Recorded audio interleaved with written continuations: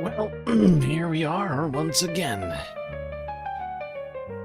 Floating somewhere between Earth and space, just trying to figure it all out. Got a hell of a lot to talk about here tonight, Space Fams, so I guess we better get right to it. As always, do not forget to buckle up those seatbelts, otherwise you might go floating off into that deep dark void.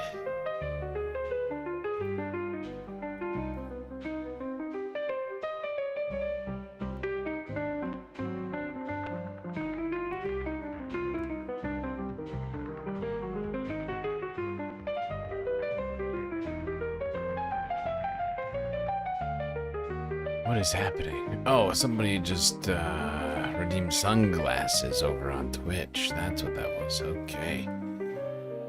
Alright. Good to see you all, Space Fams, here on this Saturday. Some shout-outs first. Frizzla, Moe, and Noip, Mr. Spock, 123, in the YouTube chat. Vicky, a close fourth. Theater, also here. HBX. Manda.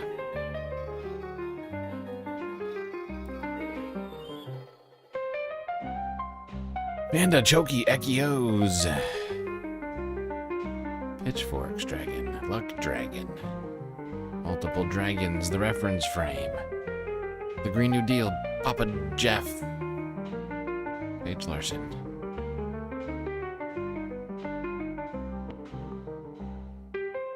And Jaeger 8 Larson, Ian Leal, also on Twitch. Alright. Well, that does it for the shout-outs. Got a lot to talk about here tonight. We're going to try and talk about everything other than Iran for much of the stream. As much of the stream as we can. At some point that will cease to be a thing and we'll have to talk about Iran. But since we didn't do anything else other than talking about Iran yesterday during the week-ending report when we should have been recapping the whole week, I feel like that's what we should do now. Best place to start here tonight is, of course, the United States.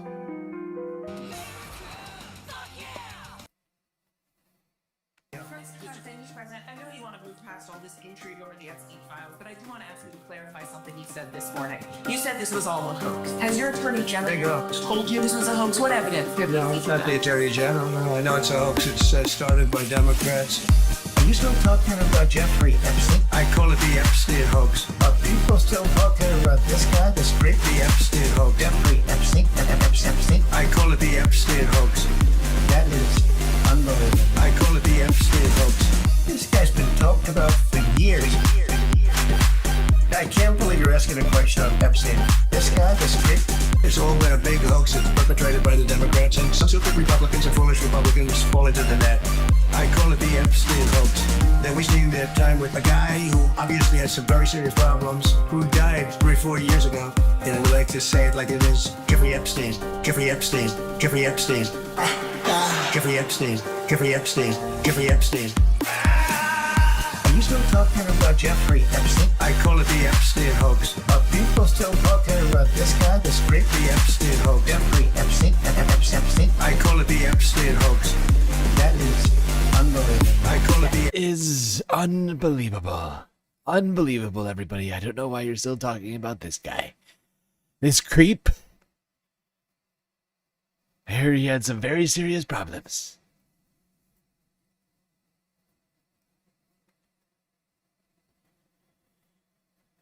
All right, people.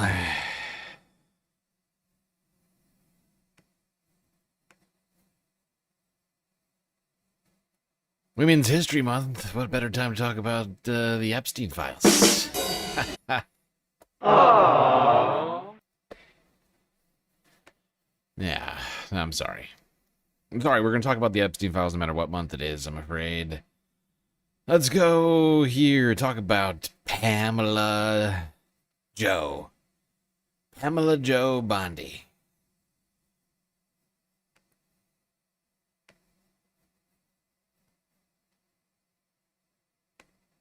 Will you commit to complying with that subpoena and appearing for a closed-door deposition? I made it crystal clear I will follow the law. Under the Epstein Transparency Act.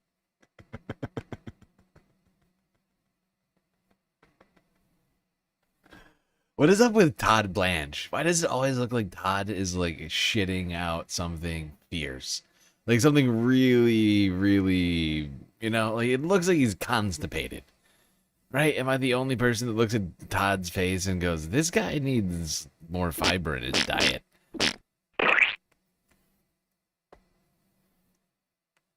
Like, you see him looking over the shoulder of Pam Bondi right there. He's like, look at look at him looking over the, like, what in the actual fuck is going on over at the DOJ? These people are out of control. You got Donald Trump's personal lawyer looking over Pam's shoulder, like I'm trying to think of what the comparison, like a defense attorney or something. He's like, don't say anything wrong. He's like, I feel like he's listening to the words of Pam, going like, don't say anything wrong, Pam. Your job is to not screw this up. Can you feel my breath? Will you commit to complying with that subpoena and appearing for a closed-door deposition? I made it crystal clear I will follow the law. Under the Epstein Transparency Act, we had 30 days to redact and release, under the law that was passed, 3 million documents. If you stack those up, that's the height of the Eiffel Tower. No other administration. Under the Biden administration, they released 0 documents. So we did our very best to comply with the law. And of course, we don't want any victim to be further victimized. And that's why we had 500 attorneys with the Criminal Division, with the National Security Division, with the FBI working around the clock to do the best we can.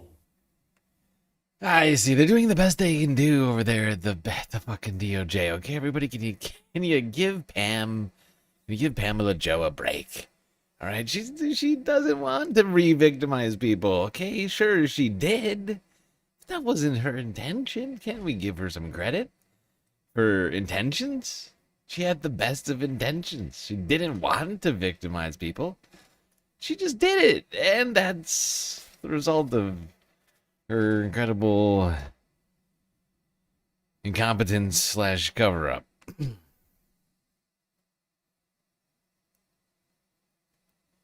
Pamela Joe saying that she's going to follow the law. Don't you worry. She loves the law. She has no reason not to comply with it. However, not everyone was as thrilled about Pamela Joe's and the DOJ's efforts. Some people felt perhaps that they were not doing everything they could to comply with the law.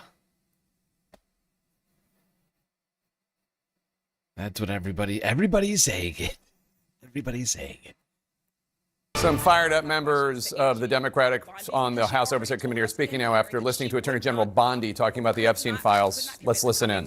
To our lawful subpoena in a deposition. So instead I asked Chairman Comer if he would compel her to come to our deposition. If she did not come, would he force her to, or if he would move for contempt hearings as he did for other people who did not respond to our subpoena. Instead of answering as an adult, he said that I was bitching, which is, again, something that would not be allowed if we were operating under the rules of this committee, because engaging in personalities is actually something that we are not able to do. If C-SPAN and the public were there, I'd imagine that he would not act that way.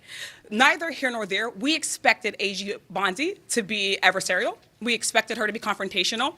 And we expected her to not offer us much information. But that's why I introduced impeachment articles, because she has already been obstructing justice. She has already weaponized the DOJ. She has already ended investigations into Trump and his allies. She has. Yeah, I mean, Summer's right. Has Pamela seemingly covered up the Epstein files and acted as Donald Trump's personal prosecutor and all sorts of other things. Yeah, ended investigations or not even started ones that should have started in the first place. Yeah. Yes, yeah, all of the above, Summer. I mean, but has anybody checked the Dow? The Dow. I mean, the come Dow right on. now. It's 50. Well, it was 50 thou. It's not 50 thou anymore. I think it's like 45 thou. It's less than, let's just suffice to say it's slightly less than 50 thou. 45 thou doesn't have the same sort of ring to it, does it? The Dow just right me? now is over. The Dow is over 50. This role essentially as one to help the president. She does not answer to the president. The DOJ does not have the right or the privilege of withholding information from an active investigation, ignoring the laws of our land, which the Epstein Transparency Act is, with our subpoena from last July is. And the oversight Dems will continue to press for accountability. We'll continue to press for justice for survivors while also keeping them centered in this. So at the end of the day, we are still here seeking answers for women, for girls, and for the American public who has demanded justice, who have demanded answers to this. And whether or not they will pretend that the documents that they've given us is enough, we already know that they have not complied. And we are asking other people to make sure that we do not let them off the hook right now. So we look forward to her on the record deposition with our committee in response to our lawful subpoena. I'll say a few more things, and I'm going to open up for questions, and if anyone wants to answer the questions. So just as a review, 'cause I think it's very important. This fake hearing, we found out about it yesterday with no time to prepare, with no format given to us. We had no idea what the even format was going to be until just an hour or two before this kind of fake hearing that was set up. And it was clear from the minute it started that the Attorney General is trying to evade and not attend the mandated subpoena that is put in place. We asked her that question. Multiple members asked her the question. She would not respond. She said she'll continue to follow the law. That is not a response. She has a subpoena in place by Chairman Comer. If there's any questions, I'll take those now. Sir, aside from the questions about the deposition, which I gather was one of your major focuses, what else have you guys been asking her about? What else has the conversation been in the room been about? Because I know you all said you had a lot of questions. I'm going to let Congressman Lynch. Sure. Yeah. And I support everything that's been said by my colleagues. Remember, our desire to get the Attorney General and Todd Blanche under oath is because we've been faced with lies from the very beginning. Go back to February 21st, 2025. Pam Bondi told us and told the public that the files, the Epstein file client list was on her desk. But then we found out that was a lie. Then she told us that on July 25th, 2025, she said, there's no need for any more disclosure on any of these Epstein files. Then we found out later there's 6 million documents. They give us 3 million of those. And now we find that we can't get access to a lot of that information because it's so heavily redacted. And then finally, with much pressure from the court. We're going to take a quick break from covering that press conference to bring in Jesus Christ, Jake Tapper jump scare. That should be illegal. God, I'm so sorry, everybody. Oh, yeah. Oof.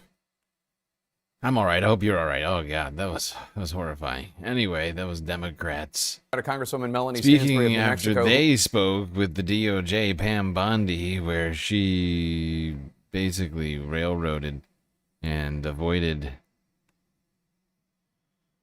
any accountability or any following the law, any of that stuff they're supposed to do because of the Epstein Accountability Act, which was passed by Congress last year. It's been like, how long has it been since they actually passed the Epstein Accountability Act? 6 months? This is ridiculous. This is ridiculous. It's unacceptable. Write that down. Actually, screw it. I'll listen to Representative Melanie Stansbury for now. I hate having to listen to Jake Tapper, of all people. It's really painful. Go write a book, Jake. Why don't you go write a book about the president's health or something? I'm staying in the race. Pretty fired up. What happened behind closed doors? Yeah, well, I just walked out of the briefing room, and what is absolutely clear is that Pam Bondi has no intention of complying with the law and the subpoena that we've issued for her to be deposed under oath in front of the committee. In fact, what appears to have happened is that she and Todd Blanche volunteered to come brief the committee, and so we walked in today ready to hear information that they would provide to us about what's going on with the Epstein File Transparency Act, and basically they said, we've released what we're going to release, and now you can ask me questions. And there was no oath, there were no cameras, the American public were locked out of the room, and it was clear that they were not prepared to answer questions about compliance with the law. And so ultimately, after Chairman Comer insulted Summer Lee, who is the lead in many ways on the subpoena, both of Pam Bondi and the subpoena of the Epstein files, and basically was extraordinarily disrespectful towards her, the Democrats walked out of the room because we're not going to play their games. So just Not going to do it. Not gonna Wouldn't be do it. present at this juncture. Well, there you go. The Department of Justice playing games with the law. Shock of shocks. Department of Justice not protecting victims, but instead protecting the perpetrators. Pam Bondi. More concerned about the Dow than she is about thou. MS Now. Made. I'm not doing this on purpose. MS Now from 8 hours ago. It was another big week in the Jeffrey Epstein investigation. His personal attorney since the mid-90s, Darren Endike, testified to the House Oversight Committee that he did not know anything about Epstein's sexual abuse of underage girls at the time it was happening. Meanwhile, questions remain if U.S. Attorney General Pam Bondi will comply with the committee's subpoena to answer questions about the investigation. House Democrats stormed out of a last-minute closed-door briefing with Bondi this week. They say they were enraged by her refusal to commit to testifying under oath. What we witnessed today was absolutely a farce. It is outrageous, it's infuriating, and it continues this White House cover-up of the Epstein files. We want her under oath because we do not trust her. Why don't we trust her? Because she's a liar. Well, Democrats also pressed Chairman James Comer on whether he'd compel Bondi's testimony or seek to hold her in contempt, but Comer does not seem that interested.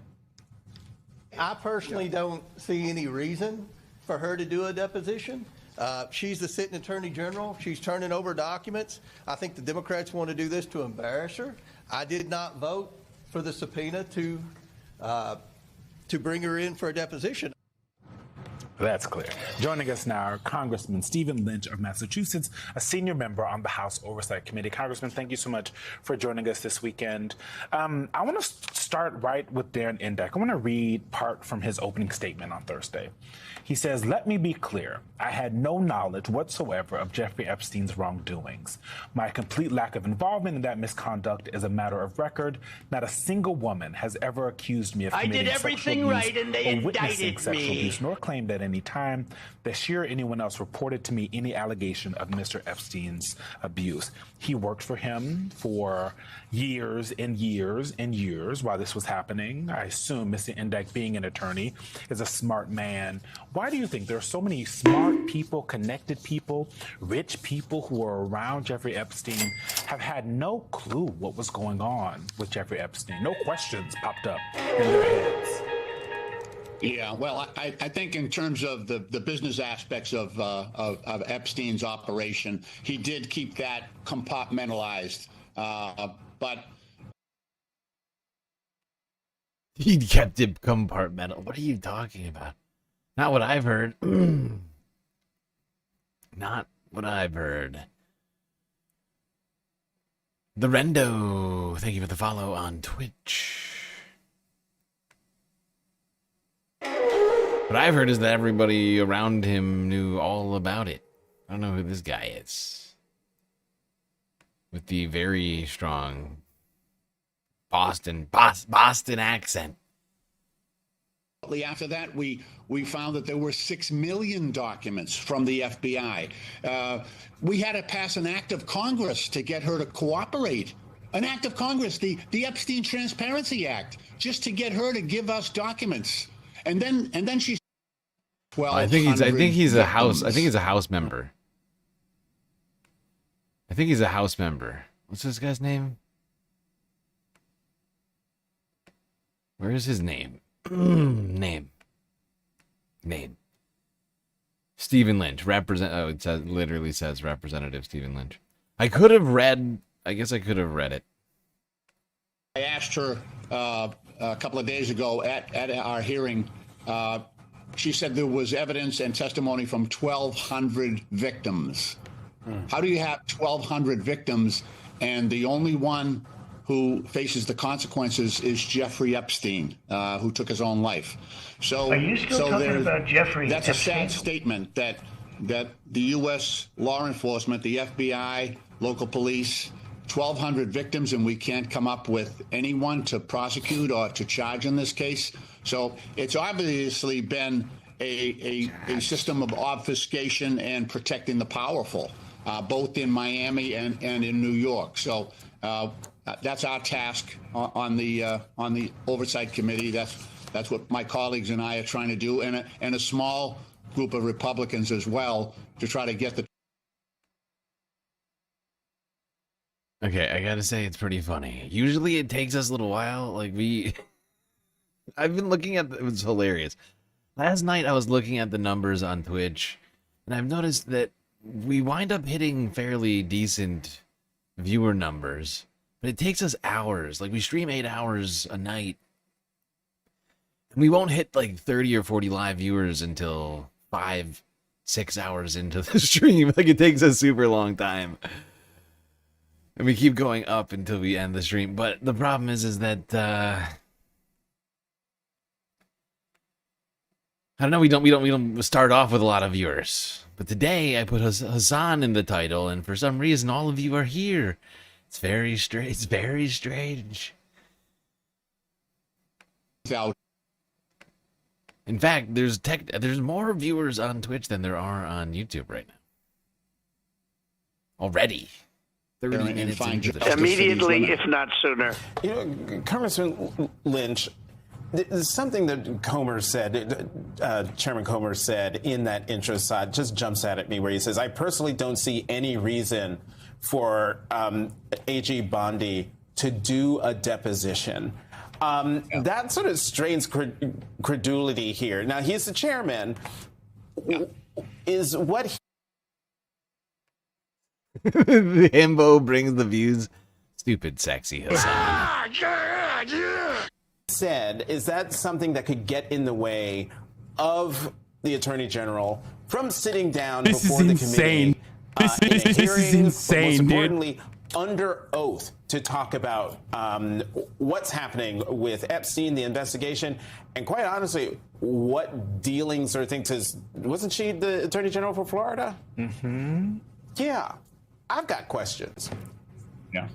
Well, obviously, he's signaling that's what Trump wants. We do have, like I said, a small group of Republicans who joined us on the subpoena. That's a lawful subpoena, and she should be sitting before us and answering questions. Remember, she told the American people that the client file was on her desk. That was a lie. She told us that okay, there's no need to look. There's no more documents. Then, shortly after that, we found that there were 6 million documents from the FBI. We had to pass an act of Congress to get her to cooperate. An act of Congress, the Epstein Transparency Act, just to get her to give us documents. And then she said, okay, you've got the documents. She gave us 3 million documents, except we later found out, because of our own records and because of the victims' records, that she hadn't given us any of the stuff that had Trump's name on it or his connection with it. So she's lied I did everything repeatedly. right, and they indicted unfortunately, me. and I told her the other day, it's because of the repeated lying that we've got to get her under oath, that we have to have her sworn testimony. And even then, I'm seriously doubtful of her veracity. I do not believe she will tell the truth. That's a sad statement, but it's true.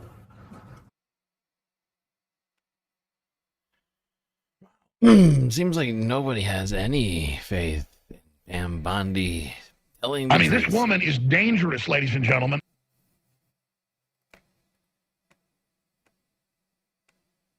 Frizzla with a super. What the hell did I just do? There, I'm at the pool. Well, there we go. Frizzla with a sweet super chat. I don't think it's as much about protecting the powerful, but that they know anyone indicted would immediately point their finger at Diaper Donnie.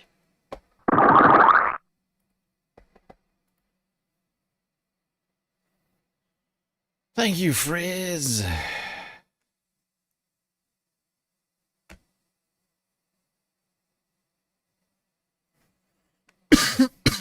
All right, let's keep this thing moving now to Forbes News with the clip from Thursday. Representative Yasmin Ansari had some things to say about Trumpy the 655 what does that subscriptions sound? to the community. Oh my God, CJ from the 6 gifting 5 sweet galactic subs to the community. Digital Punks, F.A. Hertz, deeply concerned.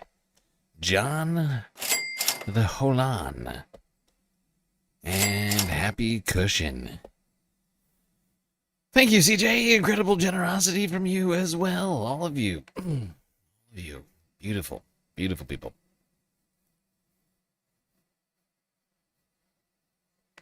What was it? Yes, keeping us on track here with the show to Forbes breaking news from Thursday evening after House Oversight Democrats spoke to Pam Bondi in a closed-door discussion, hearing, I don't know even what to call it.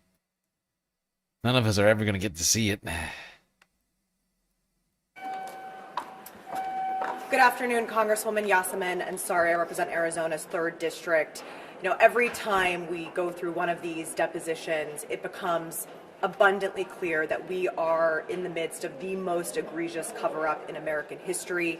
Darren Indyke, just like Richard Kahn, just like Les Wexner, these are 3 men who played a major role in Jeffrey Epstein's life and a major role in enabling him to be able to rape and abuse likely over 1,000 children. Illegal. And every single time, whether it be Les Wexner, who is the billionaire financier of Jeffrey Epstein, whether it be today with Mr. Indyke, they all, the impression that they give off and their demeanor and the vibe they are portraying is that they were just there, they were just, you know, casually around, they did some work for him, but they didn't know anything, they had no clue, they were not, you know, Les Wexner told us they had no personal relationship, there was no friendship. Today, Mr. Indyke is, you know, he's just a family lawyer, and, you know, he heard about some allegations back. Yeah,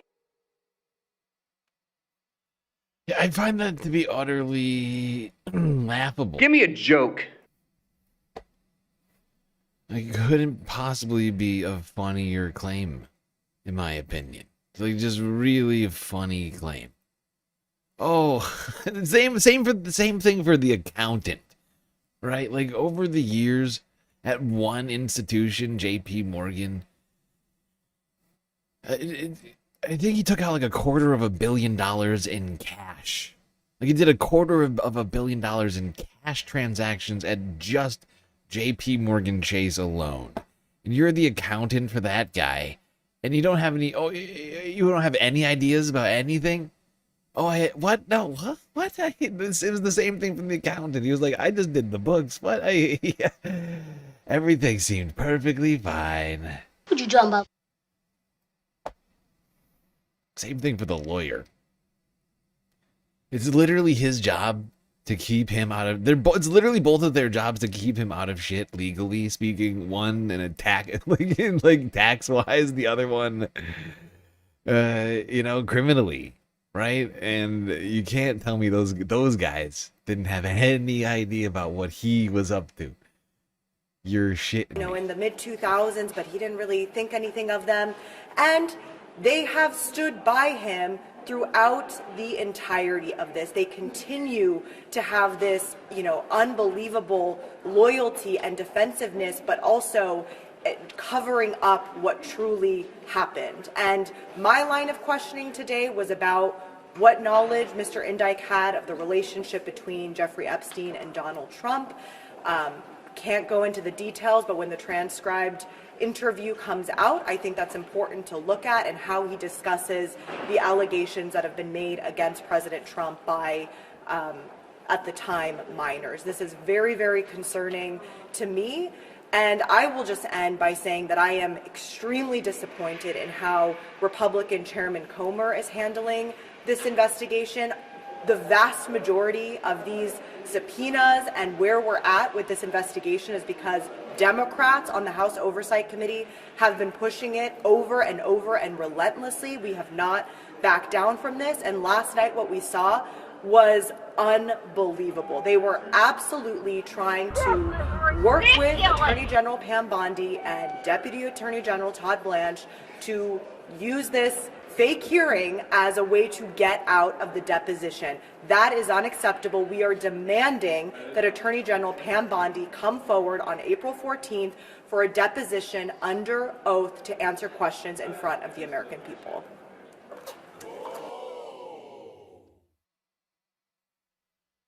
Under oath, that'd be fascinating. I'd love to see a single Trump administration official under oath. We haven't seen that. Haven't seen that one yet. I'll believe it when I see it.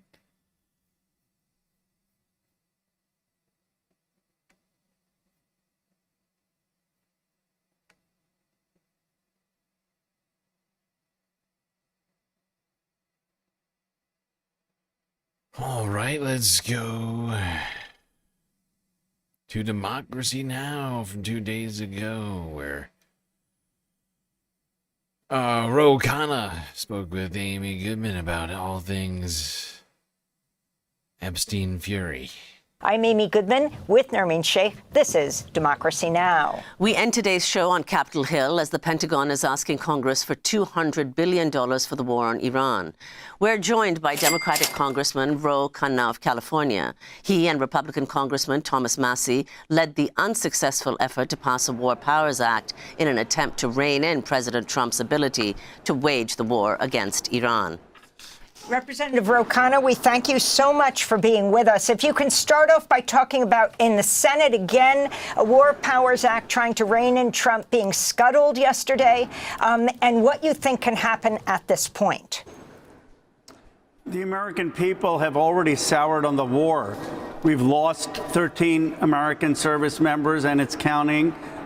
The price of gas is up 27%.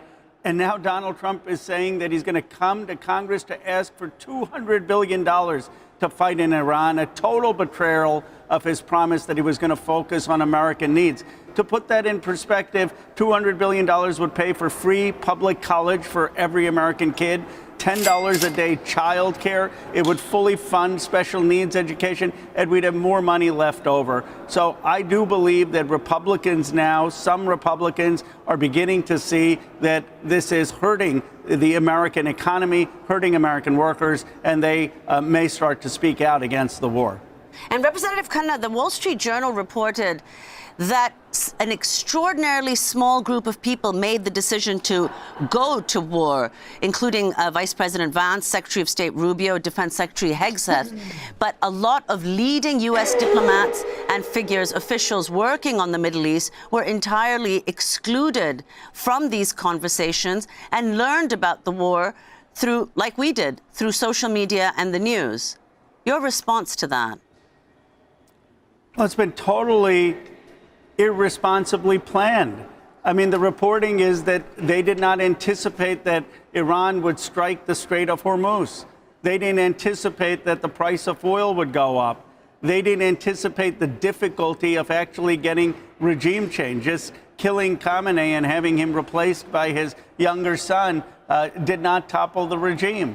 They had no end game. They didn't even understand how they were going to get the quote-unquote enriched uranium, 400 kilograms of enriched uranium at 60%, that is buried under the nuclear facilities. So they had a split even in their administration, as we see with Joe Kent's resignation, as we see with Tulsi Gabbard saying she didn't look at the intelligence, she just let the president make the decisions, and they didn't consult. any of the expertise. I want to go from epic fury, what President Trump has called the war on Iran, to what some are describing, it should have been called Epstein fury, a distraction from what President Trump is very concerned about. On Wednesday, Democrats on the House Oversight Committee walked out of a closed-door briefing with Attorney General Pam Bondi and her deputy Todd Blanche less than an hour after Bondi repeatedly declined to say whether she would comply with a subpoena requiring her to appear for a sworn deposition on April 14th. You're a part of the House Oversight Committee, and you are the co-author of the Epstein Files Transparency Act. Can you tell us what happened late yesterday? Well, I was there. Attorney General Pam Bondi and Deputy Attorney General started out by praising me and Thomas Massie for passing the bill. But then when we started asking basic questions like whether she was going to comply with the subpoena, she equivocated. When I asked her why they did not release the files of survivors naming names, they basically said, well, they were protecting survivors. That's not true. So we have insisted that she needs to come under oath on April 14th. James Comer has reiterated that, and I expect that will happen. She will have to answer for hours and hours questions about why there are still 3 million documents being hidden, why there was a cover-up of those files that implicated Donald Trump. What was that hearing all about? A surprise to you, too, from the day before. You'd been calling for her to testify, and yet she wasn't even under oath. And if you can talk about Comer, the head of the House Oversight Committee, incredibly insulting Congressmember Summer Lee, telling her to stop bitching. Well, it was a sexist slur against an African-American woman. It was totally uncalled for. He owes her an apology. He owes an explanation. I mean, yeah, I mean, he's a congressman. He's acting like a deranged sailor or something. Lunatic.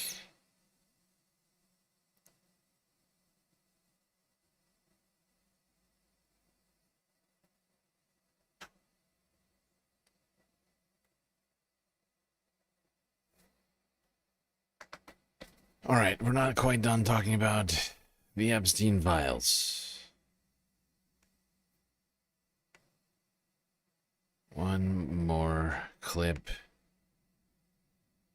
Fascinating revelation coming out of Forbes breaking news from earlier on Saturday. Prison guard told FBI about quote-unquote suspicious document shredding after Epstein death. Okay, let's do it. Whoops.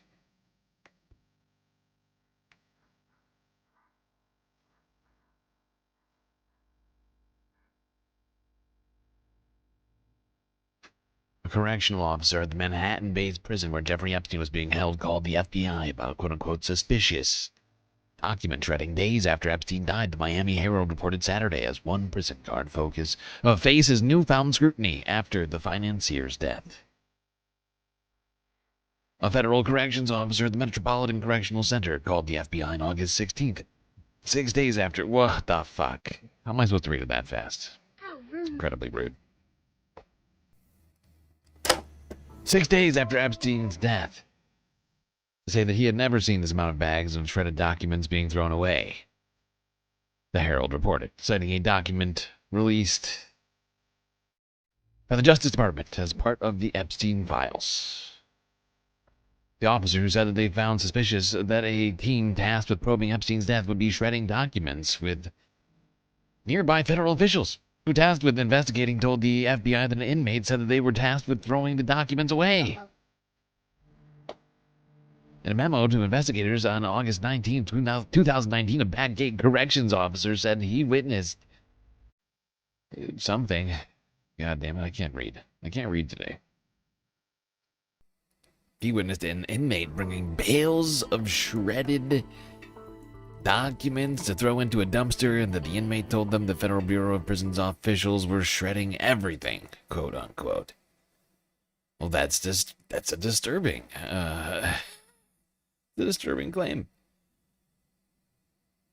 If true, it would seemingly lead, there being now more evidence that there's some sort of long-time government cover-up surrounding Jeffrey Epstein, his activities while he was alive, including the events surrounding his death.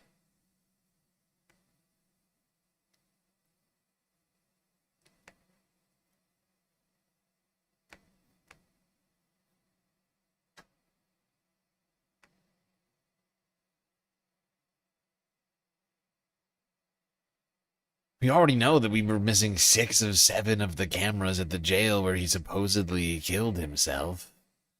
And now all of the documents were being destroyed systematically on the same day? That's weird. Am I the only one that thinks that's a little weird?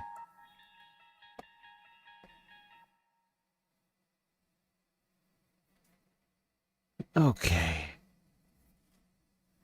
Well, while we're talking about the victims of Jeffrey Epstein, who are, of course, almost entirely women, from my understanding,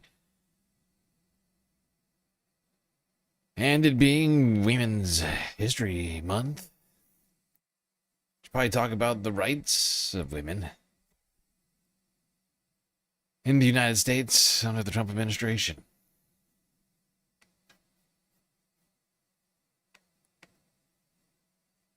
This is Democracy Now!, democracynow.org. I'm Amy Goodman. We end today's show looking at the Killers of Roe.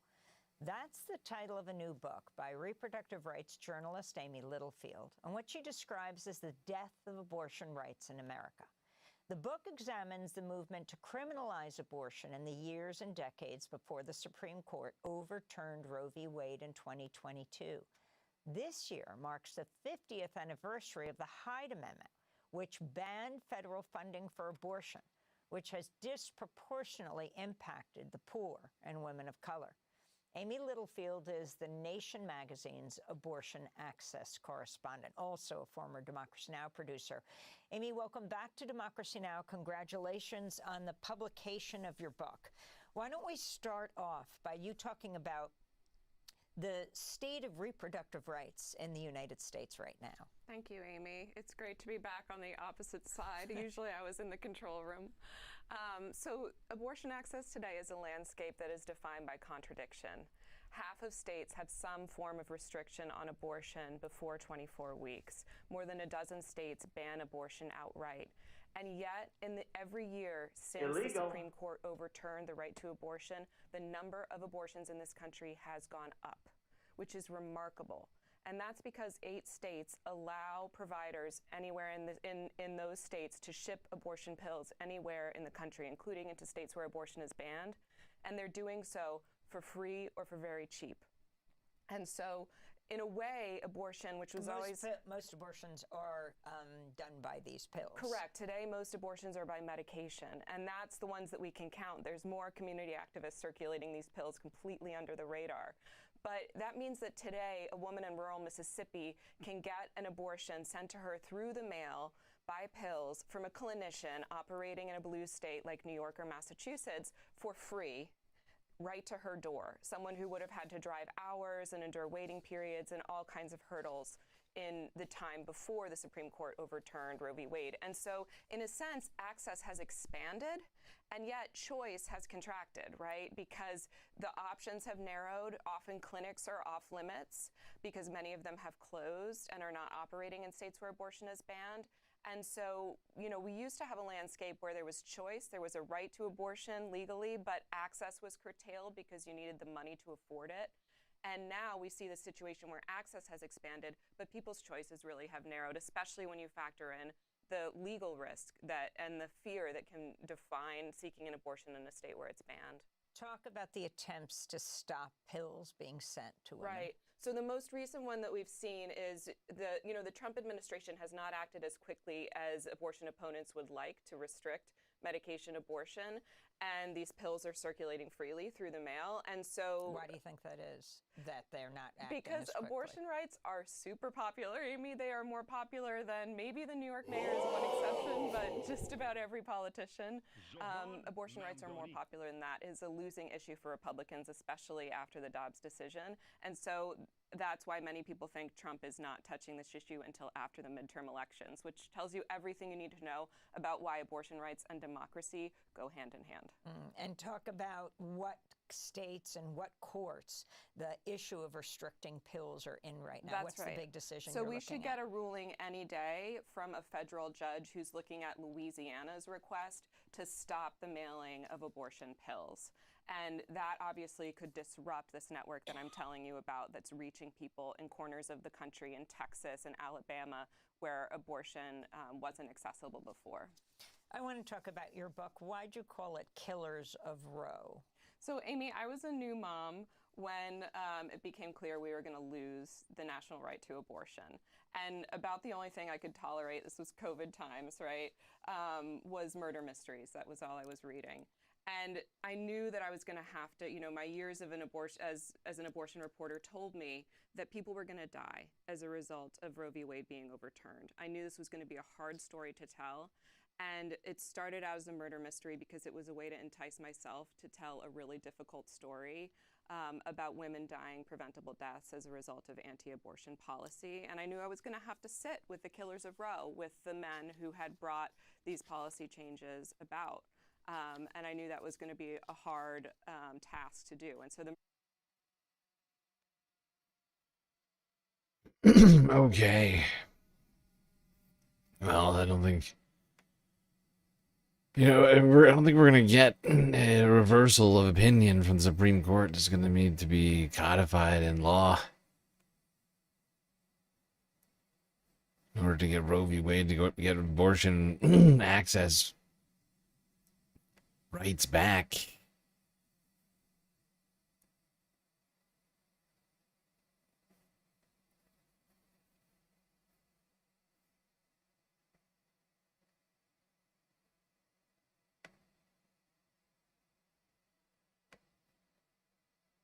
Now, of course, Republicans want to end rights and access to abortion because they claim to love babies, to love life. And then they refuse to give them health care, food,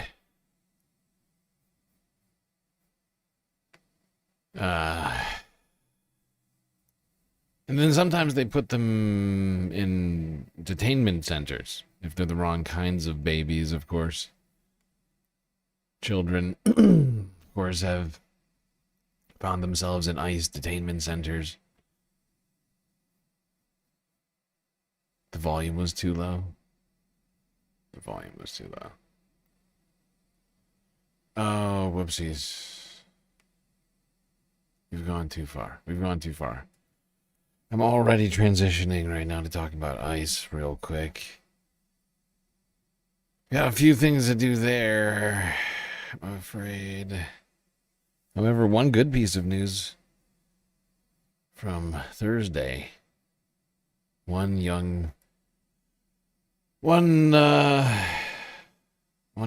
schooler was released, allowed to go home after being in ICE detention for, I think it was like weeks or months or something like that. The New York City student who was released from ICE custody yesterday. He was detained for nearly 10 months, almost a year.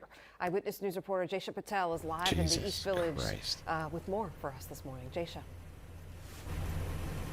Charlene Pedro, good morning. Well, Dylan Lopez Contreras was actually detained during a routine immigration hearing last May, and he was being held in Pennsylvania, but he was released yesterday morning. So today he's finally home in the Bronx after 10 long months in immigration detention. Dylan is from Venezuela, and his mother has said that she and her son believed they were taking all of the right steps to seek asylum. Dylan was 20 when he was detained. He's now 21, and he's in high school. It's not clear when Dylan might return to school, but his legal team tells us he wants to graduate and study computer engineering in college, and they also tell us he will pick up where he left off, requesting asylum from Venezuela. People like this kid were here on asylum as a result of Donald Trump's policies from his first term, and then in his second term he turned around and told them they had to leave. It's fucking insane. People showed up and tried to start a life here.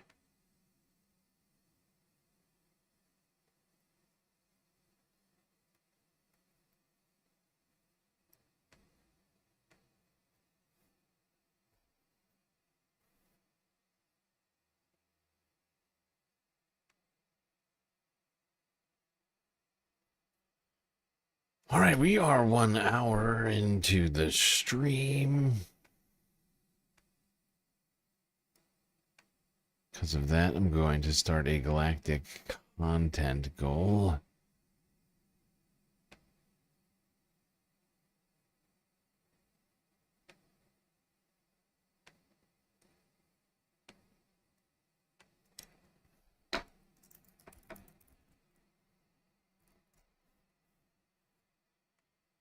Okay, Saturday goal started on YouTube.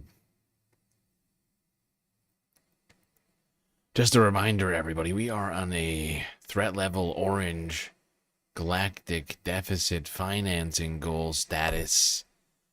We gotta raise like $3 a day between now and the end of March. Otherwise, we're not gonna be able to pay the bills when April comes, and that'll be bad. That'll be bad. We won't be able to do the stream anymore. That'll be sad.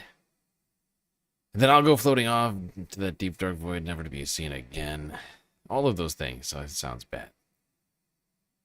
You can help contribute to the financing of the Galactic Deficit on Cash App, PayPal, and Patreon.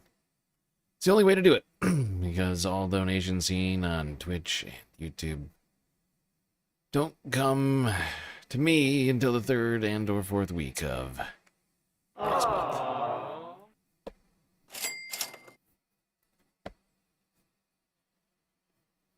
All right, let's go here now to the Associated Press from 2 days ago to talk about the state effort to unmask federal immigration agents.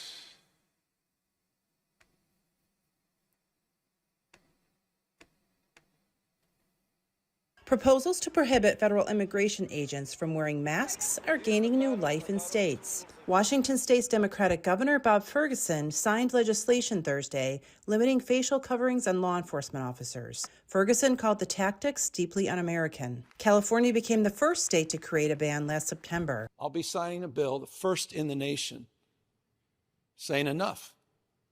ICE, unmask. What are you afraid of? About a month ago, a federal judge blocked that ban as unlawfully discriminatory because it applied to federal officers but not state personnel. Washington State's new measure seeks to avoid that by applying to federal, state, and local officers. Trump's administration says it will not abide by the Washington State law. Good. Similar. That's literally what I said they should do. I said, okay, well, if it's discriminatory against the poor federal officers, just make it across the board. And then we won't have to worry about that. It would seem that Washington must have taken my advice.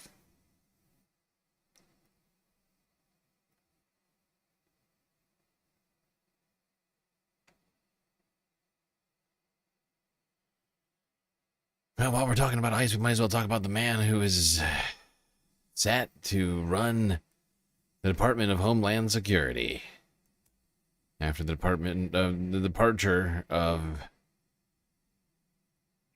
Secretary Puppy Killer, R.I.P. Cricket.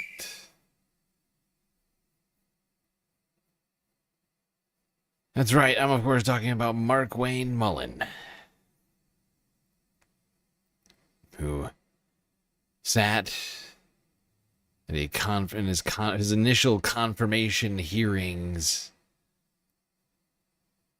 on, I think, Wednesday and Thursday. It may have just been one day. I can't remember.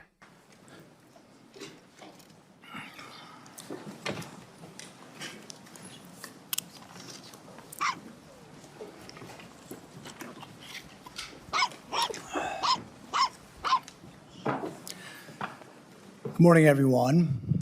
I entered the Senate the same year that Representative Gabby Giffords was shot. I knew then that the state of political rhetoric was encouraging violence. I think it's imperative now, more than ever, that the leaders in our country disavow violence and lead by example. Through the years, I've personally been exposed multiple times to political violence. I was in the right field batting cage when the crazed shooter unleashed nearly 200 shots at our congressional baseball practice. I'll never forget Steve Scalise valiantly trying to drag his body away as the gunman continued. Later that year, a Trump-hating felon attacked me from behind in my yard. I was just straightening up from picking up a tree limb. I was wearing noise cancellation headphones, never saw him coming, running pell-mell down the hill. I was struck in the back. The force of the blow sent us through the air nearly 10 feet, down the hill until his shoulder impaled me as we hit the ground. 6 of my ribs were broken. 3 of the ribs were completely separated, such that for weeks, the ends of the ribs would grind upon each other. My lung was damaged. For weeks, I could inhale but not have the rib strength to exhale. I developed 2 pneumonias. The pain was such that I could only sit up in bed by tying a rope to the foot of the bed and pulling myself up. But even then, the pain was that of 1,000 knives. Over the year of recovery, I began to cough up blood. I underwent removal of part of my lung. Complications led to an infection in the space between my lung and chest wall. I spent a week in the hospital having the infection lavaged every 6 hours through a chest tube.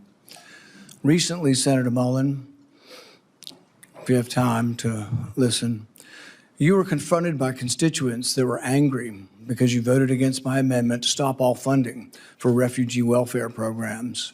Instead of explaining your vote to continue these welfare programs for refugees, you decided to transfer the blame. You told the media that I was a freaking snake and that you completely understood why I had been assaulted. A what now? I was shocked that you would justify and celebrate this violent assault that caused me so much pain and my family so much pain. I just wonder if someone who applauds violence against their political opponents is the right person to lead an agency that has struggled to accept limits to the proper use of force. You might argue you were mad and upset about being confronted by your constituents. But Senator Mullen, your constituents are justifiably upset with you. By now, most of America knows that the Somali welfare fraud in Minnesota stole over $9 billion. But instead of defending your vote, you took to continue the vote to continue these refugee welfare programs. You chose to lash out at me. You went on to brag that you'd already told me to my face that you completely understood and approved of the assault. Well, that's a lie. You got a chance today. You can either continue to lie or you can correct the record. You have never had the courage to look me in the eye and tell me that the assault was justified. So today you'll have your chance. Today, I'll give you that chance to clear the record. Tell it to my face. If that's what you believe, tell it to me today. Tell the world why you believe I deserve to be assaulted from behind, have 6 ribs broken, and a damaged lung. Tell me to my face why you think I deserved it. And while you're at it, explain to the American public why they should trust a man with anger issues to set the proper example for ICE and Border Patrol agents. Explain to the American public how a man who has no regrets about brawling in a Senate committee can set a proper example for over 250,000 men and women who work at the Department of Homeland Security. Senator Peters, you're recognized for your opening comment. Well, thank you, Chairman Paul. It's the standard practice of this committee for the chairman to ask nominees the following question. Do you agree without reservation to comply with any request or summons to appear or testify before any duly constituted committee of Congress if you're confirmed? I do. We'll now proceed to 7 minutes of questioning. The record should show, and I think will show, a lack of contrition, no apology, and no regrets for your support. You completely understand the violence that was perpetrated on me. You're unrepentant. The only thing you quibble about is whether I met you somehow when you were in the house. I don't think we ever met when you were in the house. And this idea that the only thing you're upset about is not that you were for violence. What you're upset about is that I called you a liar because you said it to my face, which is really more about this machismo that you have. when in Oklahoma the media asked you about the refugee welfare programs, the programs you voted to continue funding, it was this whole idea that you were going to transfer it because you were uncomfortable, your anger, low impulse control, causes you to then go after and decide that you're going to go after me as well.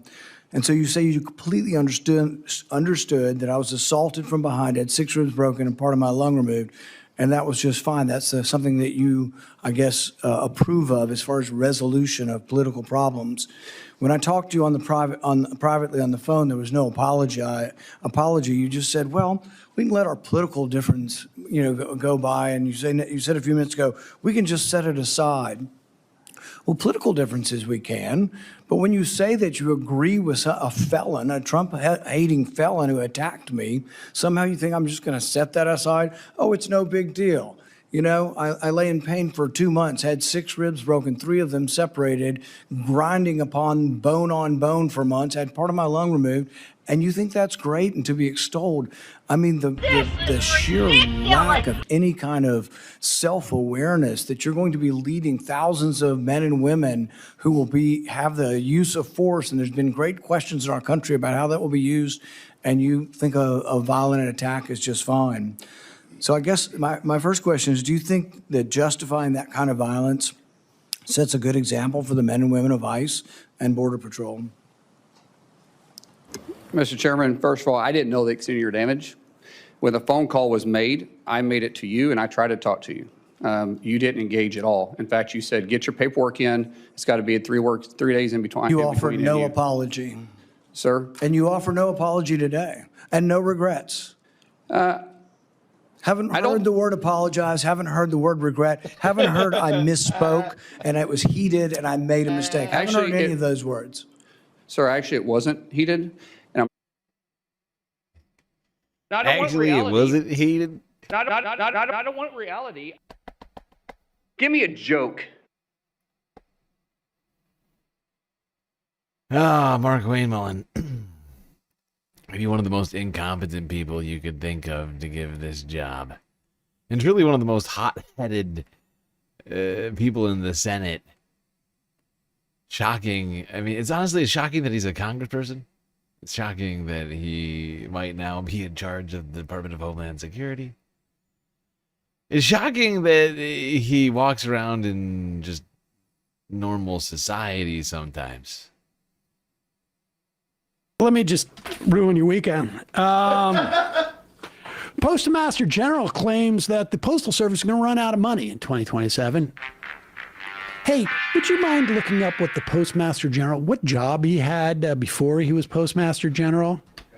I think you'll find it was an executive position at a company called, FedEx. Oh, wow. Yep. Follow the rich way. The FDA, and for the FDA to be doing this, remember it is part of RFK Jr.'s Health and Human Services, is investigating 7 outbreaks of E. coli after people ate a cheddar cheese made from raw milk from a raw milk company. The raw milk company is denying it's from them because, of course, we know raw milk could never, ever have E. coli because cows always are very, very careful where they step. And it's not like they poop literally where they sleep.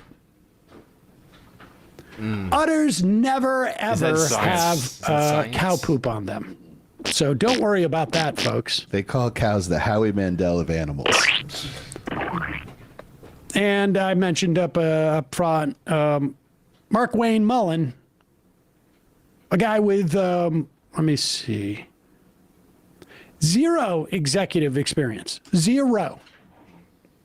A what now? But it's not just, look, I'm sure people can go from working in a construction company and doing a radio show about it. I don't even think he ran his own radio show. Like, I mean, I guess like technically I have executive experience, but I can tell you. Can we play this clip of Mark Wayne? I would not hire Mark Wayne Mullen it's not just that he lacks executive experience to run what I think is the largest department in Department of Homeland Security. I think is the largest in, outside of course, the Pentagon. It's not just that he has no executive experience. It's also that he is literally dumb as bricks. Here he is when he was asking questions of Education Secretary, former WWF Secretary McMahon. It's all just so horrible. All right. This is a good little bit of interrogation here. Yeah, he really gets on it with her. God. Thank you. Thank you very much. Senator Mullen. Thank you, Chairman. Madam Chair, what's the definition of insanity? Of sanity or insanity? Insanity. Definition to sanity. Yeah, except if you hear what he said, he definitely said sanity. He said,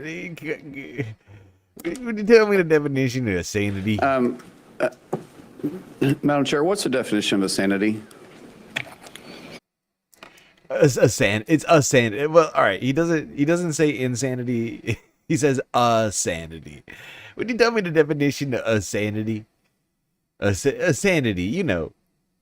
Sanity or insanity? Insanity. Insanity? Yeah. Doing the same thing over and over again and expecting a different outcome. Right. And what was we ranked in reading and math in 1979? I'm sorry, what? What was we ranked nationally in math and reading in 1979? We were very, very low on the totem pole. We're number one in 1979. Today, Oh, 1979. Okay. in 1979, we were ranked number one. Okay. In, in around the 1979. world. Yeah, we That were ranked number one in 1979. I love how I mean they're both so incredibly stupid. Like none of this is going the way that either of them was hoping for it to go. Like neither of them can seem to stay on the right page here. But I love how Linda, she also doesn't know the answer to the questions, and he thinks that she will know the answer to the questions, and so, I love how she confirms, in 1979, bad. And he's like, no, in 1979, we were number one. And she goes, then 1979, right, yes, that 90s, of course. I'm sorry, I'm getting my 1979s confused. So sorry. Where was we worked? We was ranked number one. Weren't we? We were reading the shit out of them books. We was ranked number one in 1979. What's the definition of a sanity? Oh, is it insanity?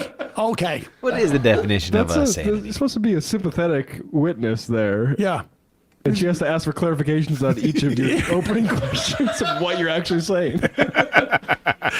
Oh, my God. Glenn Beck ate my dad. What was we ranked? Is so crazy. My 6-year-old speaks more properly than that guy. My 6-year-old speak more proper. I said, what was we ranked? What is you not understanding? What isn't you understanding right now, Linda? He'll keep us safe. Yeah, he's Is gonna. he the that I was feel a like misspoke I can't guy be speaking too? any more clear. That was Yeah, him. that was a speaking any more misspoke. clearly. I did a misspoke. Oh, God.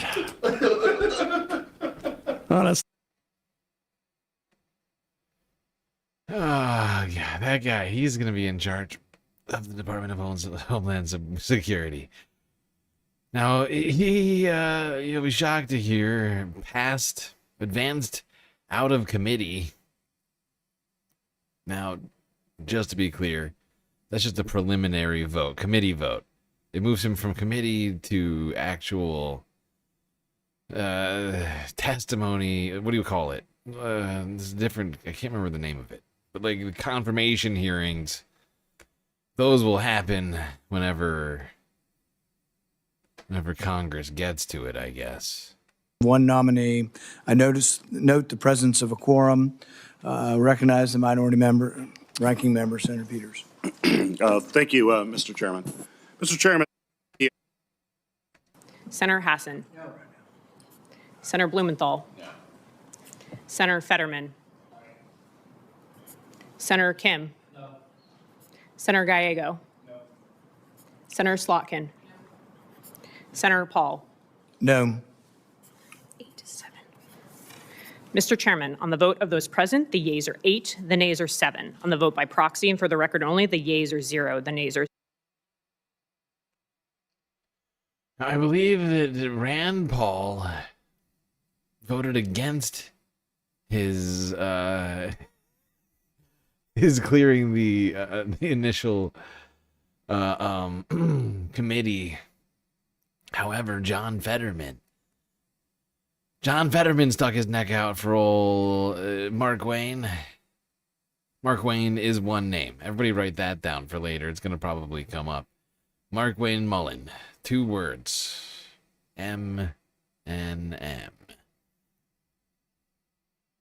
Mark Wayne. Don't ask me what his parents were smoking on the day they thought Mark Wayne would be a good name.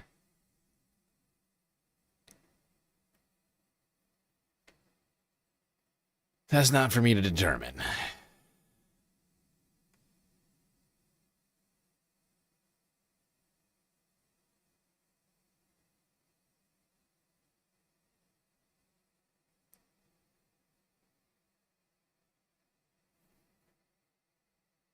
To determine what we talk about next, well, technically, I guess we're still on the discussion of DHS, actually.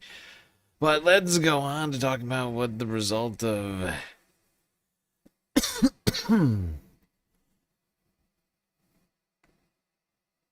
actually, no, we don't... This is kind of DHS adjacent. Let's just go to, what is this, Dallas-Fort Worth or something? I don't know where this is. I think this is a Dallas-Fort Worth. Where Representative Greg Casar and Senator John Cornyn, well, they were yelling at each other. I don't know if you've heard, but airports have been pretty busy lately since the TSA is not being funded. Oh, by the way, Orb Rumor, thank you for the sweet super sticker, pal.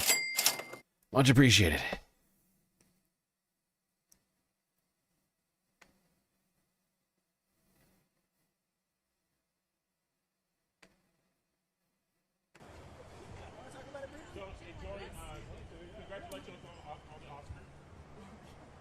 Well, you know, the only acting award should go to Senator Cornyn, who has refused to fund TSA.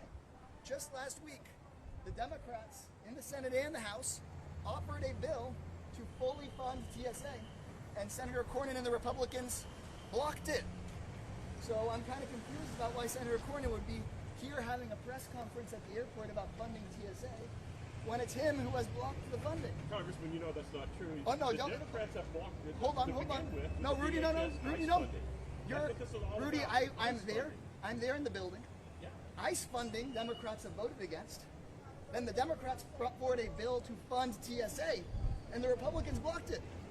That's the truth. There's only one truth. No matter what Donald Trump wants to do. No, there's one truth. One truth.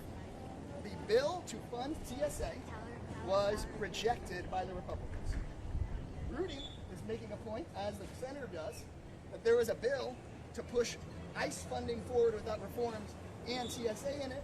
And we said, no, we're not going to pass this ICE funding until we get reforms. Let's just fund TSA. And Senator Cornyn and the Republicans said no. They could go tomorrow to Washington, D.C. right now, they could go straight to Washington, D.C. and join with me to fully fund TSA. Senator Cornyn should put his money where his mouth is. Hey, Senator. Senator, I was hoping that we Why could... don't you tell your Democrats to vote to pay these poor Let's people? do it. Let's do it. No, why don't you do it. No, we I've will voted you don't have for to it yell at me. time and time You don't have to again. yell at me. Let's go. Let's talk for a second, Senator. No, There's a bipartisan bill to fund just the TSA. can we do that together? Not acceptable. Not acceptable to fund just the TSA. Not acceptable. Not acceptable, says John Gordon. Not acceptable.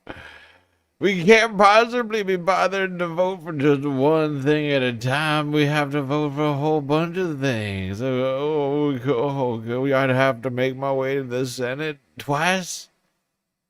I'd have to say yay or nay on multiple occasions. I can't possibly be bothered to do such a thing. This is ridiculous. But of course, Democrats have offered a very easy way to fund the TSA by funding the TSA. And just the TSA. That's it. It's really simple, actually. It's the simplest thing possible. You'd think Republicans would be on board. They used to hate things like, what was it called? Pork belly spending. Oh, the pork belly spending. All the fat, all the what is it called? The earmarks on all the bills. You don't even know what you're voting for. So in this case, there's one thing. It's so straightforward. There's no way to not know what you're voting for. And yet Republicans object to that. They want more earmarks. They want more confusion in this bill. I see. That makes sense.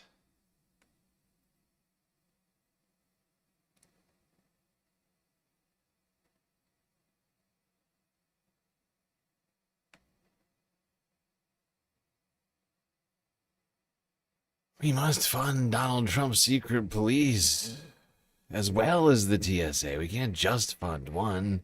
Probably because they know they can't manage to fund ICE on its own merits.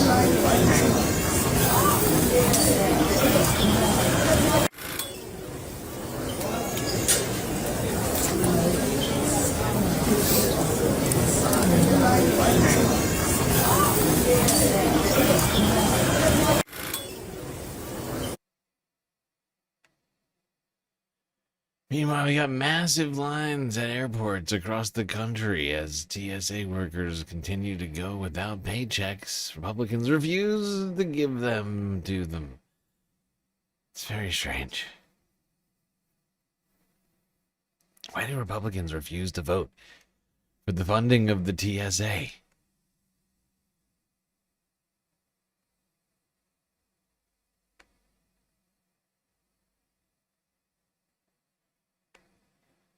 Fear not, though, Donald Trump has a solution.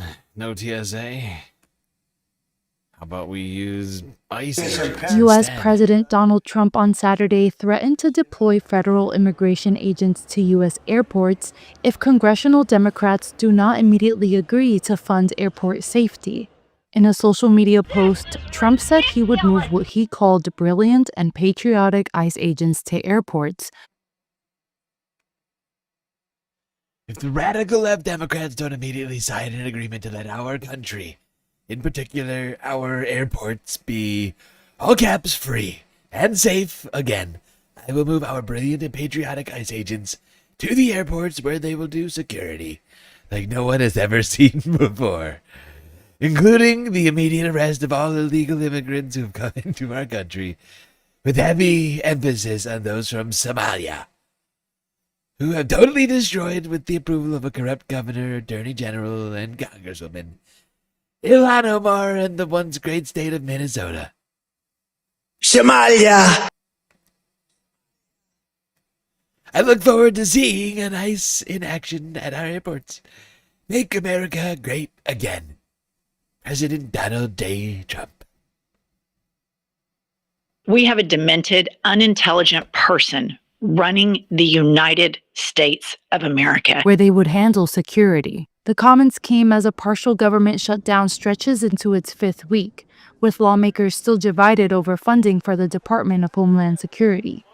TSA personnel are set to miss a second full paycheck on March 27th. The shortage of security agents has already led to disruptions at major airports. Separately, Elon Musk said on X that he would cover the paychecks of TSA officers during the funding lapse. DHS, TSA, and representatives for Musk did not immediately respond to requests for comment.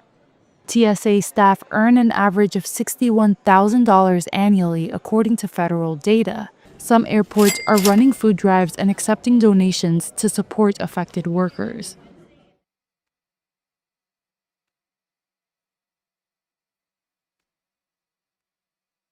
Yes, to stop Trump. Things are just seemingly going to get worse and worse. Since Donald Trump and Republicans want to keep ICE funded. Now, will they have enough funding to turn ICE into the new TSA? Or what's up with that?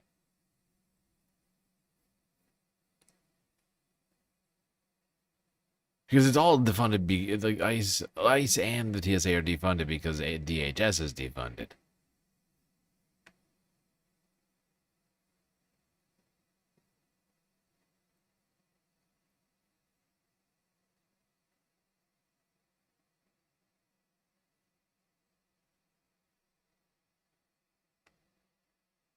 All right, let's go to talking about the elections this week. There's been news in our elections, but before we do that, I'm just realizing we're an hour and a half into the stream. Already an hour and a half into the stream. No break yet. No break. We'll take a break later, possibly, probably, but no break yet. However, if you're currently watching the stream, do consider hitting that follow button on Twitch, subscribing on YouTube. Really helps us out. Also, do not forget that we are completely funded by individuals like you, including the programming that you are watching right now. We got a galactic content goal that still needs to be completed. We've made some progress on it so far, including this super chat from Columbia Regan. So what's ICE going to literally do at the airport, especially when everyone at the airport is legal, no undocumented people can fly without paperwork? It's not clear. I thought they were just going to check bags. But I guess you're right. He did also say he was going to get rid of the Somalians. I don't know. I don't know. Who knows what Donald Trump means ever when he says things? Just assume the worst. It's the best way to go about it.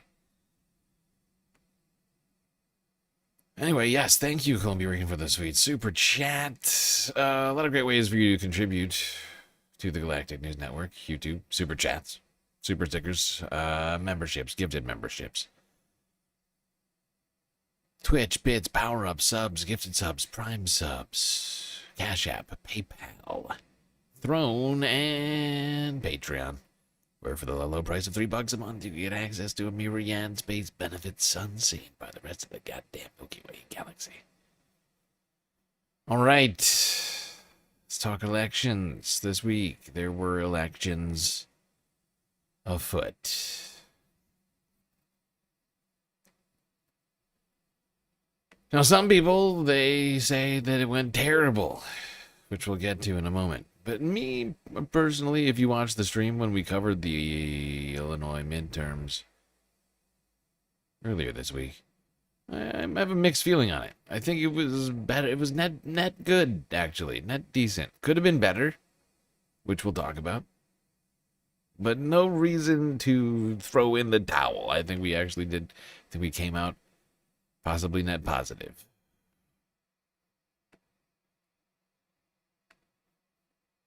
That includes the election of Juliana Stratton to be the next senator of almost Illinois. 8 years, I've had the pleasure of calling her, well, Lieutenant Governor.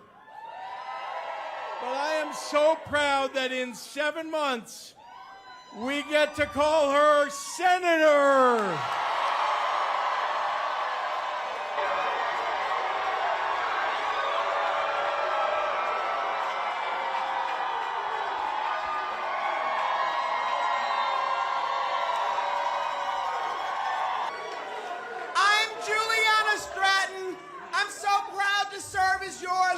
Governor, and I am humbled and honored to stand before you tonight as your Democratic nominee for the United States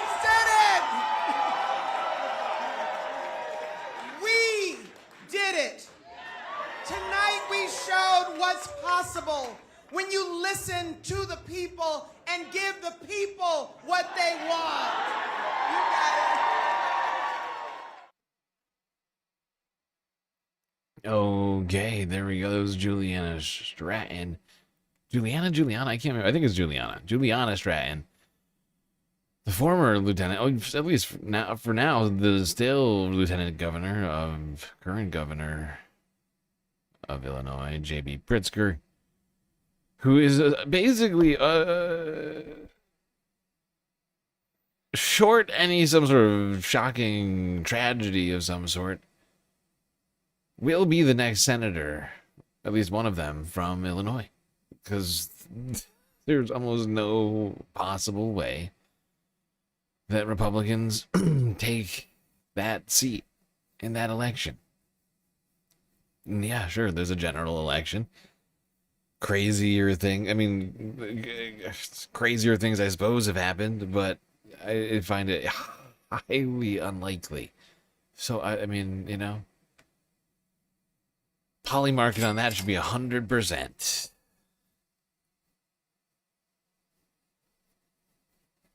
But the fact is I think that she is honestly a huge win in this.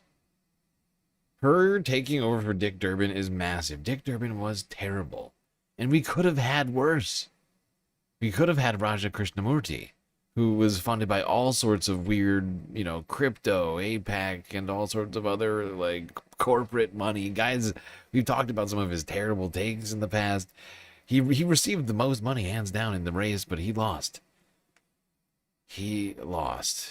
And that is a win, in my opinion. And it's a big race. That's a Senate seat that she's going to be in. She called for the abolishing of ICE. In my opinion, I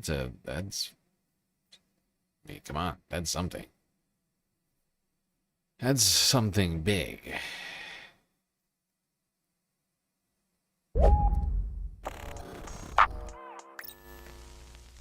Well, we had some pretty significant elections take place tonight in the state of Illinois. Specifically, there were multiple Democratic Party primaries, and in a word, they were disastrous. I don't know how else to describe it. Basically, it was the worst case scenario across the board. Multiple progressives got wiped out, progressives split the vote, and AIPAC is now doing a victory lap online.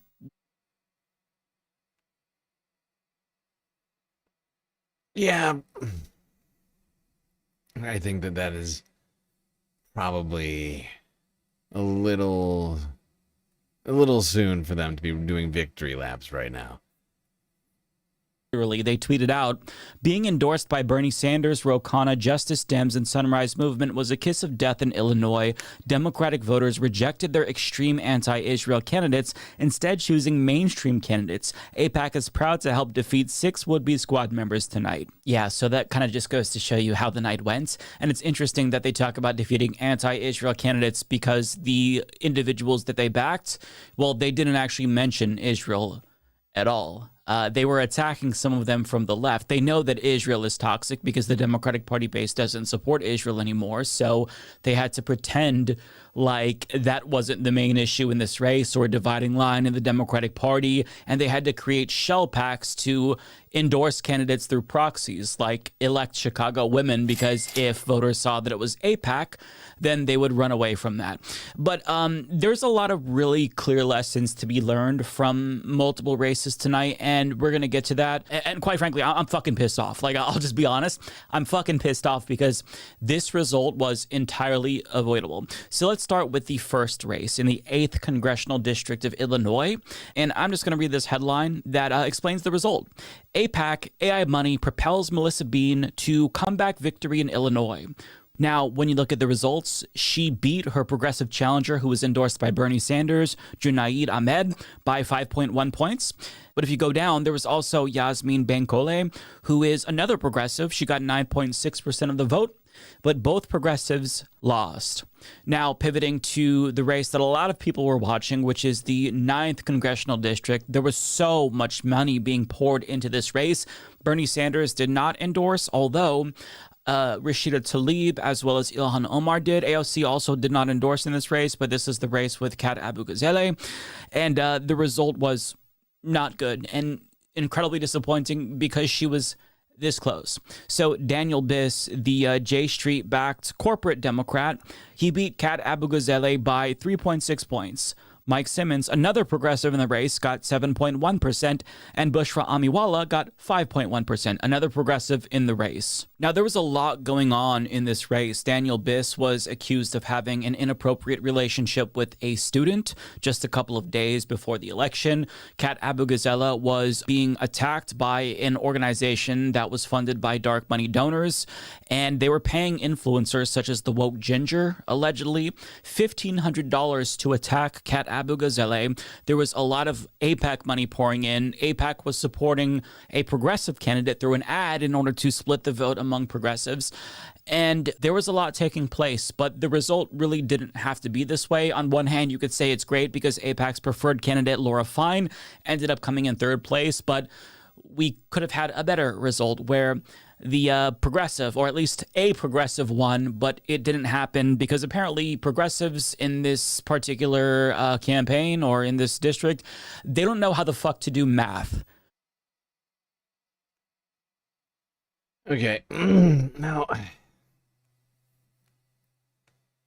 I think to some degree, you know, Mike is right about this, but I don't think we can blame it entirely on people wanting to run. Right. I think to some degree it's not the voters' fault. It's not really the candidate's fault necessarily. I think to some degree when it comes to progressives, right? Because who is like it's not the mainstream media that's gonna hold progressive supposedly progressive candidates to account.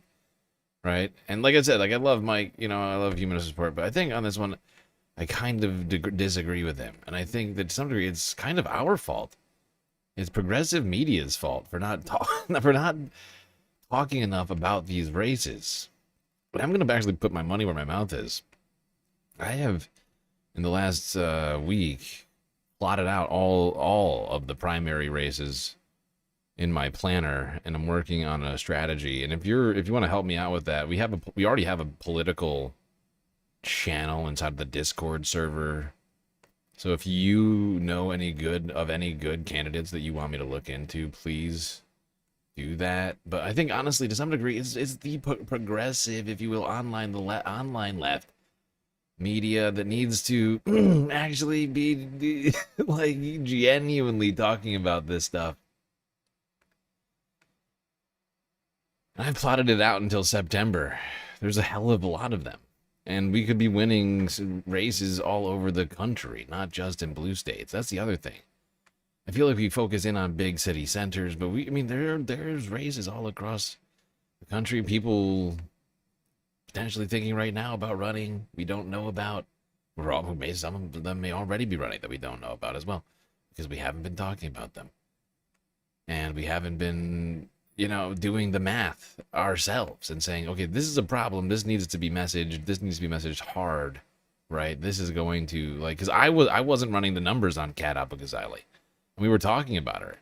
That's the other thing. It's like we were talking about her a little bit, but not enough. Probably because we haven't been laser focused on the midterms enough. And if we don't do that, we're going to get milquetoast centrist Dems. We're going to get a bunch of neolibs, and we're going to hate that. We shouldn't have that right now, especially when we have so much energy. And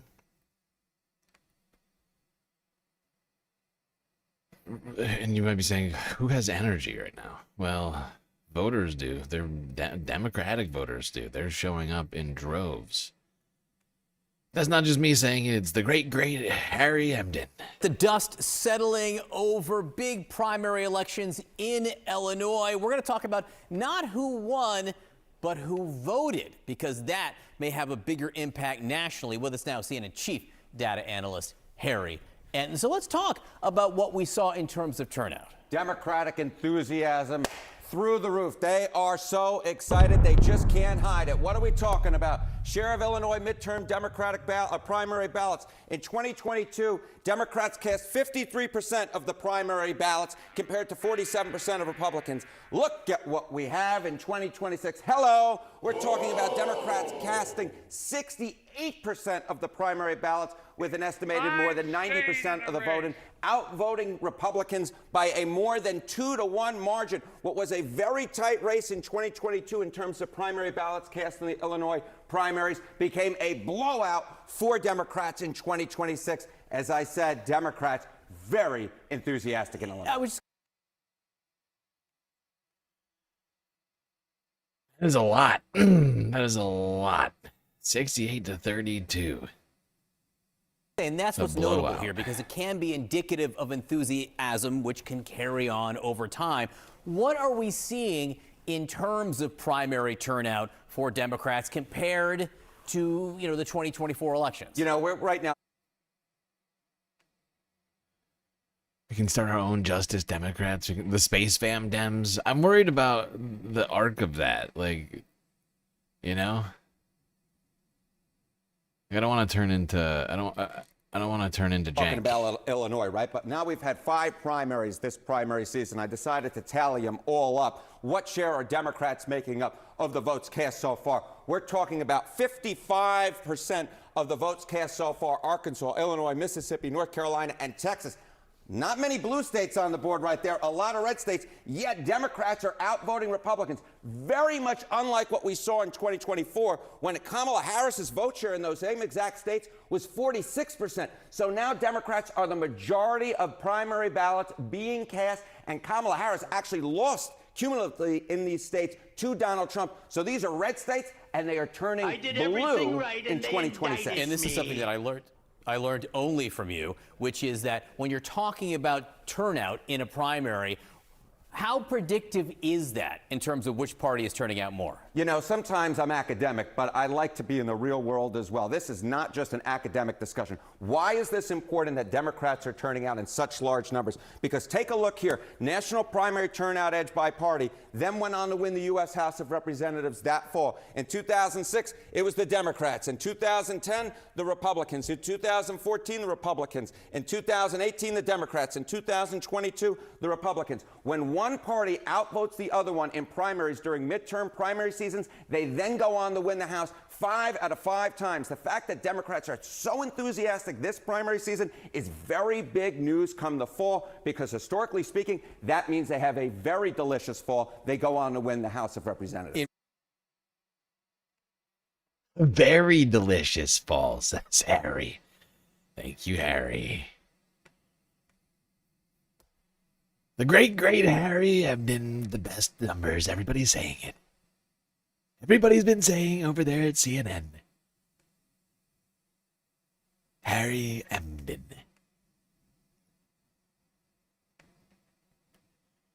But wait, Harry's got more. What you talking about? The House in 2026, you go back to just before Election Day, 2025, Democrats had just a 58% chance. Hello, we're now talking an 84% chance, near record high for Democrats to take back the House, according to the Kalshi prediction market. Very much matching what we're seeing so far this primary season. Democrats are so enthusiastic, they just can't hide it. The same as I feel every single morning when I'm with you. As Robert De Niro said in Untouchables. Thank God. Thank God we now know also the Kalshi odds. If we didn't know that, whatever would we do?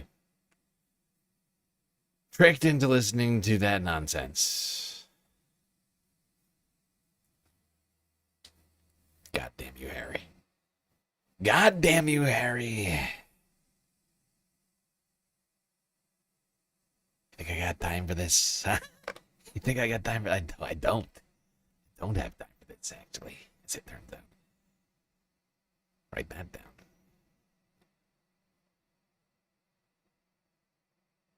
Well, while we're talking about the elections, we should talk about election security.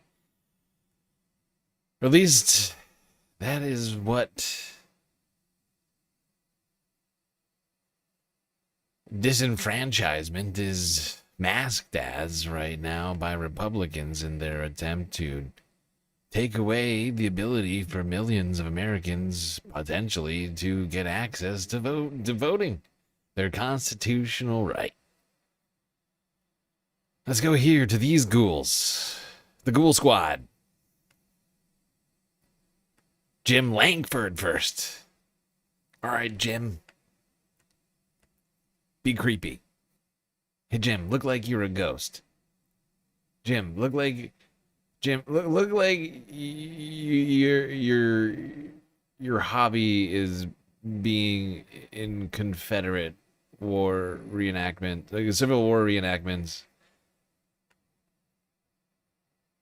Oh, look at this guy's face. So this is the challenge that we face today.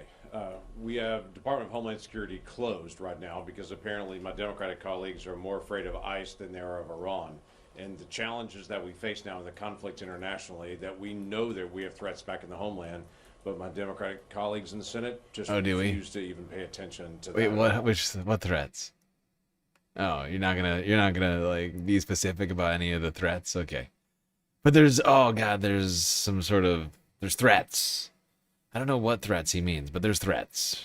Remember Stacked that. on top of that is the issue we've been talking about for weeks, and we're still working through this weekend to be able to negotiate, and that is the most basic thing in American life, voting. The 1965 Voting Rights Act begins with all citizens. This should not be controversial. It is already federal law that requires only citizens vote in the United States. We trust that they sign up as only citizens, but we're not verifying, except in a few states.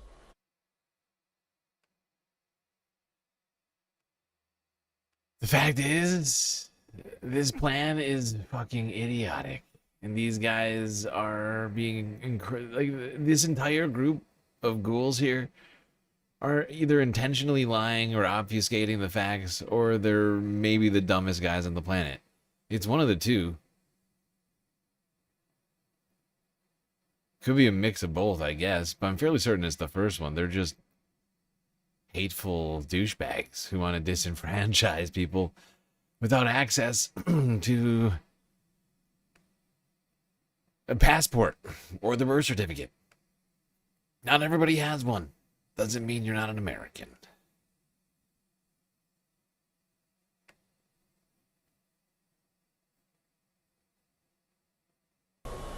Millions of Americans don't have government ID, right? Like American citizens, right? People who say, have you ever, for instance, has your driver's license ever expired? Congratulations. If you don't have a passport, you don't have valid government ID right now.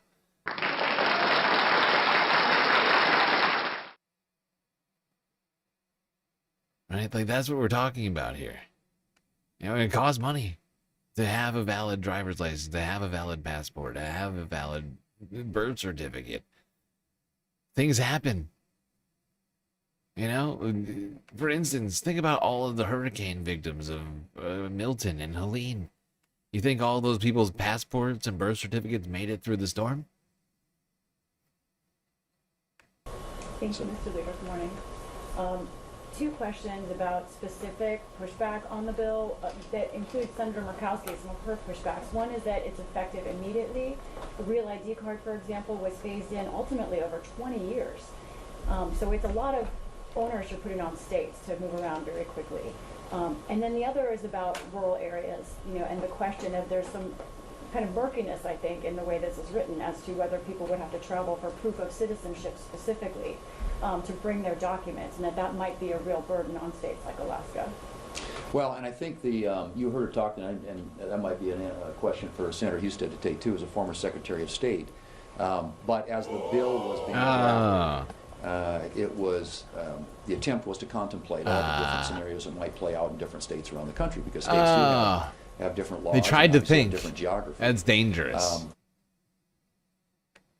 That's dangerous. Republican Congress people were trying to think. Oh God, I can't even imagine. Ugh.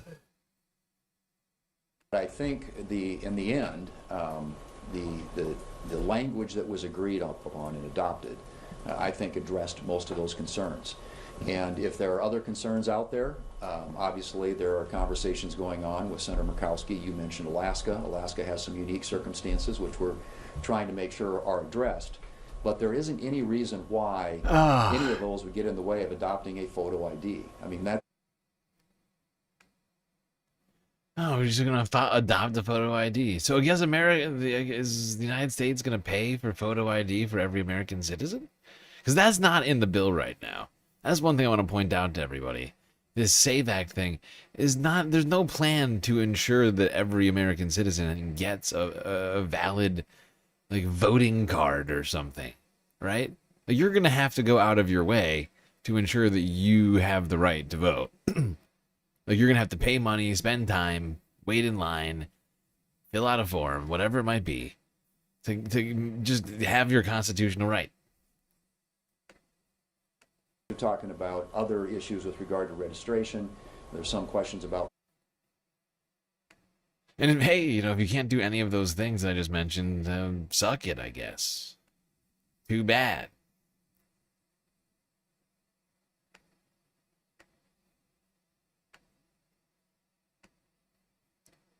This is Democracy Now!, democracynow.org. I'm Amy Goodman. The Senate's debating the Safeguard American Voter Eligibility Act, known as the SAVE Act, following intense pressure from President Trump to pass the bill before the midterm elections, saying he won't sign off on any bill unless that one's passed. Voting rights experts say the SAVE Act could disenfranchise millions of citizens who lack easy access to what would be required, either a birth certificate or a passport, or who have changed their birth names, including many married women and trans people. We're joined now by two guests. Samara Jones is the founder and CEO of Translash Media, host of its investigative podcast, The Anti-Trans Hate Machine. And Ari Berman's voting rights correspondent for Mother Jones Magazine. His latest piece headlined, "The world is on fire. Gas prices are rising. Republicans are trying to make it harder to vote." Ari, let's begin with you. We just have a few minutes. Lay out what this bill would do. Who has access to a passport? Less than half of Americans. Who has access to a birth certificate? What would this mean for the American voters? Hi, Amy. Thank you for having me back on to discuss this. So the Save America Act could disenfranchise tens of millions of Americans who don't have access to the documents needed to register and vote under this bill. The centerpiece of it is a show your papers requirement requiring a passport or a birth certificate to register to vote. That could disenfranchise tens of millions of people. Only half of Americans have a passport, for example. 21 million Americans don't have access to their citizenship documents. That probably understates the number of people that could be disenfranchised, because there's 69 million married women who have a different last name than the name on their birth certificate. It also requires you to show your documentation in person at an elections office, which means that people in rural areas could drive up to 8 hours to register to vote. It could effectively end mail registration, online registration, voter registration drives. So there's a reason why voting rights advocates believe this is the worst voter suppression bill ever seriously considered by Congress. And it's just crazy with everything that's going on in the world. The US invasion of Iran, rising gas prices, the economy in shambles, that instead Republicans are singularly focused on making it harder to vote and pursuing this MAGA fever dream. Isn't this not so surprising? As President Trump goes down in popularity, he wants to limit the number of people who could vote against him. I mean, talk about especially African Americans and poor people in the South when it comes to having access to a birth certificate. That's true. I mean, Trump and Republicans are singularly focused on making it harder to vote. It is the overarching goal of the Republican Party now to make it harder to vote. There are lots of people that don't have these documents. For example, if you were born at home in the Jim Crow South, you never had a birth certificate. So there's elderly voters in the Jim Crow South who never got that documentation. But I will also say, Amy, the bill could hurt Republicans in a lot of ways. You look at the states that have the lowest rates of passport ownership. They all voted for Trump. Married women who changed their names are more likely to be Republicans than Democrats. Rural voters who have to drive 8 hours to register to vote are more likely to be Republicans than Democrats. So in their zest to try to disenfranchise voters, I don't think Republicans have thought through the fact that they may be disenfranchising some of their own voters as well. I want to go to Amara Jones. President Trump is now demanding the Save America Act include bans on trans youth health care and sports participation. Talk about the amendments that will be voted on. And again, he says he won't. By the way, unlike, I think, Republicans, I want everyone to be able to vote. I don't care You know, that's the system. Everyone's supposed to be able to vote. The second that we say it's okay for, you know, you not to vote, it's a slippery slope. Sign off on any other legislation, and unless this is passed. Right. Well, we also know more broadly that the SAVE Act provisions that have been enacted at the states already have disenfranchised up to 200,000 trans people. That was reported by NBC News in 2024. Additionally, now the administration is demanding the inclusion of these particular riders and provisions. And what it shows is that for the Republican Party, the issue of trans people is central to their identity. As a matter of fact, we know that Donald Trump told people in January, told the Republican Congress, that this was the issue that they were going to run on in 2026. Sucked any ding dong. And this project is not just some marginal cultural war. People have to understand that the erasure of trans people is a part of their broader vision to remake America, which is why at every single turn, at every single opportunity. Can you imagine hating trans people so much that he made it an entire part of your identity? How incredibly original.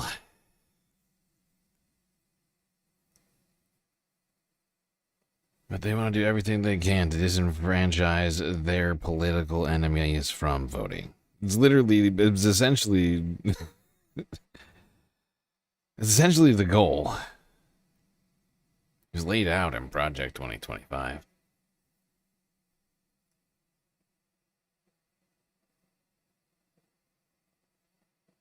Everyone will need to buy the Trump Golden Voter Card. I did everything right and they indicted me.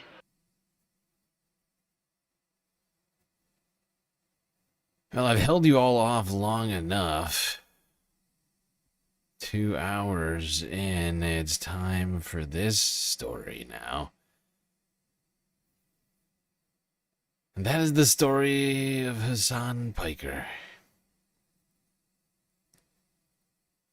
A man who was viciously smeared by the Wall Street Journal.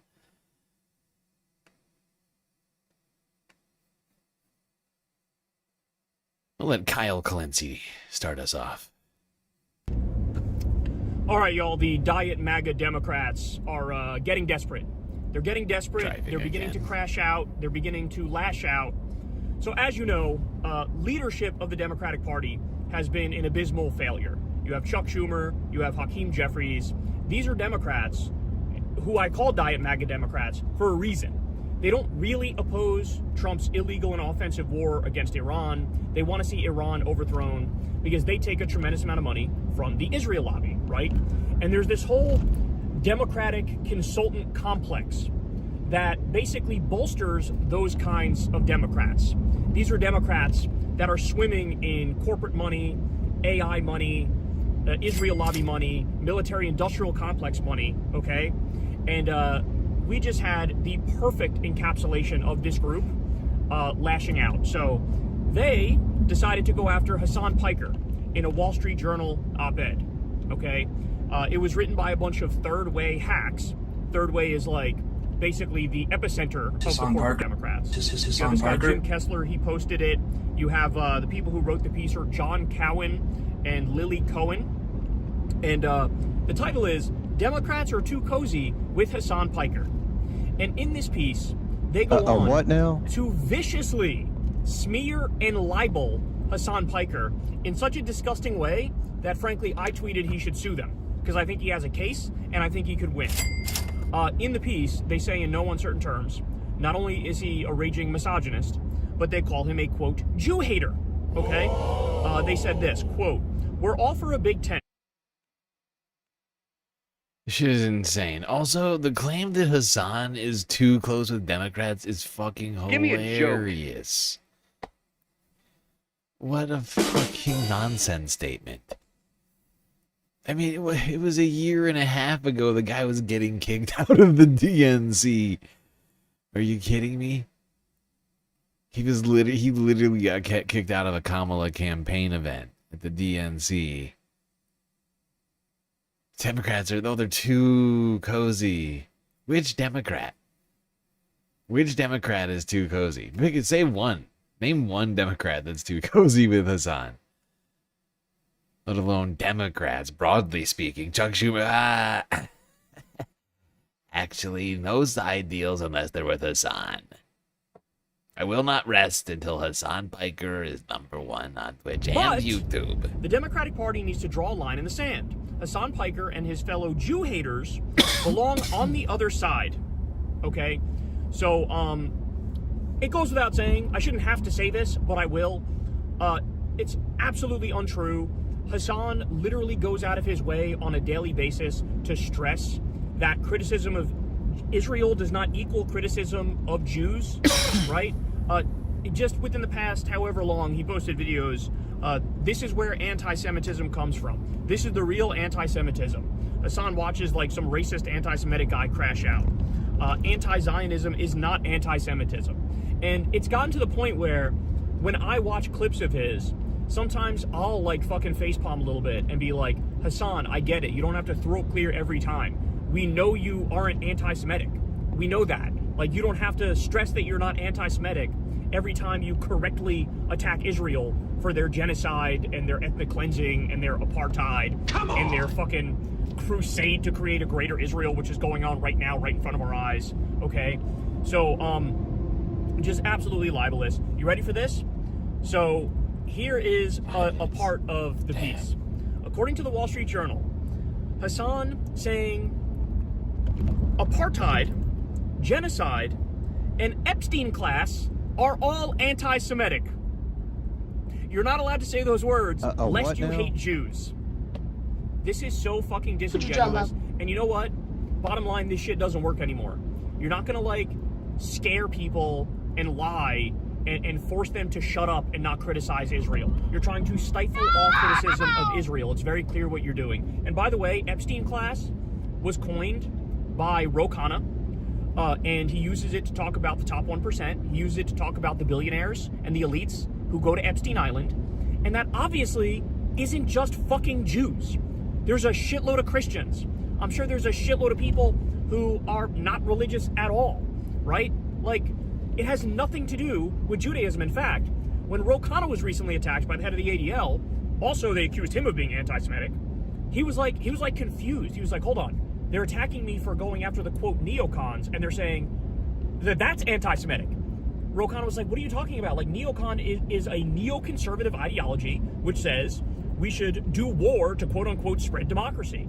He's like, that has nothing to do with Judaism. Like, what the fuck are they talking about?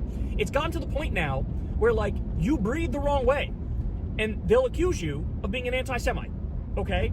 And it's just bullshit. Nobody's buying it. Now, you ready for this?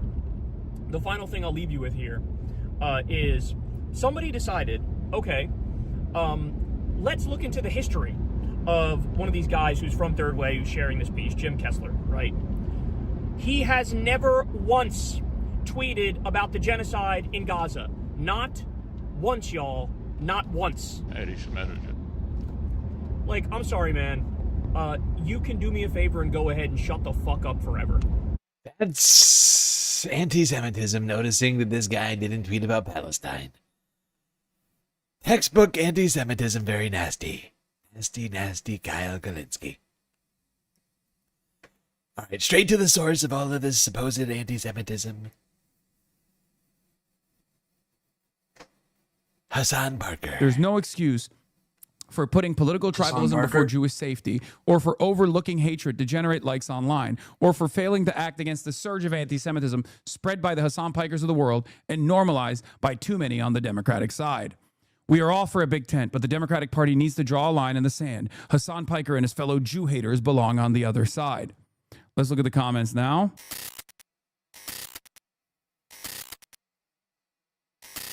You should get litigious. That was a hit piece. Okay, y'all need to calm down. It's literally the most no-motion ass bullshit. It's the Third Way.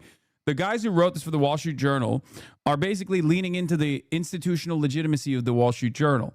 I will fight back, not through like litigation, but I'll write another op-ed. You know what I mean? Either for the Wall Street Journal, or maybe I'll write an op-ed for the New York Times. Who knows? Okay, I'll deal with it. I don't have enough time right now because I'm going to Cuba. A bit busy. I don't know if you guys are aware. One, we're monitoring the situation, and two, I'm going to Cuba. Okay? But this is it. By the way, ironic because it's called Free Expression, is a daily newsletter on American life, politics, and culture. It's called Free Expression. The title is, Democrats are too cozy with Hassan Piker. There's no excuse for failing to call out the anti-Semitism on the left. Okay, yeah, Cuba can wait. You have to respond to this wonkery ASAP. Anyway, as lifelong Democrats, we agree with Senator Ted Cruz on virtually nothing. Good start. But Mr. Cruz was brave to decry anti-Semitism in the Republican Party. Mr. Cruz was also a big name, calling Tucker Carlson the single most dangerous demagogue in this country. Too few Democrats have followed Mr. Cruz's lead by calling out the rising anti-Semitism on the far left. Cruz. The brave Lord of Cancun, Sir Cruz. Oh, he's so brave. That must change. The anti-Semitism spewed by Mr. Carlson, Nick Fuentes, Candace Owens, and other far-right bigots is well documented and widely condemned. But the far left... I love how it takes bravery to condemn the very most obviously like anti-Semitic people on the internet. Like honestly, Tucker Carlson, if I had to of those three, I feel like Carlson is the least outwardly anti-Semitic. But like Nick Fuentes, Candace Owens, they're a bunch of like Nazi appreciators. Candace was like, oh, Hitler was doing real good in Germany until he started invading Poland or whatever. Anti-Semites too. No left-wing agitator is more influential or extreme than Twitch streamer Hassan Piker. Mr. Piker is often called a progressive, but that does violence to the term. A self-identified Marxist, he is referred to ultra-Orthodox Jews as inbred, employed anti-Semitic dog whistles, bloodthirsty, violent pig dog against an anti-Hamas viewer on his stream, compared liberal Zionists to liberal Nazis, and said, Hamas is 1,000 times better than the Israeli state. I love that they were like, they led in with Ted Cruz. You know, guys who know how to read the room, baby. Guys who know how to read the room. Hey, you know what the Democrats are supposed to do? Drop a voice that is very clearly identifying the popular movement in the heart of the party for what really? For defending Israel. Yeah, I don't think they should do that. Yeah, I don't think they should do that. I don't know. Obviously, this is an incredible smear, incredible slander. Okay, as someone who has spent every single day and will continue to spend every single other day combating anti-Semitism, it's very funny when they try to do this vicious smear, but it's completely nonsensical. And perhaps even worse, everyone knows that it's nonsensical, because most people realize nowadays that if you say anti.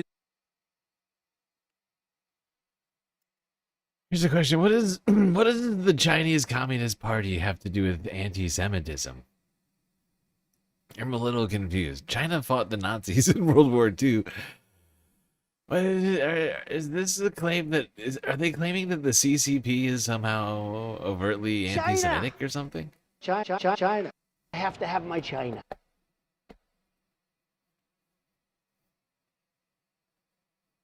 Because most people realize nowadays that if you say anti-Israel shit, there's going to be a million think pieces on how you're actually anti-Semitic. But most Americans already know that that's bullshit.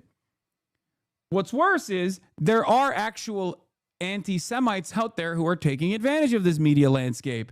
And the more that these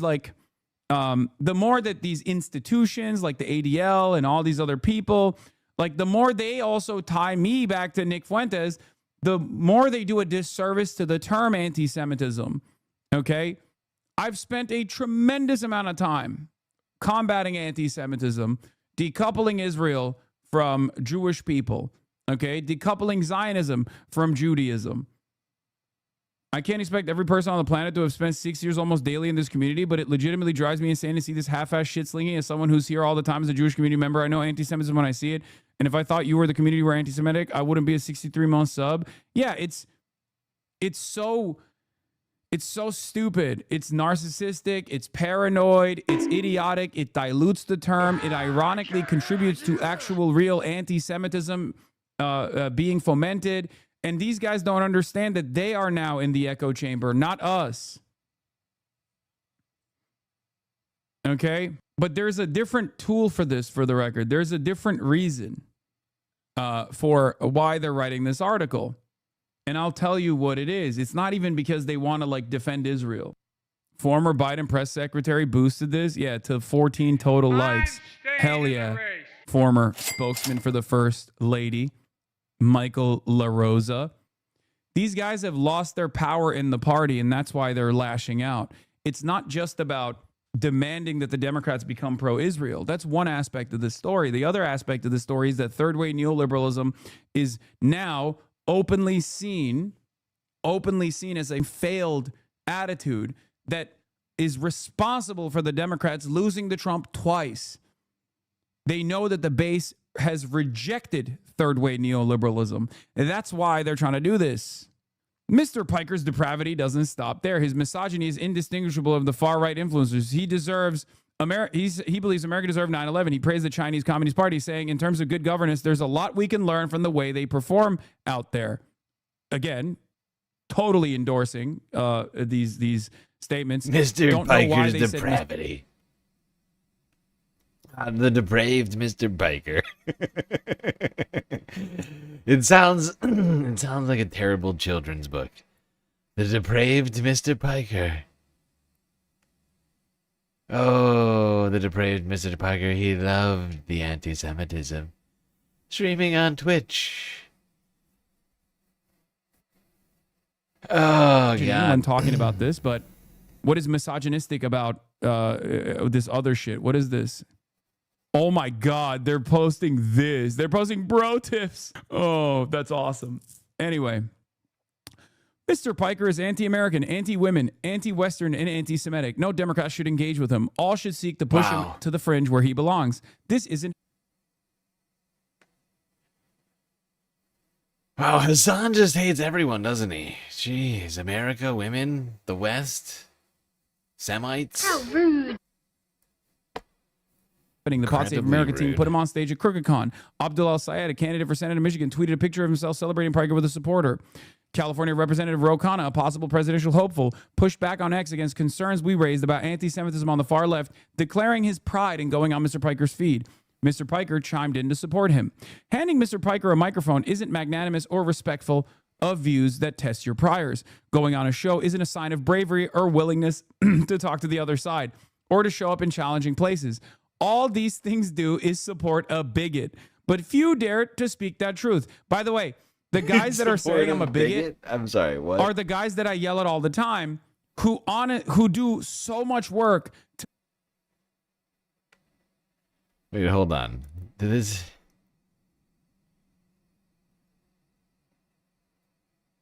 I'm sorry. He read the way he read it. It didn't make sense to me. I wasn't reading along with him on this. Okay, all right. To make the Democrats drop any kind of social progressive value. Okay, I'm the bigot, not them. The guys that tell the Democrats you shouldn't worry about abortion rights. You shouldn't worry about trans rights. You should worry about continuing to offer shitty bottom of the barrel third way neoliberal positions to the American public that has no appetite for this whatsoever. Okay? But few dare speak that truth. The only prominent Democrat to call out Mr. Piker's bigotry directly so far is New York Representative Richie Torres. Again, by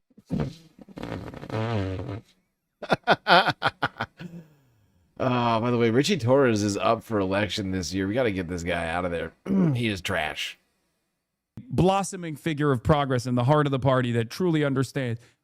Have you guys noticed that Richie Torres shut the up about Israel? Very strange how he's also stopped being Israel's biggest attack dog. The other... I'll be right back. Democrats must follow suit. The idiotic letter to Twitch. Left-wing anti-Semites are savvier than the Nazi endorsers on the right who marched in Charlottesville and sat for dinner with the president. The anti-Semites of the left cloak their attacks in critiques of the present Israeli leadership. Many American Jews, including us, abhor Israel's current leaders. Criticism of Israeli policy isn't anti-Semitic. The Israeli-Hamas war was a humanitarian catastrophe for Gazans. Oh, shit, you scared the cat out of me. What is all that? Okay. No, I don't want it. Hello, Kaya. The Israel-Hamas war was a humanitarian catastrophe for Gaza, and settler violence against Palestinians in the West Bank is appalling. But the Jew haters on the left go much further. They use loaded words taught in social justice seminars. Tide. Side. Settler colonialism. They push age-old tropes about Jewish wealth and influence. Epstein class, turning tax the rich into tax the Jews. And they replace the word Jew with Zionist, which, by the way, I didn't do this, and I would never do this. And it turns out this was one random psycho and had nothing to do with DSA San Francisco, for the record, that story. But whatever, they're lying anyway, so they'll continue lying. And they replace the word Jew with Zionist. This language is more than offensive. It can beget violence. Last year, an alleged murderer seemingly inspired by left-wing rhetoric killed 2 people for the crime of being at the Capitol Jewish Museum. That's a crazy way to explain that story. Democrats must understand that accepting anti-Semitic figures like Mr. Piker into the mainstream puts Jewish Americans' lives in danger. There's no excuse for putting political tribalism before Jewish safety, or for overlooking hatred to generate likes online, or for failing to act against the surge of anti-Semitism spread by the Hassan Pikers of the world and normalized by too many on the Democratic side. We are all for a big tent, but the Democratic Party needs to draw a line in the sand. Hassan Piker and his fellow Jew haters belong on the other side. Let's look at the comments now. Hi, Randy's husband here. I bristle at the comments that many American Jews abhor Israel's current leaders. This one does not. The October 7 attacks make clear that the Iranian axis is only prepared to deal with Israel on a violent basis. Okay. I applaud the authors for calling out Mr. Piker as well as Tucker Carlson's anti-Semitism. Yes, Mr. Piker's anti-Semitism on the left is no different than Mr. Carlson on the right. It's so easy to blame the Jews for everything. So much is jealousy. Okay, Wall Street Journal is so unimaginably right-wing. It's a right-wing shithole over there in the comments. Here's a thought. If you're a Democrat, as the authors claim to be, don't vote for the party that hates your ethnicity and wants to see you and your countrymen eliminated. Yeah, vote for the Republicans, the party that is known for not hating Jews, the party that is currently, trying to figure out if the Holocaust really happened or... I mean, it's crazy to claim. It's also very sort of anti-Semitic trope, dual loyalty, but really it's sort of internally, like you're loyal to the wrong party because that party's not loyal enough to Israel, essentially.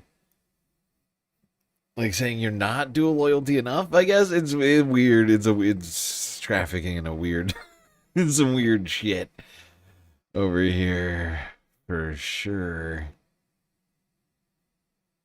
If it did happen, how deserved was it? That's the party you should vote for, American Jews. Totally. The war in Gaza may be a humanitarian disaster, but Gazans put themselves in that place. Oh my God, there's not even a single fucking person in here that except maybe Lynn Hayes. I'm a person of Jewish ancestry. Many of my ancestors were murdered in the Holocaust, so I feel authorized to complain when people compare anti-Israel sentiment to anti-Semitism. Anti-Semitism is hatred against Jewish people. Like myself, anti-Israel sentiment is anger against Israel's aggression towards its neighbors. So this has H3 written all over it. No, dude, no one fucking gives a shit about Ethan Klein. This is totally separate. If you think this has anything to do with Ethan Klein, you're out of your fucking mind. So I'm going to tell you exactly what this is. Everything goes back to Ethan Klein. Okay, sounds like slander. You might have to talk to a lawyer. Man, shut up. No, it's slander, but it doesn't fucking matter. Okay? And you need to understand, this is the most low motion, no motion having ass article that could have ever been written. And the reason for why it's written is not even to defend Israel, which is unpopular in and of itself and idiotic in and of itself. The real reason why they're writing this is because Third Way has completely lost its institutional control. Okay? Third Way has lost its institutional control. Kyle agrees with chat. I know. Listen to me. Third Way, for those of you who don't know, which is where this article is written by, this article is written by a bunch of people that work in a think tank called Third Way. Third Way is basically the post-Bill Clinton think tank that was designed to make the Democratic Party into what you fucking despise. Okay, the Democratic Party that you hate was designed carefully by Third Way. Never heard of Third Way before today, by the way. Yes, I've talked about it before. Sometimes I reference Third Way neoliberalism. Many of you are oblivious to what it is. But they are centrist Democrats, okay? They bill themselves as centrist Democrats, right? I said Third way is the exact reason why Democrats lost to incompetent fascists like Trump twice. They can't publicly defend neoliberal corporate centrism, so they lean into another wedge issue, Israel. These guys have no ability to read the room. Neoliberalism and Israel has no base. The reason why they angled this article on the issue of Israel is because they think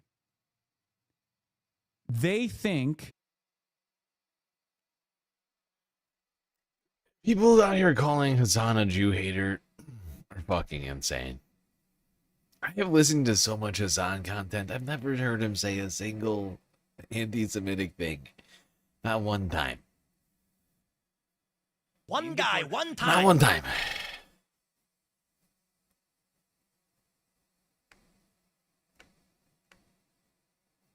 He's, I mean, if anything, he's bent over backwards to ensure that people are 100% clear on that issue.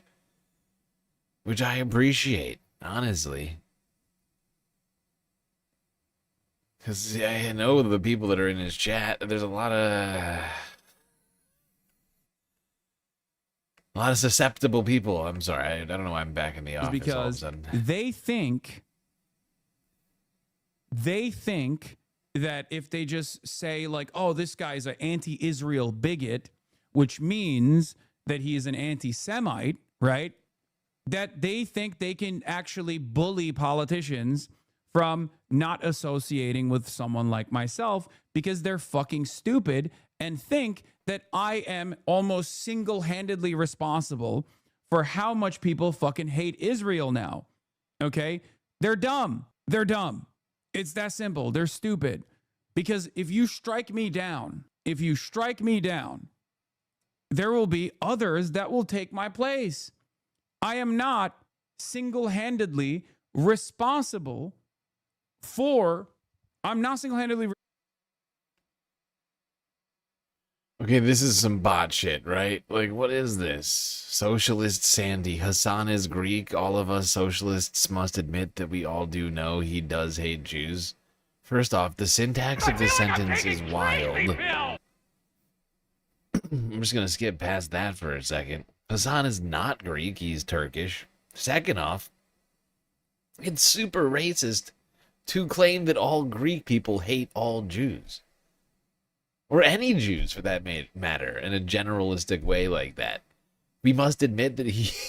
I hope that this... I don't know you. I hope that this is sarcasm. I really hope this is sarcasm. But... oh my god. That's wild. Responsible for people hating Israel. You're a fucking idiot if you think that. Do you understand? I'm a megaphone. I'm offering a voice to those who don't get that voice in mainstream media. That's it. That's it. And a lot of people can't comprehend that. They think, oh, this guy's like hypnotizing people. They unironically think this. May Allah awaken the people and help them to see the evil doings of Israel and the United States. It's that simple. They think that I'm like hypnotizing the masses. They don't realize that the masses have come to this conclusion on their own, and they're actively demanding their elected representatives actually abide by the democratic wishes of the masses. You give these people consent to attack you freely. They know they won't be punished, so they continue. YouTubers. Brother, I don't think you understand. It's irrelevant and worthless. Okay, suing someone for defamation is a long, convoluted, and very expensive process there is no reason to entertain it. There's no reason to engage with it. The reason why I don't take this initiative is because they've already lost the battle.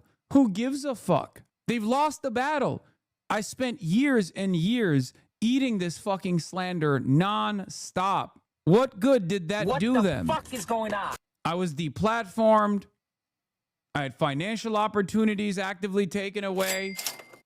I was cast aside, made into a fucking pariah because the institutional power that the Zionist lobby had was still intact in the beginning of October 7. But we are not living in that media environment any longer. We're not living in that media environment any longer. It doesn't matter. Less than 2 weeks ago, your organization literally had an entire conference to strategize on how to best kick progressives out of the Democratic Party. How are you complaining about progressives not being big tent enough? This is their goal, and they think this is like the Heritage Foundation, but for the Democratic Party. Dark Woke King going full Alex Jones style to defend you in this video. MAGA Democrats are getting desperate. They're getting desperate. They're beginning to crash out. They're beginning to lash out. So as you know, leadership of the Democratic Party has been an abysmal failure. You have Chuck Schumer, you have Hakeem Jeffries. These are Democrats who I call Diet MAGA Democrats for a reason. They don't really oppose Trump's illegal and offensive war against Iran. They want to see Iran overthrown because they take a tremendous amount of money from the Israel lobby, right?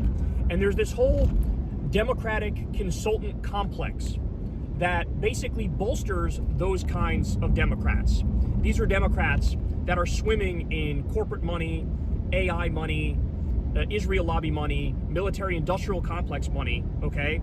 And we just had the perfect encapsulation of this group lashing out. So they decided to go after Hassan Piker in a Wall Street Journal op-ed, okay? It was written by a bunch of... Hold on. We already watched the Kyle take on this.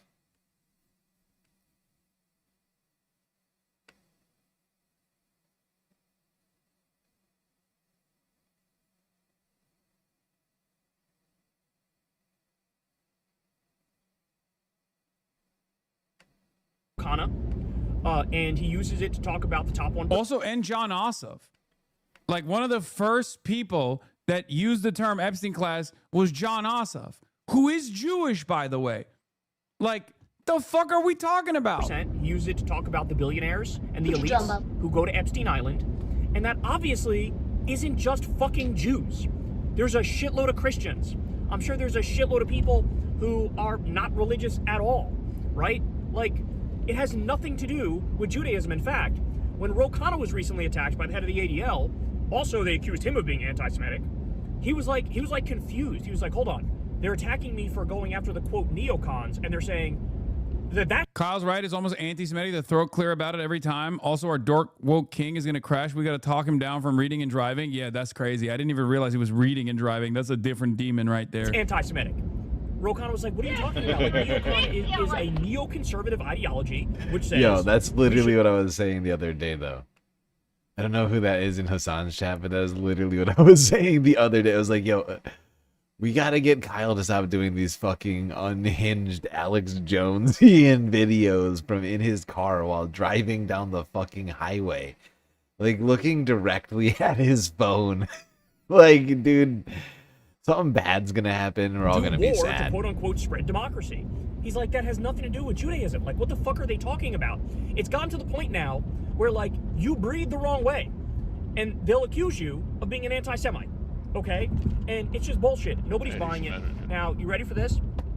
The final thing I'll leave you with here is somebody decided, okay, let's look into the history of one of these guys who's from Third Way who's sharing this piece, Jim Kessler, right?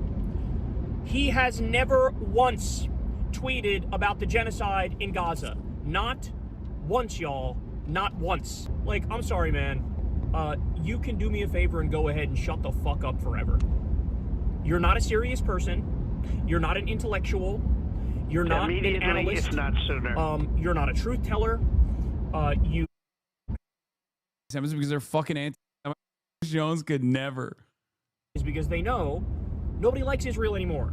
And nobody's gonna like Israel again, because the fact of the matter is, they are a genocidal... Yeah, but yeah, I also want to point out that actual anti-Semites make no attempt to defend themselves against anti-Semites because they're fucking anti-Semites. Well, that's not true. Tucker Carlson may or may not be anti-Semitic, but he certainly defends himself. But yeah, Nick Fuentes, literally, whenever people call Nick Fuentes a Jew hater, he's like, of course I hate the Jews. They're demonic entities. You know what I mean? Like, that's what he says. That's what he says. It's crazy. White boy reading while bending the corner, like, whoa. Apartheid ethno-state. They're currently engaged in a crusade where they're openly creating the Greater Israel Project. They totally obliterated Gaza. They annihilated everybody there.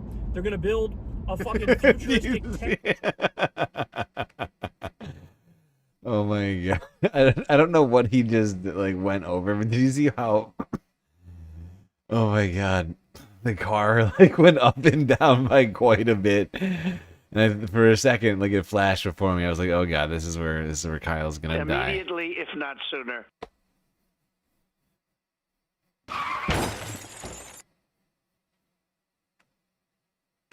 On top of the skulls of dead babies. They're currently doing pogroms in the West Bank as we speak right now. That's literal. And they just displaced 700,000 people in southern Lebanon, and they're stealing all of southern Lebanon up to the Litani River. And they're open about this fact, okay? So for you to fucking go after Hassan Piker in this moment, by the way, what happened to like, oh, we got to come together, we got to work together, we have to defeat MAGA. MAGA's like the biggest enemy. Well, apparently, you're putting your middle finger up to what? The 90% of the Democratic base that agrees with Hassan and agrees with people like me. Like, I'm sorry, these dirty tricks are not going to work anymore. These guys are just totally embarrassing themselves. The backlash that I'm seeing to this piece is fucking astronomical. I'm seeing nothing but raw anger. People absolutely flipping out on these vile, repulsive, wretched little cretins who are trying to smear somebody as anti-Semitic, libeling him. And the crux of their argument is, stop saying apartheid, even though Israel is factually engaging in apartheid according to human rights organizations. Stop saying genocide, even though it's factually a genocide and there's literal ICC charges against Netanyahu. And stop saying Epstein class. Illegal. No more Epstein class. That's anti-Semitic.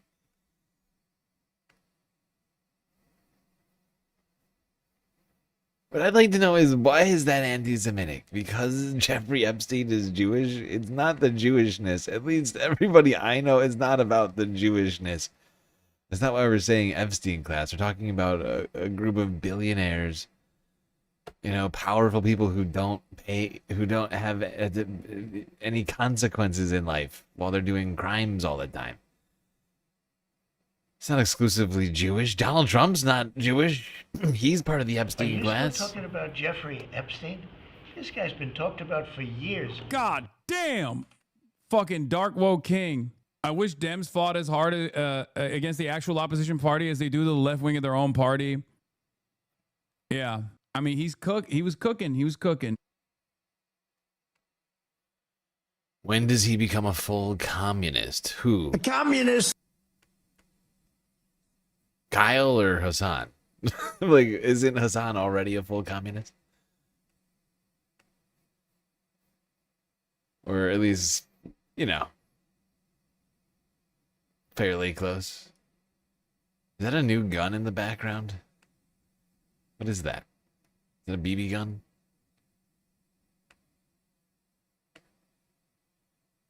Adam Johnson, centrist wing of the party paid millions by Wall Street and pro-Israel donors to find a manager to talk to. One must always be in search of the manager. Academia, government, corporate America are all sufficiently disciplined. Any remaining holdouts must be smeared and put in line. Yeah. I mean, that's what this is. So what they're trying to do is effectively shut out. What if you got a court to say you're not anti-Semitic? First of all, that's going to be a relatively difficult process anyway, because if the judge identifies the International Holocaust Remembrance Association definition of anti-Semitism, which again, a lot of our legislation is like leaning in that direction right now, then yeah, of course they're going to be like, this is anti-Semitic. Because if you say anti-Israel is anti-Semitism, then yeah, these guys can just run around and say, oh, you're a Jew hater, you're a Jew hater, you're a Jew hater, without any sort of pushback. Okay? The reality is they've lost the fucking real court battle, okay? The public court. They've lost it. They can't do that, right? They can't do that at all. They can't change people's attitudes on Israel. So what they're trying to do is make it as annoying as possible. Make it as annoying as possible to openly oppose Israel, to openly oppose its genocide, to openly oppose apartheid, to openly oppose the ideology underpinning the development of the Israeli state, Zionism. Okay? That's all this is. And they can't, and they get a lot of success in this direction. They see a lot of success in this direction. Among Democratic voters, third way is an extreme moral minority on the issue of Israel, but would still like you to believe that they're about expanding the tent of the party they claim to represent. Yeah. Yeah, they want to expand the tent by excluding people who disagree with them. That is expansive. They can't do it, so they just chirp. Safe to assume they didn't reach out to you for comment. It's an op-ed. It's not a real article. It's a hit piece written in the form of an op-ed. They don't have any obligations to reach out to me for comment. But the irony, of course, is that they have no real base. They have no popular base here, and all they have is a couple outlets that are willing to offer them the opportunity to write. I used to work at the Holocaust Museum. The leadership there hated you by name, bro. What are you going to do? They have to deal with their own shame. They have to deal with their own shame of knowing exactly how devastating the Holocaust was, while simultaneously using their position of authority, their knowledge, to justify the current one. Okay? If they had the capacity to feel shame, they would fucking feel it. What is this? Saudi Arabia video message is now threatening Iran. Oh, God, that's awesome.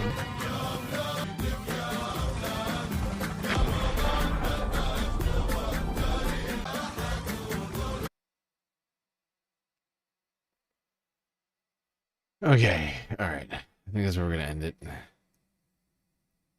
Unless he goes back to talking about this situation here.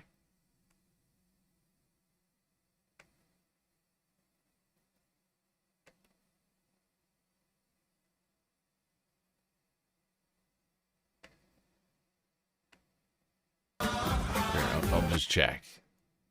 But if I were to show you the Houthi version of this, I would get banned. Just think about that. Iran should retaliate for this video. I mean, Iran is already fucking smoking strato tankers that are stationed on Saudi air bases. So American air bases inside of Saudi Arabia. Yeah, just you wait for the Emiratis to step in. MBZ is going to flip his cell phone so hard it brings Iran to his knees. Yeah. Imagine fighting on the side of the U.S. only to have them annex half your land 5 years from now. Yeah, Third Way wrote this. Centrist Dems launched 28 mission. Stop AOC. This is from Holly Otterbane at Axios. This was on March 1st. Third Way, an influential center-left group, is bringing together hundreds of elected officials, party leaders, and operatives here this weekend to build a case for nominating a middle-of-the-road Democrat, not a liberal, for a president in 2028. I'll be honest, man. Democrats, if the National Party still wants to abide by Third Way center politics, centrist politics, for no real discernment. Honestly, that's a nonsense statement to me. Those are the same things.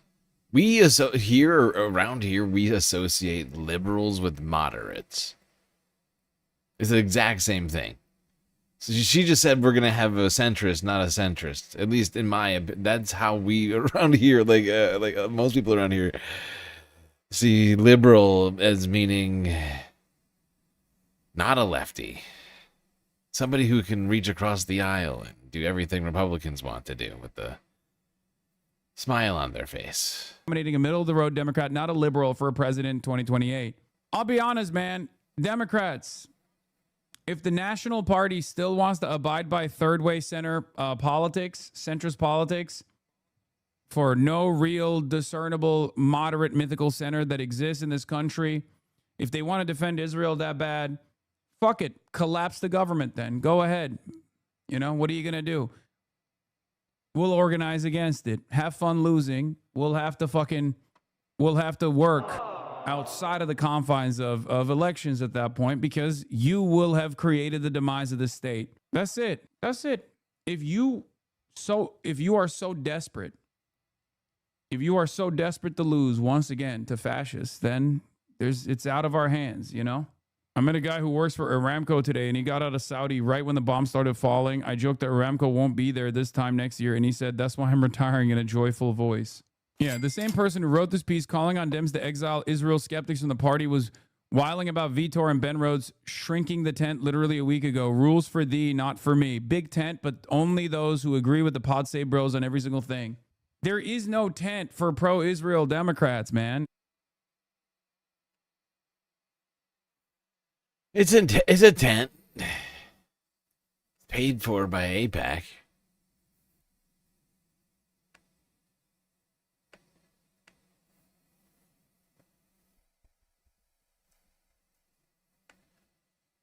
It's paid for by AIPAC, and going inside makes it feel like you're complicit in war crimes.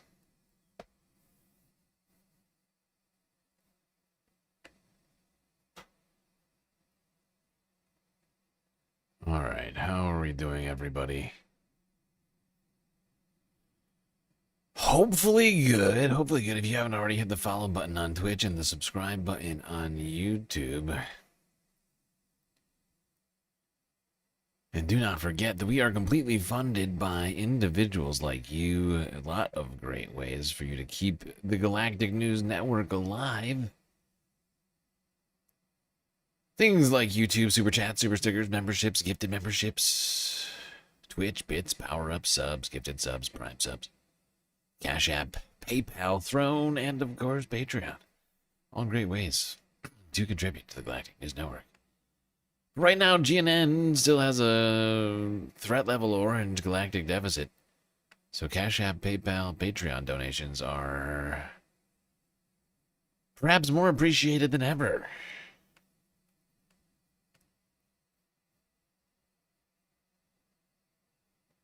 Was Lenin a commie? Okay. By the way, we've been making some fairly good progress, I think, on the galactic content goal. We got an hour and 15 minutes to complete it. I think we are 7 of 10. Like 70% of the way through it. Ish. Around 70%. Call it 70.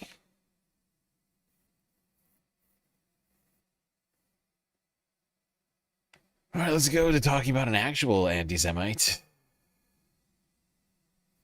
who seems ready to throw in the towel on Republicans.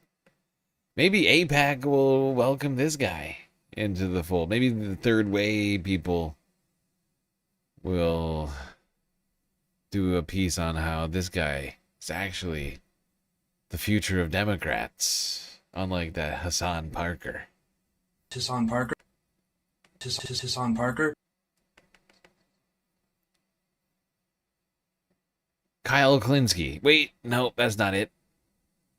Nick Fuentes. That's right. All right, guys. So you know that the Trump regime is struggling because now you have the white nationalists and white supremacists and Nazis are yearning for Joe Biden. They are nostalgic for Sleepy Joe right now. Let's take a listen to Fuentes here. Do you know who stood in the way of all of this? Just a fact. Just a fact. Don't let me inconvenience you. Do you know who stood in the way of this entire thing? Joe Biden. Joe Biden did. Because Joe Biden did not take the bait. He didn't take Israel's bait and fight Iran. The great Joe Biden. He had two opportunities. When Israel provoked Iran in April 24 and in July 24, Joe Biden deterred Iran but did not attack them. Okay, I will say he's glazing Sleepy Joe a little too hard here. I got to be honest, he is. Biden actually fucked up. He said on the campaign trail, I'm going to get back in the Iran agreement, the JCPOA that Obama negotiated with John Kerry. He said, I'm going to get back in that. Then he didn't. So if anything, he fucked up because if he got back in that deal, Trump would have had to come in and pull out again. Wow. At this point, if Hillary Clinton ran for president, would Nick Fuentes get out the I'm with her sign? I mean, this woman is dangerous, ladies and gentlemen. How far could it go? Nick Fuentes. Nostalgic for Sleepy Joe. And then escalate to war. But Biden didn't even get back in the deal, right? So you can give him credit for not going to war with Iran. Okay, fair. But there's a lot of criticism there for not getting back in that same agreement. Like to demand stricter terms after the U.S. violated the deal and Trump pulled out and ripped it up. That's fucking, you got some fucking nerve to you break the deal, you violate it, and then you fucking blame them? Like, that's sort of crazy. So the real person he should be giving credit to, but he's not gonna because the person is black, is Barack Obama. Because Barack Obama, only thing they wouldn't give them. At the same time they were blocking those for a very short amount of time, they were allowing 500-pound bombs to go through, okay? So again, he's almost overstating. He's giving the Democrats too much credit here, to be honest. And that's, you know, I'm more than willing to give the Democrats credit when they deserve it, but this is a little too much. It's just that, and he's right to point this out, they're just so much better than the Republicans that it's like, you do feel like, oh my God, thankfully, an adult. You know what I'm saying? And when Joe Biden got in, the first thing he tried to do was reconstitute a nuclear deal with Iran. Go figure. That was the first thing he tried to do. What happened in August 2023? Just 2 months before October 7th, Joe Biden had a prisoner exchange with Iran and unfroze $6 billion in assets that were tied up in a South Korean bank. Yeah, that was their money. That then made their way to Qatar and were on their way to Iran. Because Joe Biden was trying to make a grand bargain. It was under Joe Biden that China brokered a rapprochement between Saudi Arabia and Iran, which is a... What is going on right now?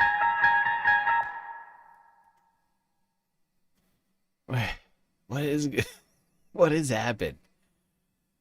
What has happened?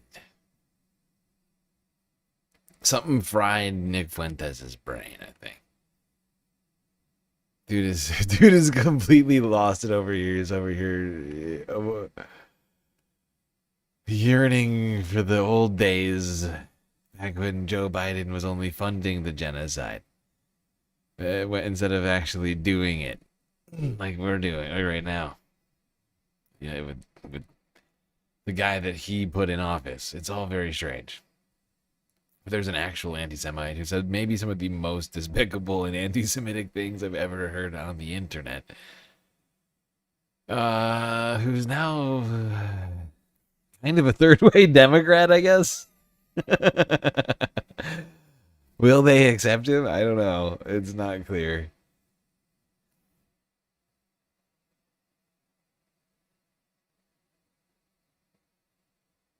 Is Nick Fuentes actually the real third way? I'm sorry. I feel like he has just as much staying power as the third way does. You are not funny.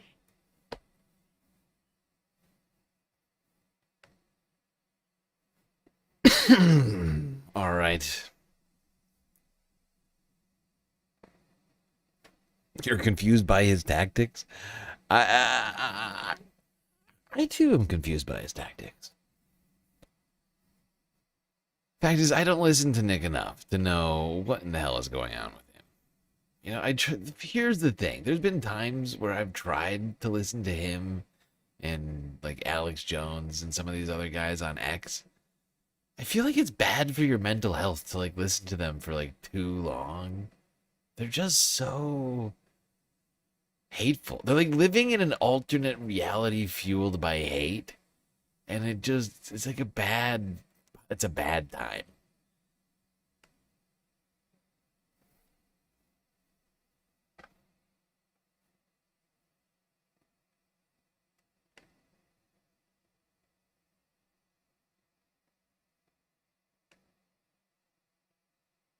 Like there's times where like I'll go like where I will be tempted to like listen to things from some of these guys. I think the latest right winger for me to go down on a rabbit hole and listen to their actual videos on rather than clips of them is Candace. Candace and the Erica Files. I haven't listened to all of them yet, but boy, what episode is she on now? 5? I haven't been keeping up.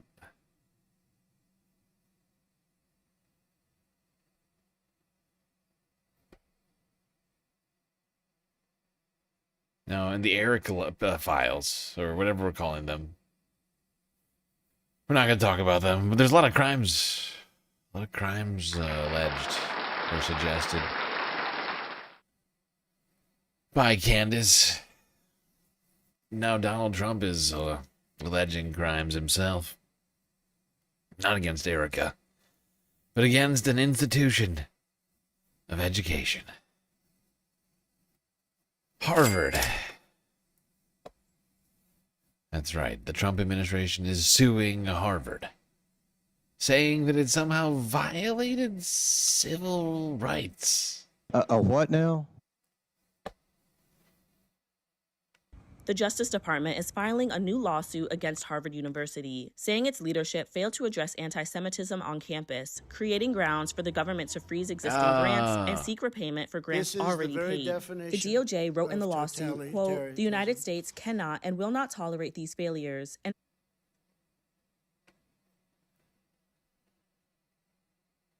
there you go. Trump administration suing Harvard for supposed anti-Semitism. I mean, it's an interesting claim. I mean, there was a time, I feel, where Harvard, in fact, was anti-Semitic, so, like, outwardly anti-Semitic, right? Like, didn't they? I can't remember if they're one of the number of Ivy League institutions that just didn't allow Jews in, like, on their campuses for a while.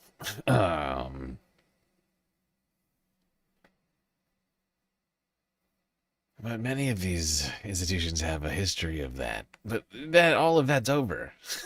All of that's over. So I don't know what the anti-Semitism is now. Probably just the existence of protesters or something. All right, well, while we talk about crimes and Donald Trump, we should talk about a man who is given the responsibility of investigating crimes of Donald Trump. Robert Mueller, who died 7 hours ago. All right, not 7 hours ago, but 7 hours ago. Emma's now put this clip up here on YouTube.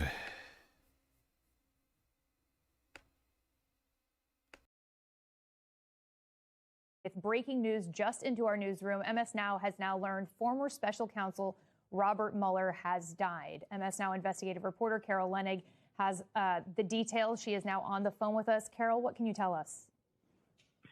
Robert Mueller, who was suffering from Parkinson's disease in the last year or two, and the former FBI director and, iconic representative of the FBI, also the former special counsel into Russian interference into the 2016 presidential election, has died. That's about all we know at the moment. We knew that he was ill and had been ill for a while, living in a senior living center outside Charlottesville, Virginia. And so this is not entirely unexpected, but it's very sad for the FBI family that looked up to him and really revered his service to the U.S. government and to the American people. How significant is this loss, and what kind of central role, just remind the public of the central role Robert Mueller played in that investigation in 2016?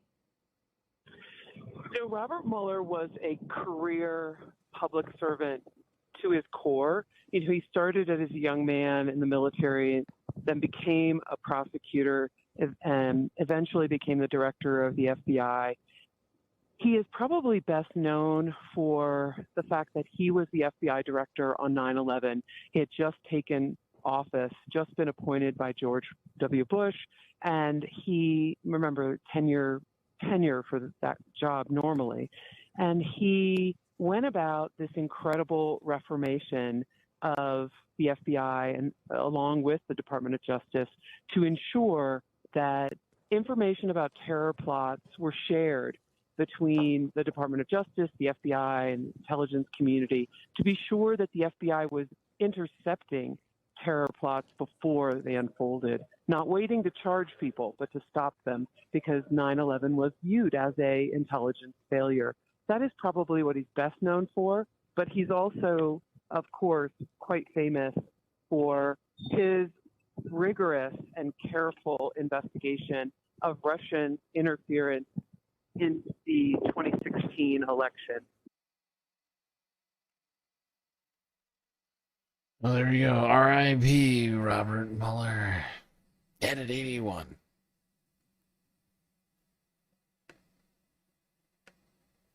I'm sure nobody has anything terribly bad to say.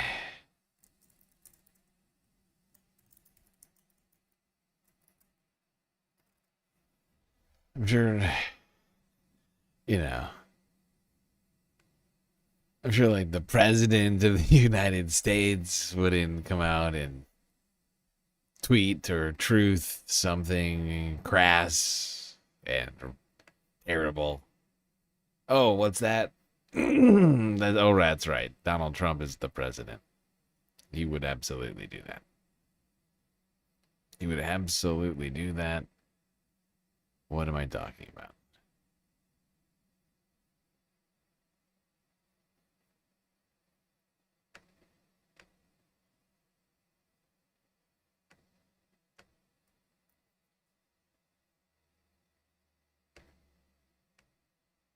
Robert Mueller just died. Good. I'm glad he's dead. He can no longer hurt innocent people. President, all caps, Donald J. Trump. Good. I'm glad. This is ridiculous!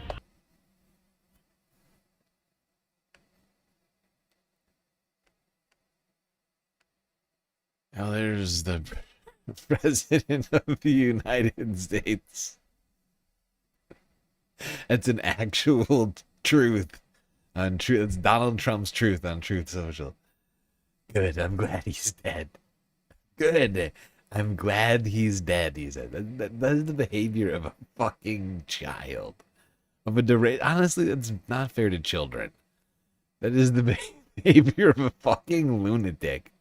Who the hell? What? I mean, let alone the president. But what? I mean, if your friend, if you're like, you know, like, it's stuff like it's tweets like that cause people to stop or like, you know, like post on Facebook. You stop hanging out with that person. You know, you maybe unfriend them or something. It's like, oh boy, that guy has problems. I don't know what's going on with him, but he needs help. But that's the president of the United States. Good. I'm glad he's dead. He can't hurt me anymore. We have a demented, unintelligent person running the United States of America. Honestly, I can't get past it. It's so petty. It's the pettiest possible thing you could do.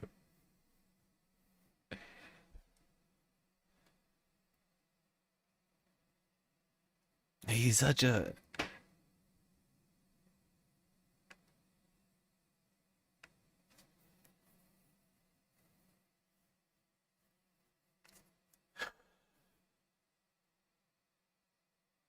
Like, he's such...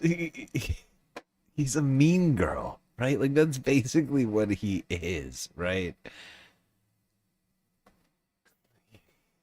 He just has, like, tantrums for everyone. And he expects to be the center of attention. When he's not the center of attention, he has another tantrum, right?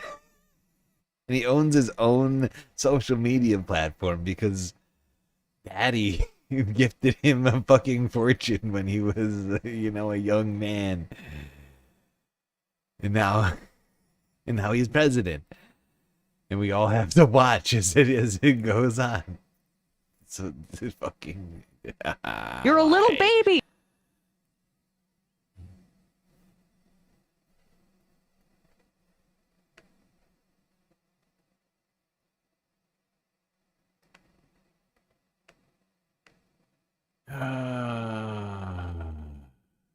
He doesn't get what he wants. He throws a fit. He starts a war.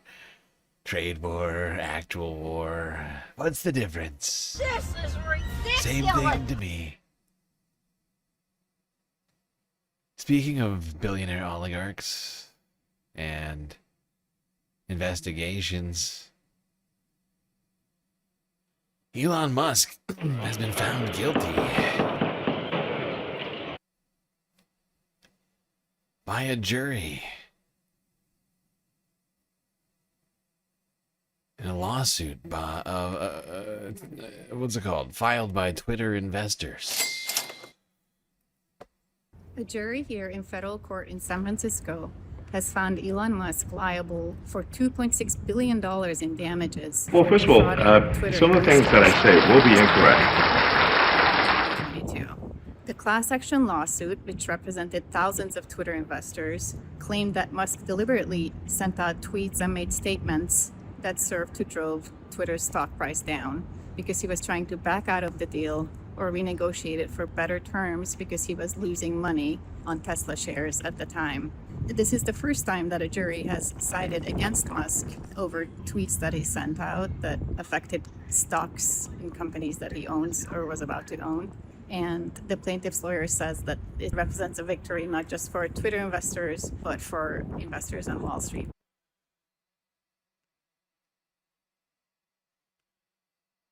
Done. One more clip on this fantastic. The richest man on the planet has been found guilty by a California tribunal. After a 3-week trial, a jury has found Elon Musk guilty of misleading Twitter shareholders. In March 2022, whilst he was in negotiations to buy the social media platform, Musk stated that the number of fake accounts and bots on Twitter was likely to be underestimated. His statement sent the company's stock price plummeting, causing huge losses for Twitter investors. 7 months later, the billionaire finally acquired Twitter for $44 billion and renamed it X shortly after. The message to Elon was, it doesn't matter how rich and powerful you are, you follow the same rules as everyone else. You can't say whatever you want, whenever you want, regardless of whether it's true. When you're buying a public company, you gotta tell the truth, because there's millions of investors out there that rely upon what he says and lost a lot of money because of what he did.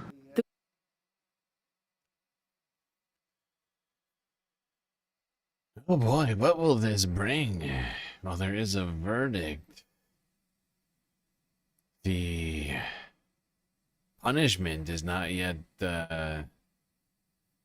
clear here yet. Jury with the decision. But what will Elon face as a result of this is yet to be seen.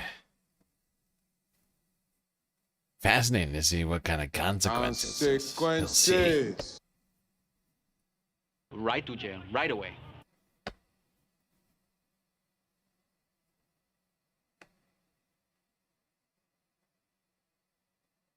Well, while we're talking about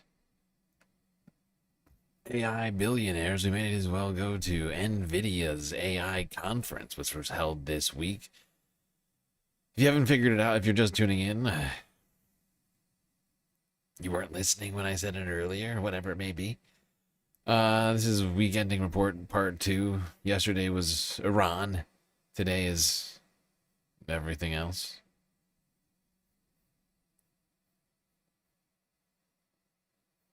How are we doing on time? 3 hours 20. That's actually, I'm not doing bad. I'm doing fairly good. Actually, what am I talking about? 30. That's 30. No, I'm doing terrible. I'm doing a terrible job. At this rate, it'll be a 12-hour stream. I gotta move it. I've got to move it faster. Columbia Regan with a sweet super chat on YouTube.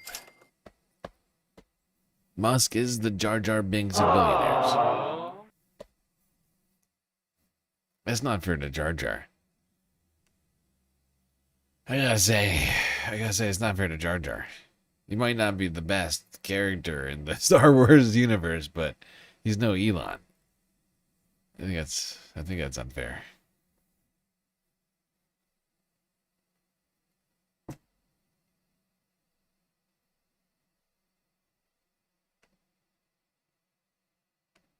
Jar Jar Binks never tried to start some sort of weird eugenics project. Or dismantle the social safety net apparatus in a country. Or any number of other things that Elon's done. A lot of allegations out there. Just a Google search away. All right, NVIDIA's and the conference, NVIDIA conference, whatever you call this. AI Fest 2026. Fuck yeah! Everything's computer. Chip maker NVIDIA has been hosting its annual GTC Developer Conference. It's an event that has become one of the world's biggest showcases of AI technology. Here's a look at some of the innovations on display and what they tell us about what's happening with AI. Bay Area startup Noble Machines demonstrated Mobi 3. It's a third-generation humanoid robot designed for physically demanding and hazardous industrial jobs. Now the Jar Jar Binks might go after you for libel. I don't think you can be libeled for an opinion. I don't think you stated it as fact. I think it was implied that it was your opinion. Wei Ding is the company's co-founder and CEO. Our target for training the robot skills, accomplish tasks, we try to make it as fast as onboarding person. We are not there yet, but we see the development of AI really give us the horizon, the line of sight to achieve that goal. But NVIDIA CEO Jensen Huang also sought to soothe any concerns. A lot of people say AI is coming, we're going to run out of our work, our jobs. It's exactly the opposite. The fact of the matter is PCs made us more busy. The internet made us more busy. Oh, thank God. It's actually going to make jobs.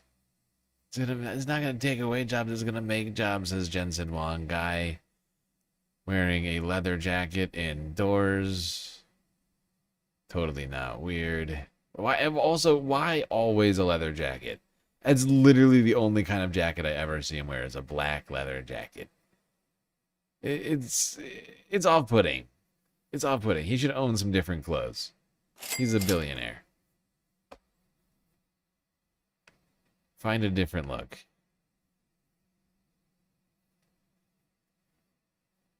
Anyway, we're going to actually have more jobs, not less. Says the guy working to automate jobs away. Oh! That's exciting. Because I think many of us were concerned about the direction all this seems to be going in.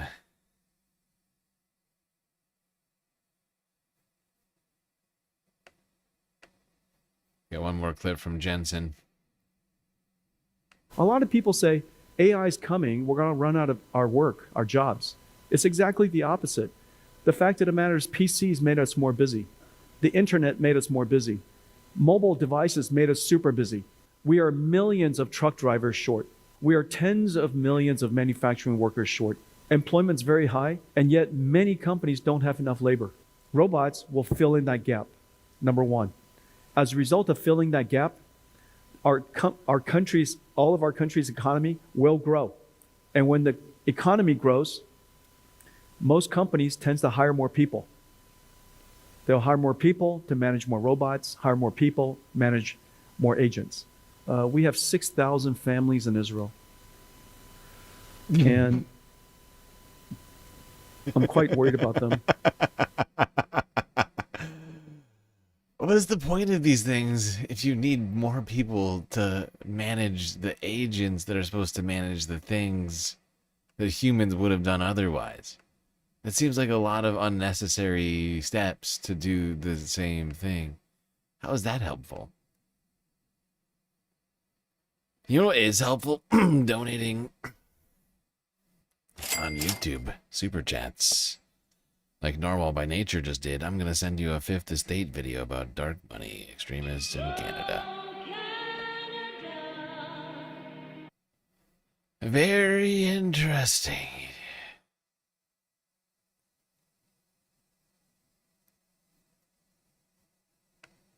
More agents.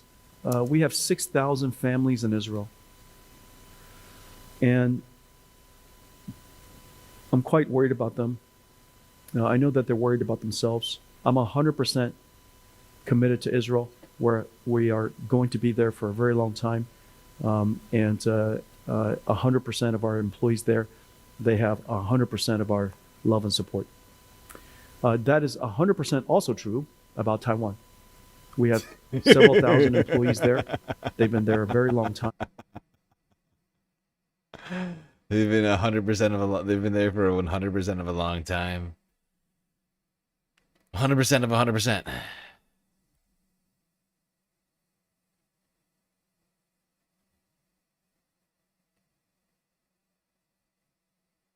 NVIDIA, 100% of 100% behind its employees in... Whoopsies, what did I just do? I screwed up. No, don't do it. No, you're screwing this up. You're screwing me right now. Don't do this. This is incredibly rude. Please stop. For the love of God. I am here with Osmantaz Buckshank, the rookie out of Stanford University, who is undoubtedly the MVP of today's game, with an interception that he runs back for a touchdown in the last 30 seconds of the contest.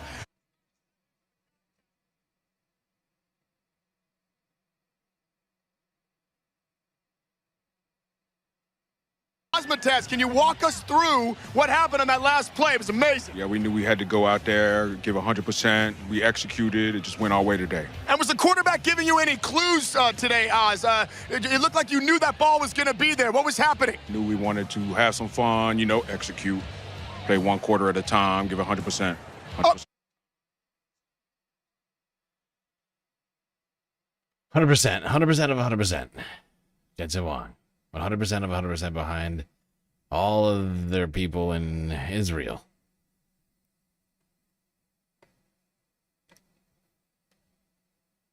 One 100% of 100% of 100%.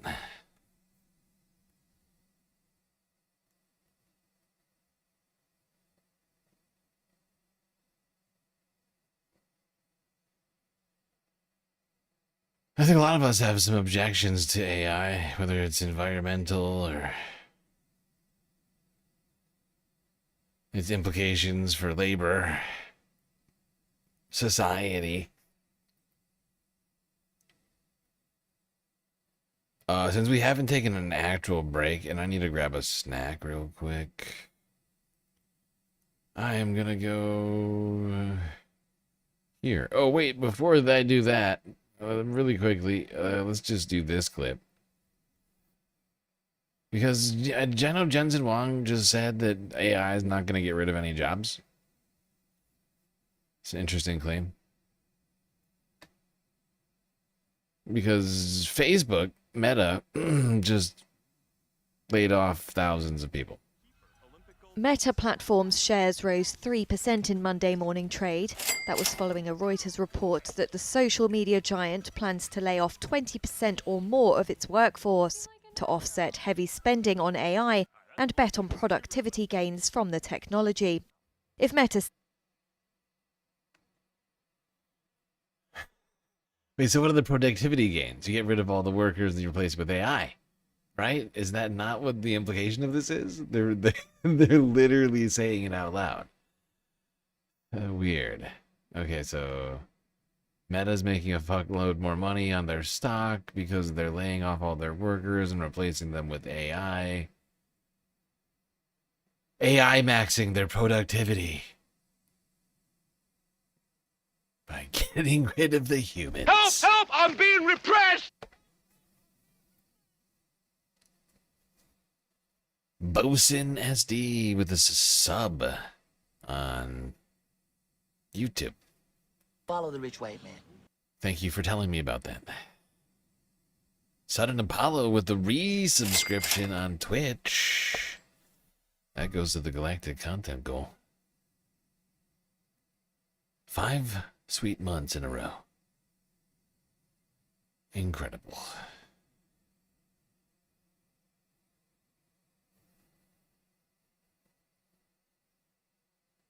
Not everyone announces their decision to subscribe on YouTube, but I appreciate you for telling me. It's nice to know. All right. I'm going to put some food in my mouth real quick during this next video. Let's see what Bernie Sanders was getting up to with AI earlier this week. Senator Bernard Sanders.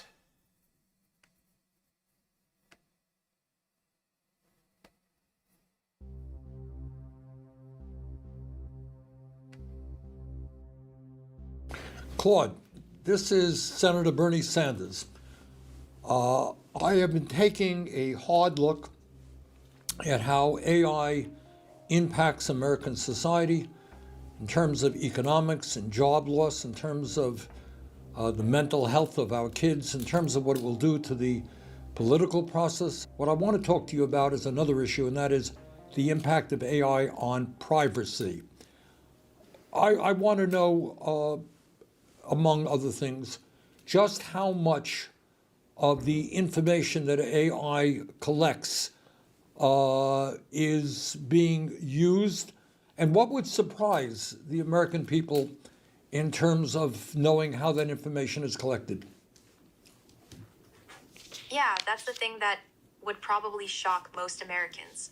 Companies are collecting data from everywhere. Your browsing history, your location, what you buy, what you search for, even how long you pause on a web page.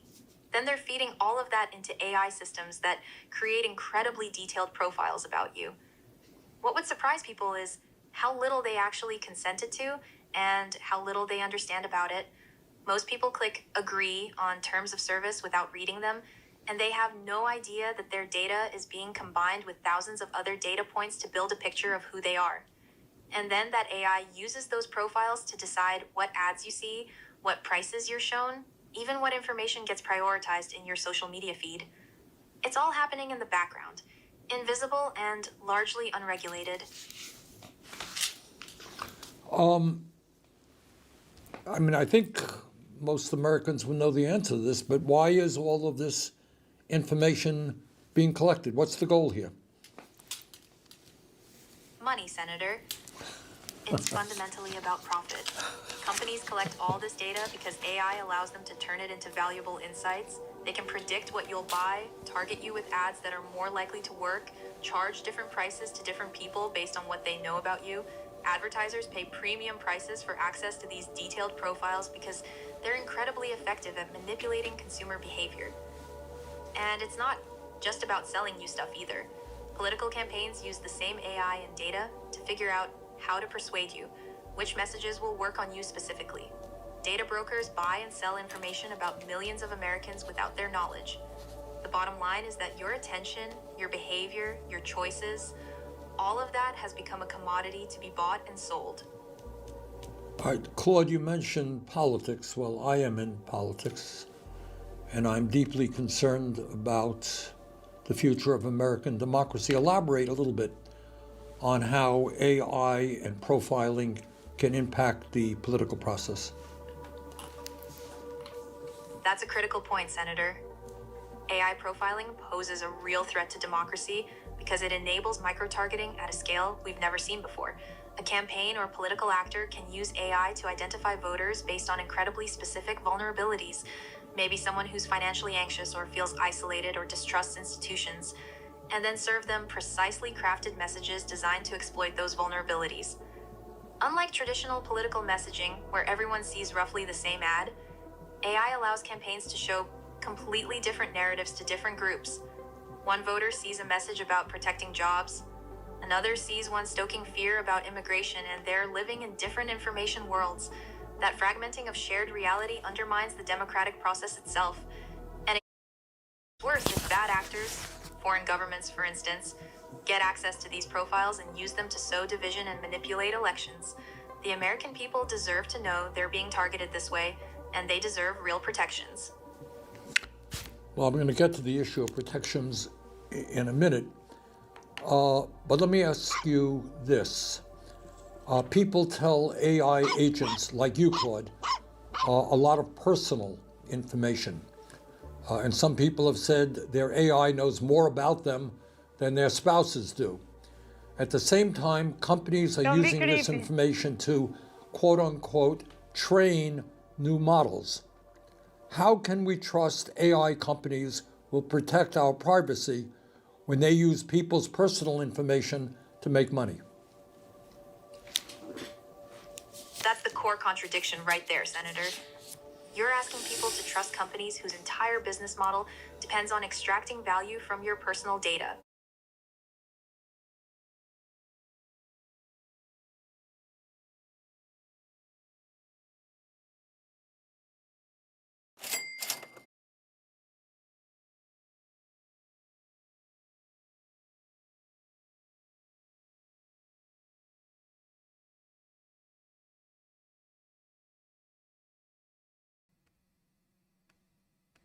Shit, I was muted. By the way, I came up with a way. I came up with a solution for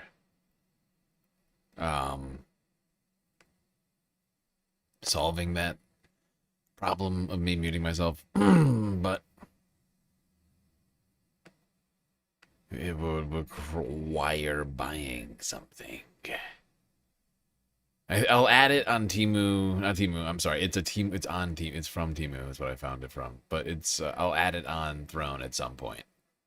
Right now, we're crowdfunding something else over there, as well as we still have to make progress on the financing of the galactic deficit.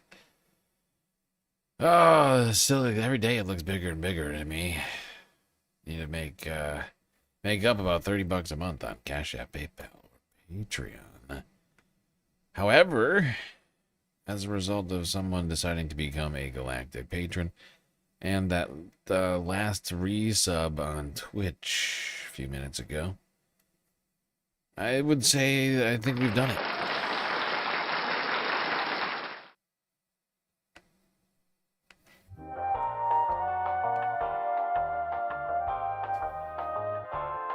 Well, there we go, people. We have completed another galactic content goal tonight, with some time to spare. 30 minutes left in the galactic content goal timer. And I'm just gonna end it. Just gonna remove the goal now.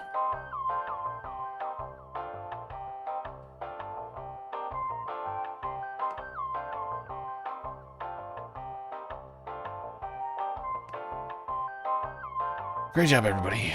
Appreciate all of your contributions. And even if you didn't contribute, your watching the stream also helps. So thank you. If you haven't already hit the follow button on Twitch, subscribe on YouTube. Hit that bell icon and like the stream too while you're at it.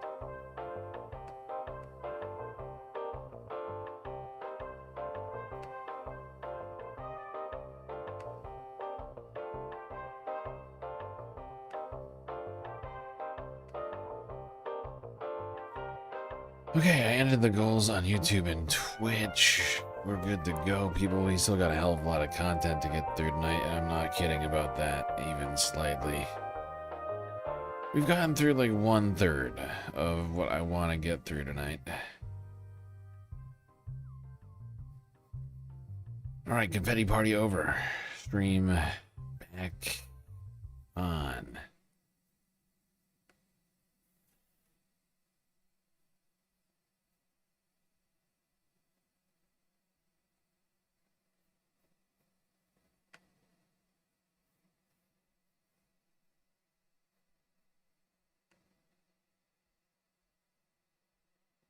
Now, while the AI oligarchs are making more and more money and laying more and more people off, people are getting hit by higher and higher prices. That's right. Cost of everything continues to go up, as gas prices continue to go up, since most of our infrastructure relies on oil.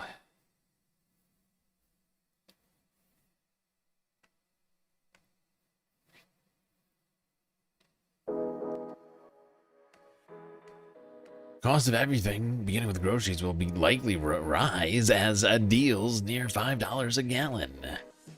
The price of diesel has spiked more than 36% in the last month to nearly $5 a gallon Monday, and the rising cost of the fuel essential to farmers, shipping companies, construction workers, and the retail sector could soon mean a spike in prices of other goods for the everyday consumer.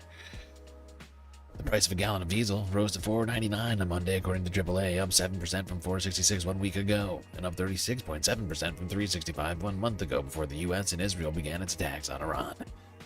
The rising cost of diesel, the primary fuel used in shipping, construction, agriculture, and other industries, mean higher operating expenses for major companies that could soon be passed on to consumers in the form of price hikes on detail goods, groceries, and more.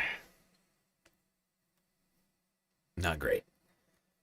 It's not great. Everything could very well and most likely will be more expensive in the near future. Sadly but surely. Unless you're insulated in some way or another. Might be time to think about the victory garden, if you will. You know, you got a balcony in your apartment. Maybe start growing some seedlings or something like that. Just thinking out loud. So, Silverart with a sweet super chat on YouTube. Remember when the .com crash happened and we never used the internet again? Yes, I do remember that. That's right. 26 years ago, bubble burst and we never used the internet again. We looked it back and we said, that's not for us. We totally didn't base our entire economy on it. Not gonna do it. Wouldn't be prudent at this juncture.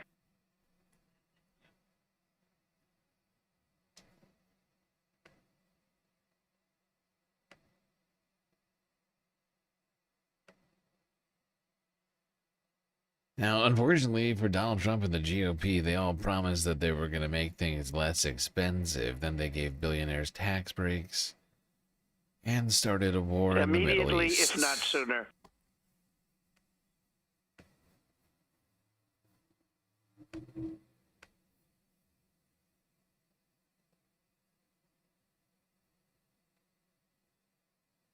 This morning, prices at the pump, the national average up another 4 cents to $3.88 a gallon. My eights are very bad there. That, of course, the price of gas. This is diesel right there, which is even more expensive. But it gets to the prices that we're paying for everything, the cost of living and the potential political impact. With us now, CNN chief data analyst Harry Etten.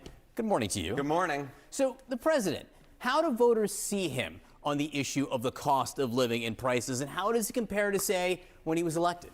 You know, I would say that this is the most troublesome sign that I have seen for the President of the United States and the Republican Party so far. What are we talking about? Well, let's take a look here. Voters on Trump and the cost of living. You go back when he was reelected back in October of 2024, he was beating Kamala Harris by 3 points on the cost of living, right?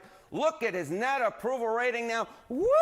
Down underwater we go. His net approval at a record low, 41 points below water. You can't win when you're at 41 points below water on the cost of living. Kamala Harris couldn't win. The Democratic Party couldn't win. And I'm here to tell you that there's a better chance that I root for the New York Yankees than Donald Trump and the Republican Party winning when he's 41 points. Wow. Negative 41 points. I That's did not everything great. right and they indicted me. That's a bad number. Seems like everybody's pretty disappointed with the economic, what do you want to call it?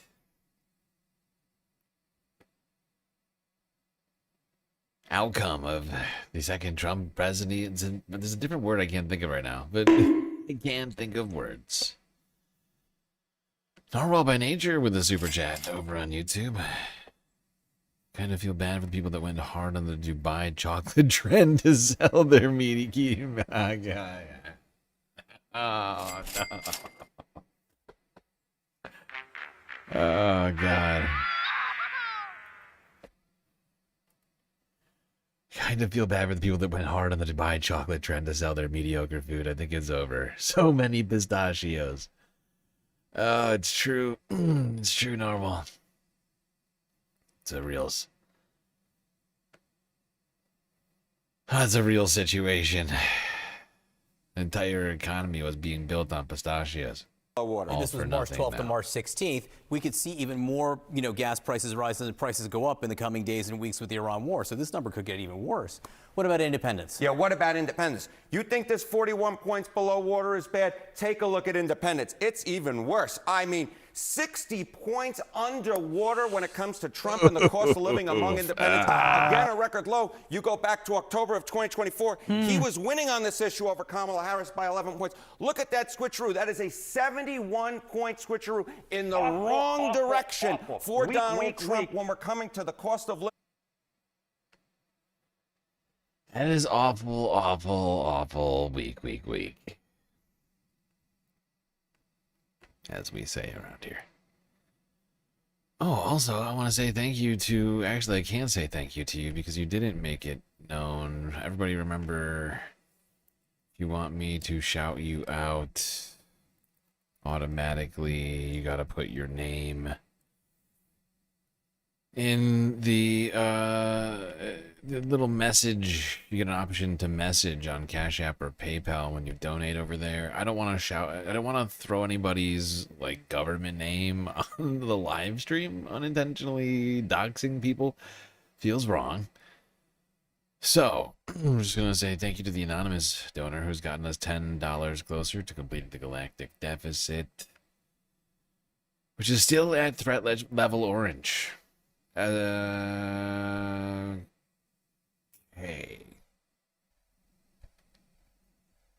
And while we're talking about the cost of living, somebody's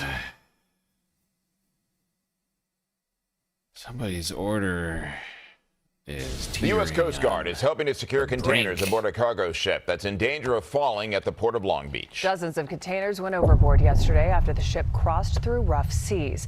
KTLA's Carlos Herrera is live in Long Beach with the details. Carlos. The Coast Guard now on watch, Chris and Megan. Not only are they assessing the extent of the damage here, but they're beginning a very delicate cleanup process and operation here. Ultimately making sure that no more containers fall into the water here. Take a look here because this is, again, a very delicate and extensive process. All eyes are on the damaged containers after a rough trip across the Pacific. Video from Sky 5 here showing some of them crushed, twisted, and even dangling on board the OO. This is ridiculous. Well, that's not going to help with the cost of goods. You are not funny. China.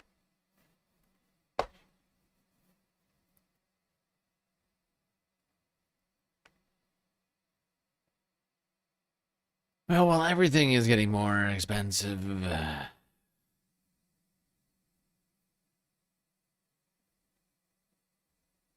or preparing to get more expensive, Donald Trump has been continuously enriching himself left and right. Fundraisers, CL Sunflower, the Coast Guard said crypto projects. When Donald Trump first came onto the national political scene, his main argument was simple. We are going to drain the swamp. Painting the nation's capital and its politicians as corrupt, making money because of their powerful positions. I'm proposing a package of ethics reforms to make our government honest once again. It's not uncommon to see people selling merchandise near the White House with the president's name on it, T-shirts, hats. What is unprecedented is in this term, President Donald Trump is selling his own merchandise as well. Hello, everyone. It's President Donald J. Trump, and it's Trump time. Trump watches sell for around $500. Watches, wear it proudly. The website listing many of them as sold out. In smaller print, it also says the watches are not designed, distributed, or sold by the president. Oh, they're not. Oh, good. Introduce Trump. Another designed.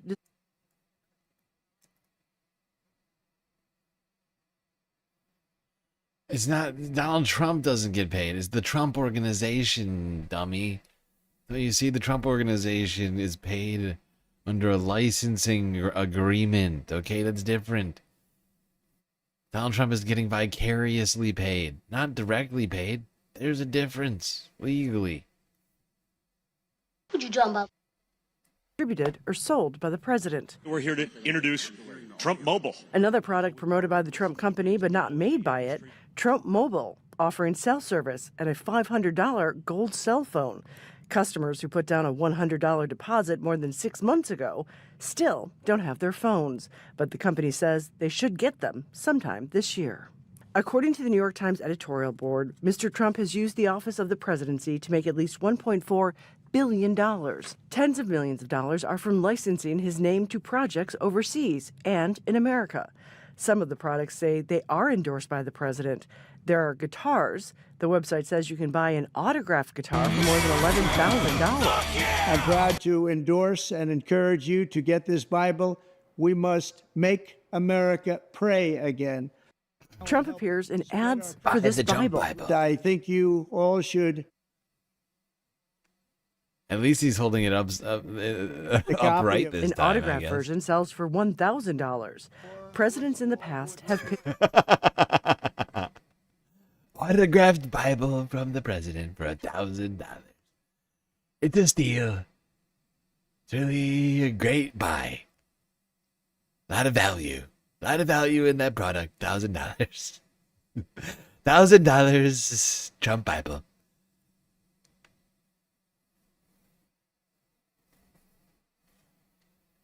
How many people do you figure actually bought the $1,000 Donald Trump signed Bible that weren't like Saudi billionaires trying to gain favor with him?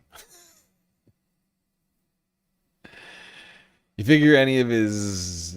I guess there's got to be a few. There's got to be a few of his supporters here in the United States who can afford it. Look, honey. I know we don't have health care, but look at this beautiful Bible. Oh, it's glorious. I'm putting it up on the mantelpiece.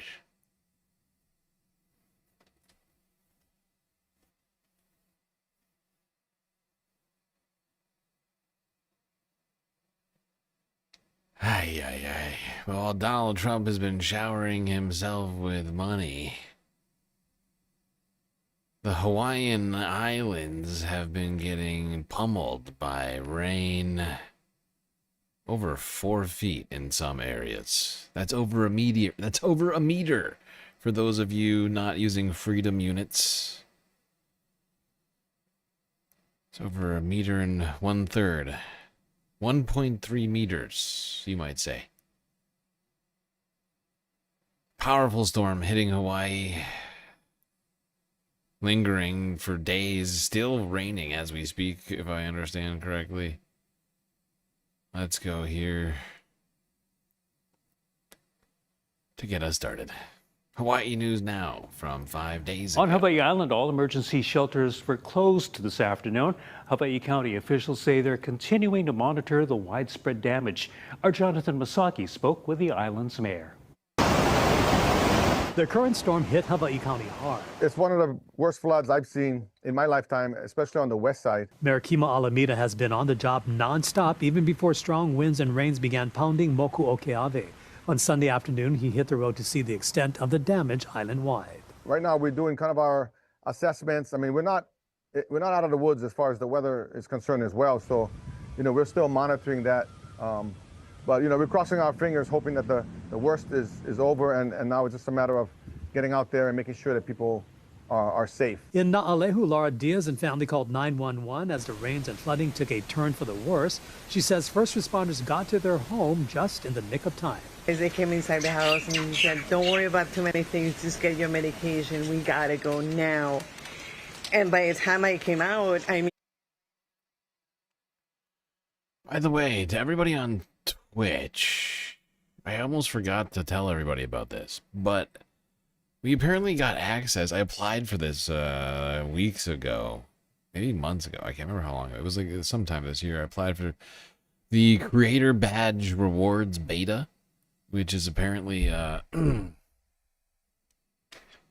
something that I've now been accepted into, and I'll be able to reward all of you with custom badges for different things. So that'll be cool, hopefully. If you hit a particular gift, subscription, watch requirement, you may be rewarded with a badge, special badge. The water was already like up from my knee within like 20 minutes. Not yet though. I have to make the badges. It's on me. Like I have to make them and then upload them, and then we'll get there. Rising so quickly, and it was really, really scary. And then they helped me up that really humongous, big, tall truck, and so I made it. It was coming in really fast, and from ankle height to knee height in under 30 minutes. We barely had enough time to get the mattresses out, and we left all our clothes. So the clothes I'm wearing now, kind donations from Parks and Recreation and Red Cross. Our first responders went out last night. They had 25 contacts and 18 rescues. Now these are rescues from people's cars, from their homes. And so, again, hats off to our first responders. The family who lives in this home in Hawaiian Paradise Park narrowly escaped injury after this huge tree came crashing down. The strong winds had already knocked down the power lines. Of course, we're sitting in the dark, and a few minutes later, this huge bang. All the little kitties levitated, and everybody scurrying around trying to figure out what it was. And I thought something got hit by lightning or something.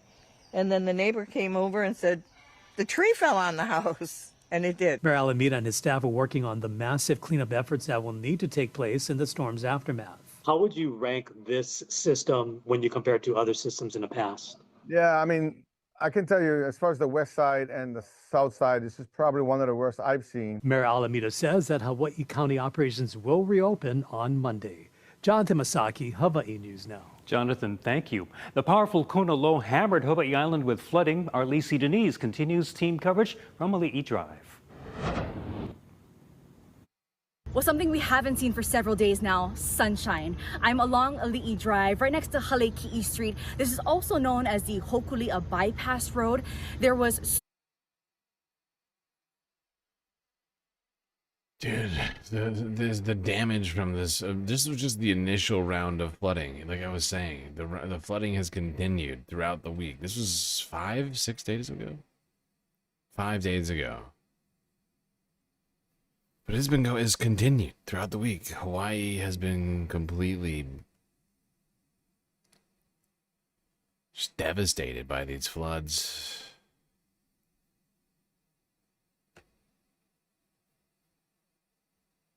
I'll be right back. Many residents are cleaning up the mess the storm left behind, but businesses are left to figure out how to make up for millions in lost revenue. The number now is up to $50 million or so at least, and all this will come out by the end of the month. But that's between hotels, retail, all the different activities. The storm put a stop on activities for many visitors, including Isis, who was on her birthday trip to Hawaii. It was raining really bad the first day I got here, and the next morning I woke up and I was getting emails sent saying all my plans would be canceled. A first-time trip that cost her thousands of dollars. I spent a lot of money just to get here. Even the B&B and everything, just to get here and not experience anything is definitely a bummer. Hawaii's not cheap. For one motorcycle rental company in Waikiki, severe weather tanked weekend business. We probably had 20 plus cancellations over the weekend, maybe about 1,000, tens of thousands maybe of lost revenue. They're struggling. They just gotta make it through. Yeah, it's hard. There's not much we can do. And with another storm on the way, they're hoping for a ray of hope. That's always difficult to make up for this kind of revenue. It certainly is. I mean, this was quite expensive.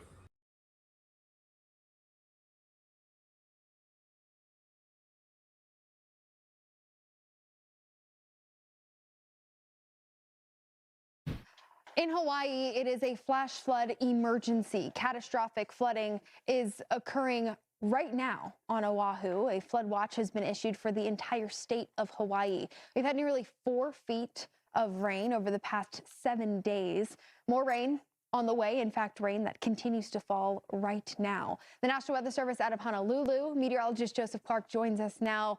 Joseph, thank you so much for the time. I'm sure you and your team have been very busy.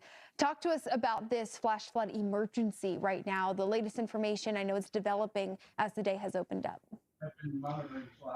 Yeah, overnight, the north shore of Oahu got about a foot of rain in a very short time. This is in addition to the rain that fell from the last Kona low last week. We had homes washed away, cars washed off the road.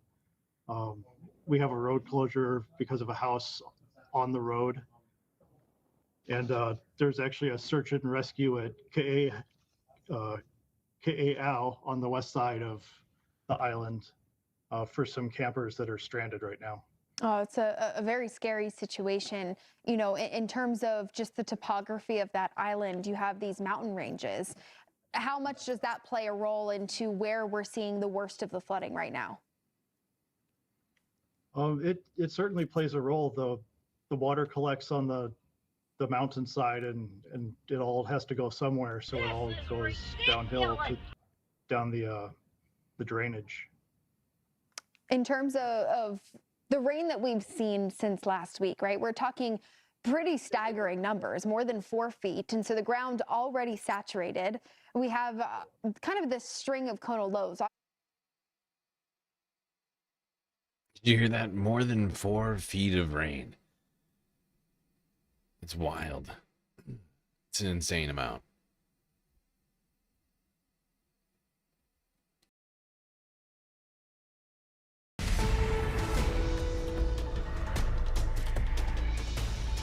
So take action, evacuate now. We've got breaking news out of Hawaii. Officials warning residents in Oahu to take precautions seriously now as flash flooding inundates the Hawaiian island. The governor activating the National Guard amid reports of life-threatening conditions in the northern part of Oahu, blocking access to roads and low-lying areas. New video coming into our newsroom showing the extent of the conditions. One resident there in Wailea showing this video with the caption, "Houses are washing away."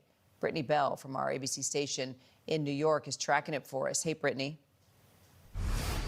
Kira, we continue to track life-threatening flooding across Hawaii and record-breaking heat along the west coast. And for Hawaii, they'll continue to have round after round of significant flooding possible throughout the rest of this weekend. A flood watch for an additional 2 to 7 inches of rainfall, even a flash flood emergency that continues. And they'll see just wave after wave of heavy rainfall that will continue to come down on an already saturated ground after flooding rainfall last week. So the opposite side of the coin across the west coast, the western half of the country, all due to a heat dome that's bringing in record high temperatures. I want to show you some of the records that were broken yesterday for all-time March heat, not just daily record high temperatures. In Palm Springs, 107, and Phoenix, 105, 95 in Las Vegas and Fresno, 92 degrees, even records as far north as South.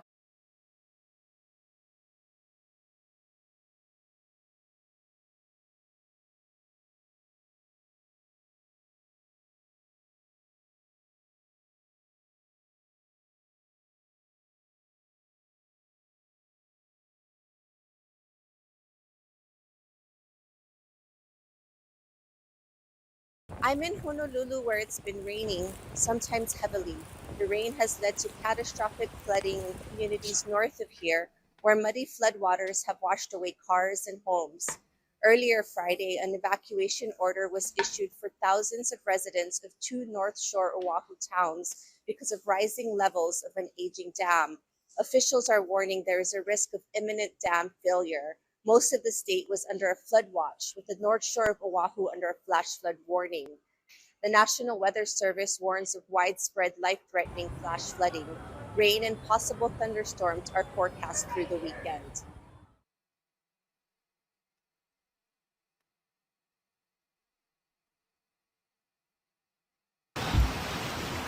Oh!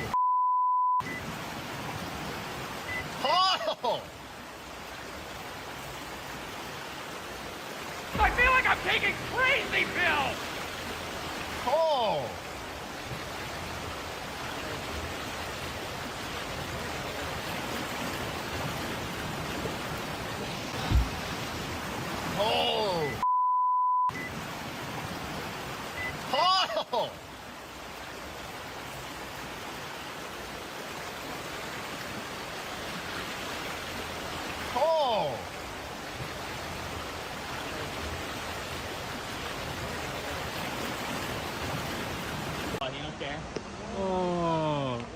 my god. What the fuck? Hang on. Bruh. Why do you do that? Reverse. Put on his window, bro. Get out. I think it's a little late to reverse Well, at his this car will point. be okay, but- Probably. His car, it'll be fine, will it? I could have drowned. Is it gonna be fine? Vehicle drowned though. Yeah, that vehicle is total. He's not gonna sink any more than it is. We'll block everyone else, so. Oh! Oh, that was. Oh! Boy, that guy is stupid.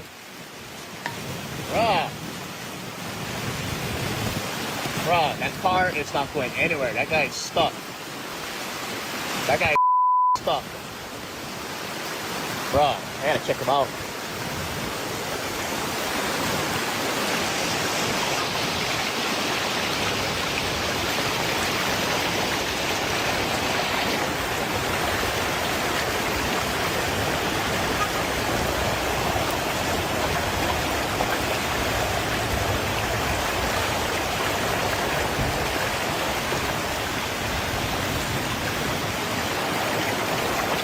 Oh.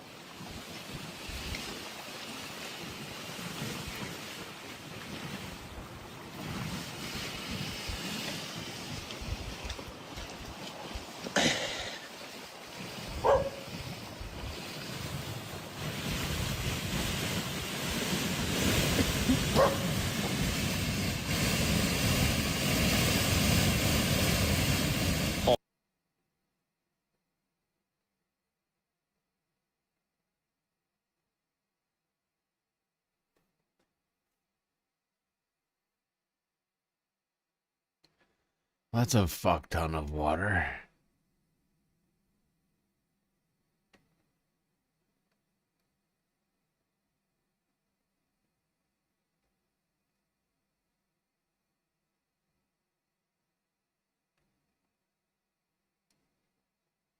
There are mass evacuations going on this morning in Hawaii. A dam north of Honolulu was pushed to the limit. Take a look at that. Already widespread flooding from two powerful storms in the past week. Here is ABC's Michelle Franzen.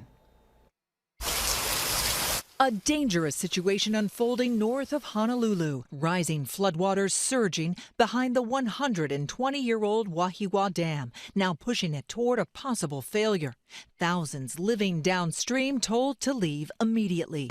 The Hawaii National Guard has been activated, and the governor is warning residents to get out now. The dam, which has been safe, was getting close to 85 feet. That's why we sounded the alarms and made sure people could get over out of harm's way.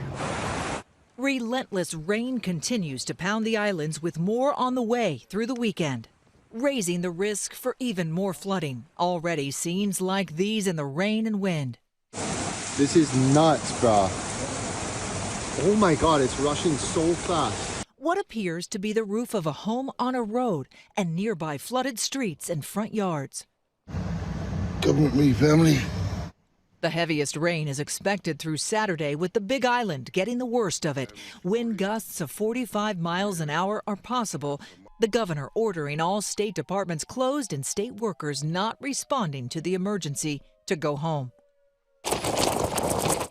Locals calling this storm Kona 2.0. It's the second so-called Kona low to hit the area.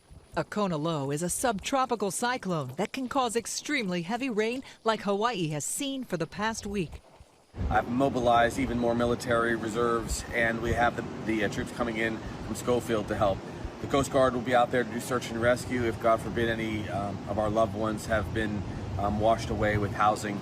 Residents in impacted areas urged to gather their families and head to shelters now. Parts of Oahu are without power. Michelle Franzen, ABC News, New York.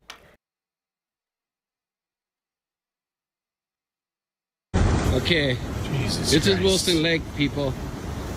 I'm right here at the dam, and this is where you look real close. That wall is breached already. This water flow has overtaken this whole section of the lake. This is it. It's reached the wall. The wall gives. This is where it's going to give.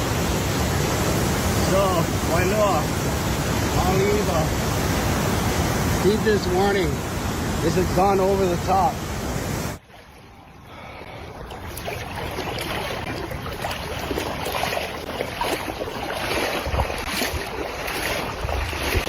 It's worse. It's worse. We're gonna go get her cat. All right, Jeff. I think we should save the cat. Come, baby. Come. Come. Oh, no. Cat, don't do that.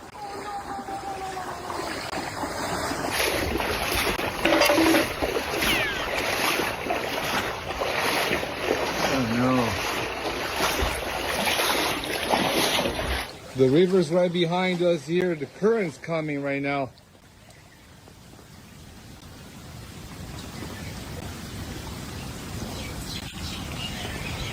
Pretty serious situation.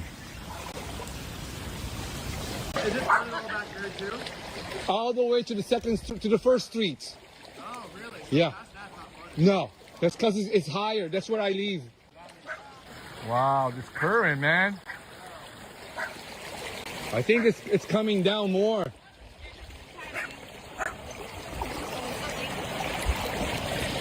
I'm patrolling the area here. This guy ditched his car.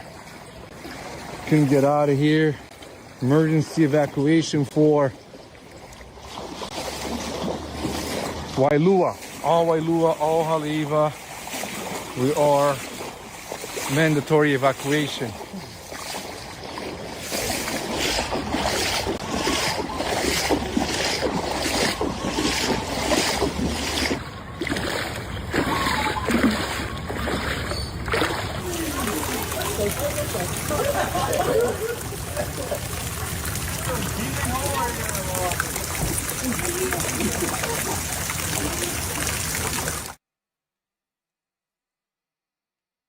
This shit is insane. Is that a fucking fish? Is that a bunch of fish just hanging out?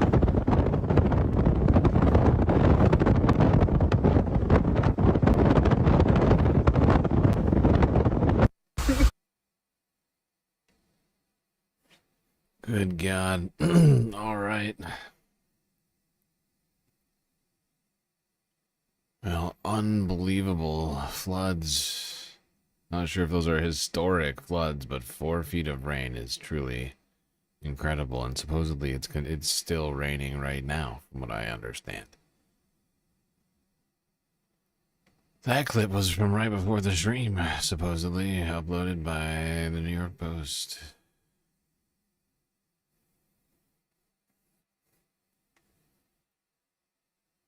Last clip on these floods, Hawaii News Now.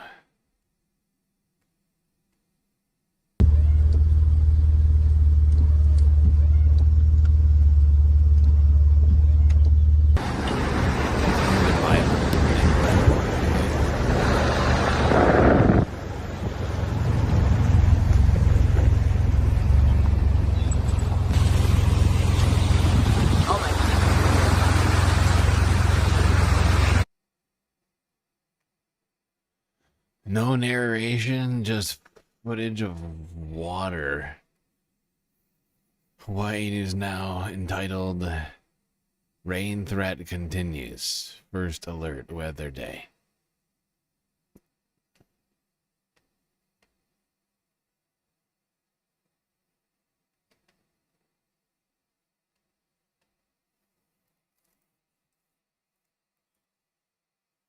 By the way, I gotta add that $3 from the Patreon membership to the galactic deficit goal.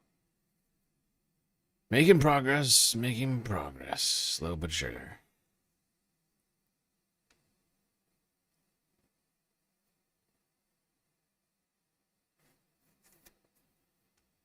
Now back on the mainland, the West Coast, much of the West is seeing a serious heat wave right now here in March. as spring gets started.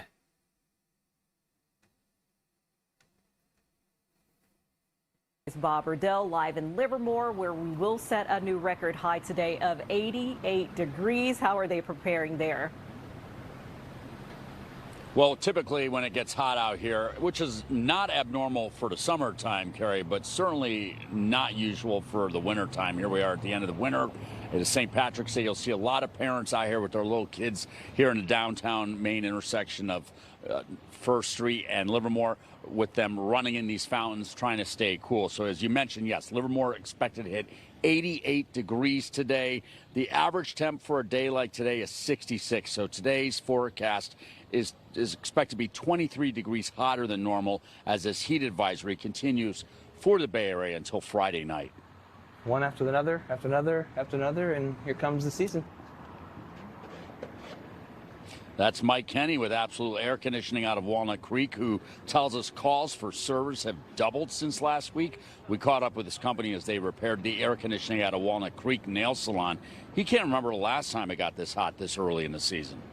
A little earlier, but you know, climate's changing, so we might be stretching that summer a little bit earlier into the years than what we're normally used to. The early onset of warm weather is going to put people at risk, even if the temperature's only in the high 80s or low 90s. If they're out there exerting themselves, their body's not prepared, so it could put them at risk for heat-related illness. That's a warning from the Chief Medical Officer at John Muir Health, reminding us to not be caught off by these unusually high temps at the end of winter. He, along with other doctors and the National Weather Service, which has issued this heat advisory, they're all urging people to stay hydrated, seek shade, and take plenty of breaks if you work outside. Reporting live here in Livermore, Bob Erdell, Today in the Bay. All right, Bob, thank you.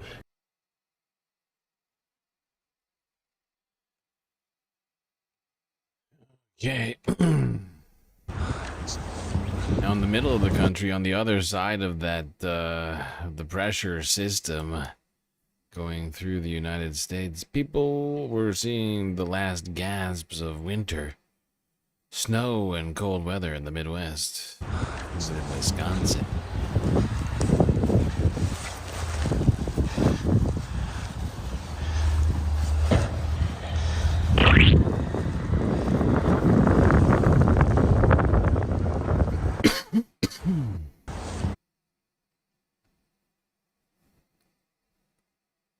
All right.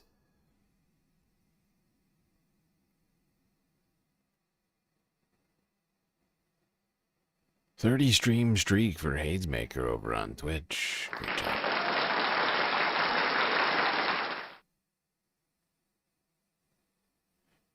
Great job, pal.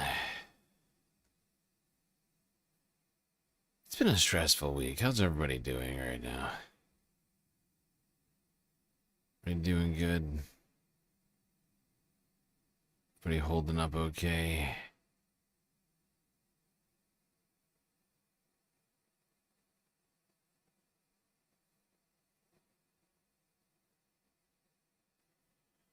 All right, let's go all the way across the ocean to Europe, where amidst the Iran crisis, European airlines are begging the EU to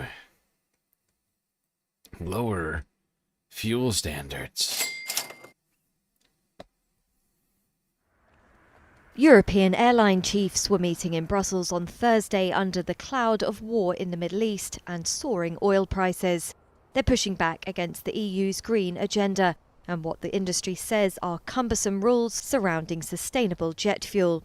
Reuters reported earlier this week that, citing a lack of available supply and high costs, Europe's airlines are expected to call for regulators to roll back mandates for the use of synthetic sustainable jet fuels starting in 2030. Air France, KLM, Ryanair, Lufthansa, EasyJet and British Airways owner IAG have for years lamented the issue. They see the rules as a burden on Europe's airlines, allowing Asian and Middle Eastern carriers a cost advantage. The green jet fuel industry and environmental groups insist the shift is necessary to reduce the sector's reliance on oil. While sustainability is in focus, the Iran war and oil prices above $100 a barrel will likely be front and centre. The Middle East conflict, now well into its third week, has thrown aviation into turmoil. Flights have been cancelled or rerouted thousands of miles, and most airspace over the Gulf is still closed amid fears of missile and drone attacks. Jet fuel prices have spiked, pushing up operating costs. European prices have doubled, and Asian prices are up almost 80% since US and Israeli strikes on Iran began in late February.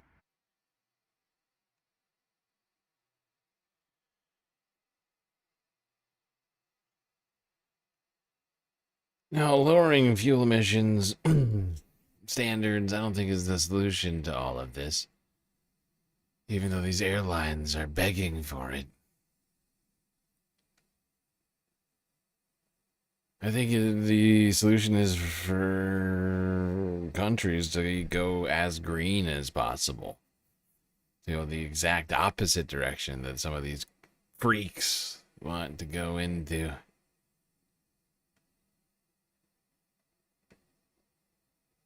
Right now, for unclear and often contradictory reasons, America and Israel are unleashing destruction, devastating lives across the Middle East. You could say we did it out of habit, which is not a good thing to do. Get such massive oil reserves in Iran out of the hands of terrorists. These latest conflicts are cutting too many lives tragically short and uprooting even more. The fallout has rapidly spread across the region, and the consequences are being felt across the globe. And amidst all of the destruction and chaos that's been unleashed, the world is finally starting to question its fossil fuel habit and looking for a way forward that could be more secure, peaceful, and powerful for the entire planet.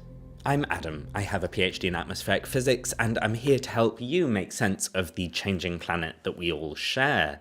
Today I want to discuss whether Trump is in fact a climate action champion. Now, the short answer is obviously not, but the longer answer is just maybe.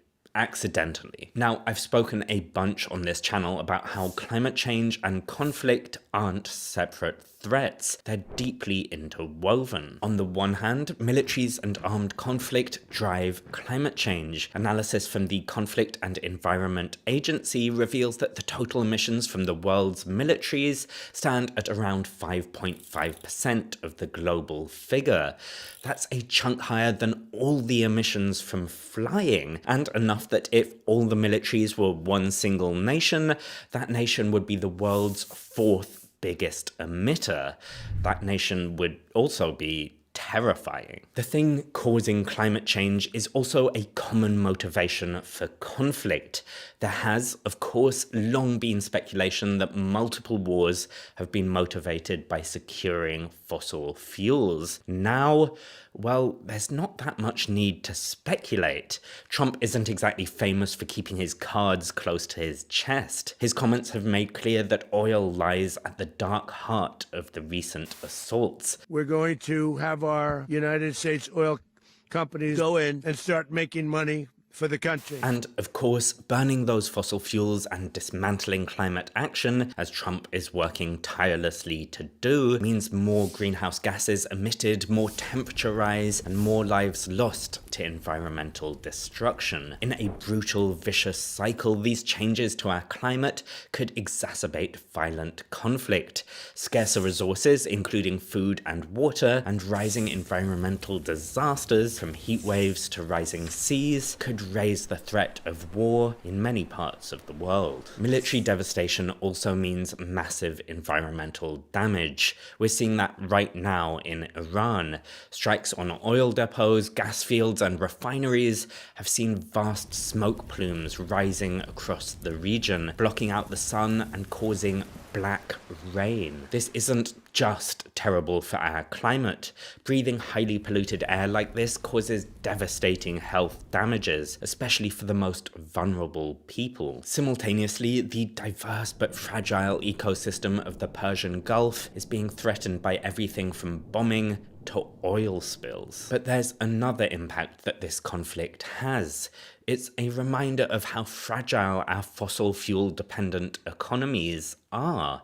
The whims of just a few men like Trump, Netanyahu, and Putin, can disrupt the entire world. Now, it has to be emphasized, the impacts to the rest of the world are nothing compared to the impacts on the people in the region who are under fire, not just in Iran, but also in Lebanon and Palestine, as well as in the many other countries in the region being caught up in the fallout or in retaliatory strikes. But the shockwaves of these conflicts aren't confined, they're spreading to the rest of the world, as oil and fossil gas tankers have been blocked from traveling the Strait of Hormuz. Prices of these fuels are skyrocketing. This isn't just an inconvenience. For millions around the world already desperately struggling to get by, price surges like these can have immense consequences. Like in India, where 90% of imported gas was previously traveling the Strait of Hormuz. Short supply of gas is leaving families hungry and workers without wages. As one 43-year-old tile manufacturer explained, without work, we can't survive. How will we eat? Making matters even worse, there's the threat that the fuel crisis could be followed by a food crisis as the disruption spreads to fertilizer supplies. And there's even talk that the price of prescription medications could be set to spike. Now, anyone working on climate change as long as I have, 15 years at this point, will have heard countless exhausting times that we can't just switch to renewables because they're too unreliable and too expensive. Well, often contradictory reasons.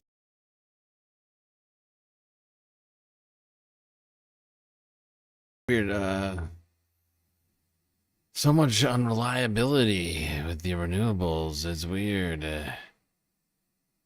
How's the reliability on the old fossil fuels going right now?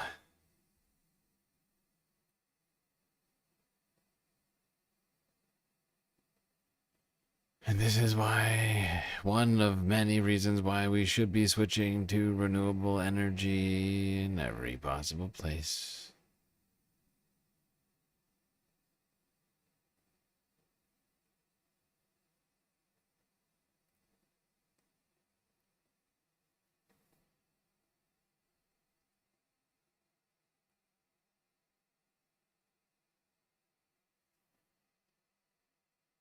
All right, let's go through some of the other stories of the week.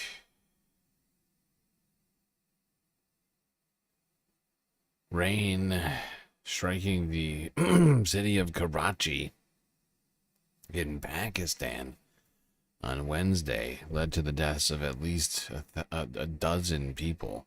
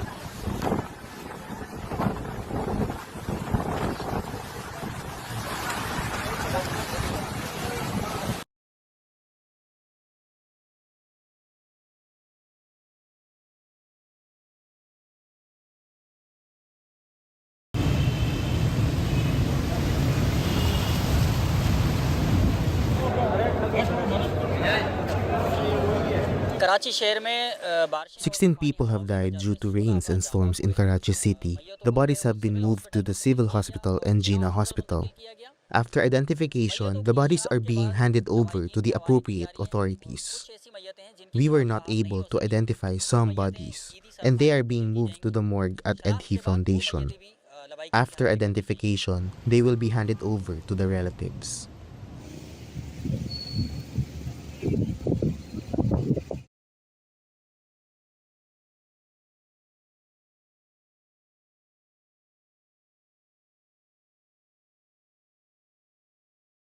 अच्छा, रात 10 बजे के बाद ये कराची के अंदर सिलसिला एक शुरू हुआ बारिश का, तेज़ हवाओं का, जिसके नतीजे में अब तक जो है वो 2 खातून 16 अफराद जाँ बाक हो चुके हैं।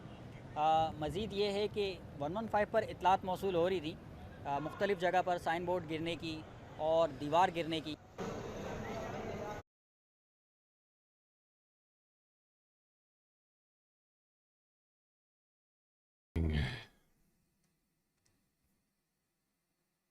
What a fucking tragedy. 15 people dead in Karachi as a result of this fucking storm. Meanwhile, all the way southeast, what's it called?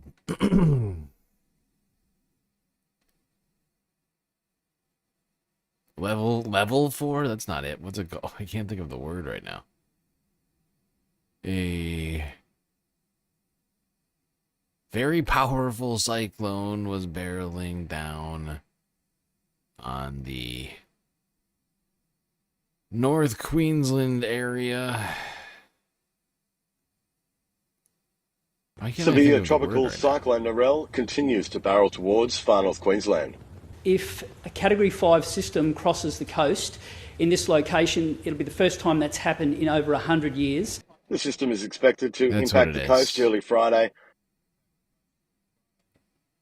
Category. And apparently it was even higher than I thought. I thought it was Category 4. The Category 5 storm. That's wild. I think it's because we always call it Cat 4, Cat 5, and so that's not really a word. It's an abbreviation. It just, I don't know, it slipped my fucking mind. It's been a whole year since storm season, don't you know? The fact that the current satellite imagery and the current analysis has it as a Category 5 system increases the probability of it remaining as a Category 5 system as it crosses the coast. Forecasters are warning of dangerous and destructive winds, up to 250 kilometres per hour at its core. The type of wind that is being predicted is the sort of thing that will blow apart sheds, that will blow caravans down roadways and create fields of airborne debris.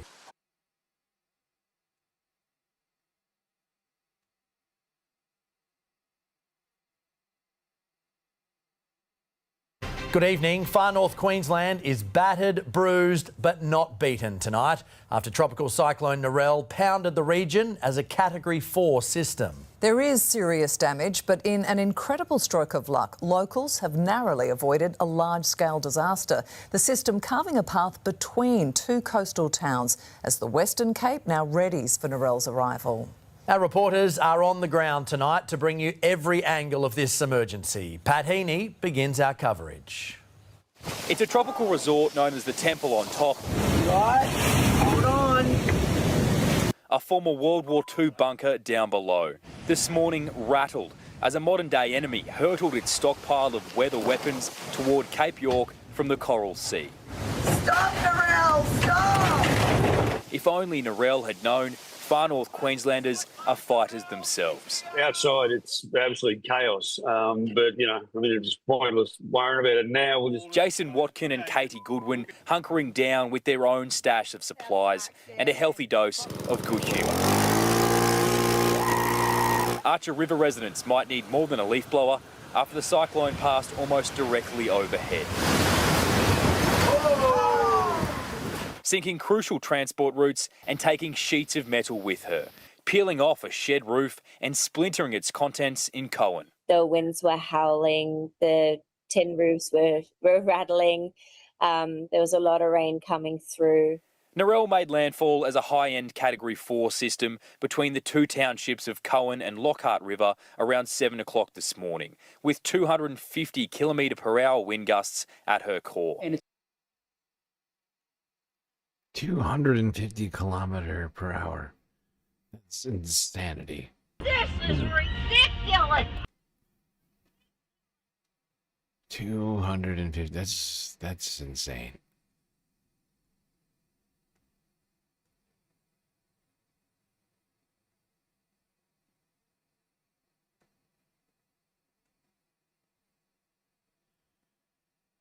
Now, thankfully, the damage from the storm could have been much, much worse.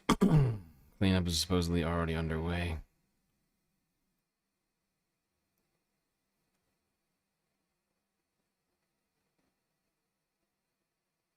Wow, we're 4.5 hours into the stream already.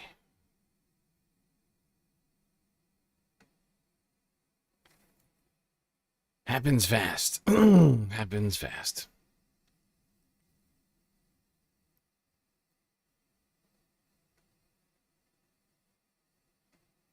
We have made some fairly significant progress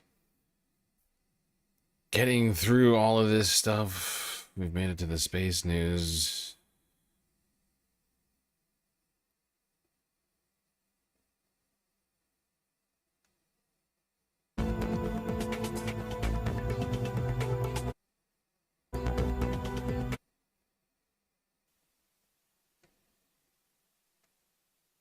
This is Artemis 2, NASA's new space mission, which is supposed to launch, was supposed to launch sometime in March, and is being rolled out to the launch pad, or at least was being rolled out to the launch pad yesterday. This is that footage. It's incredibly exciting. It's a rocket moving like less than 1 mile per hour. I'm not kidding. It moves super slow. It's huge.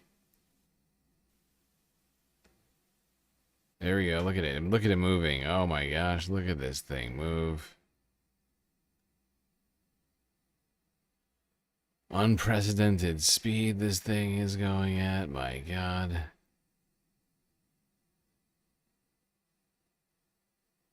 This is not paused.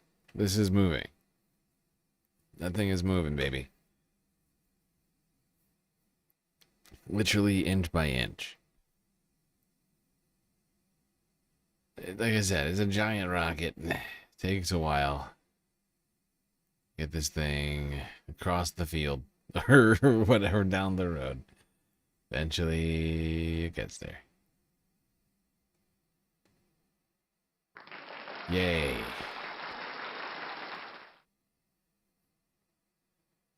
We did it. Fuck yeah! Great job, America. Only took 12 hours to move that rocket. Sorry. 11 hours and 54 minutes and 59 seconds.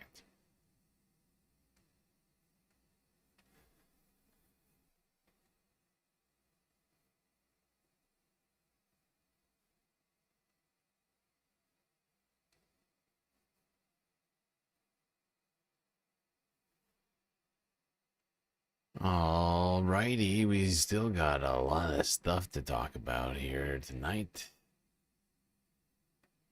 But it's not going to be all Iran. We've got some other things that aren't Iran first to talk about before we get to any of that. Let's start with Canada. David Dole at the Rational National. Looks like he's got us covered on the latest with Pierre Polyev. Man. A lot of people got upset about it. Disgraced, man. Really, he should be disgraced. He lost the election, lost his own minister. What do you call it?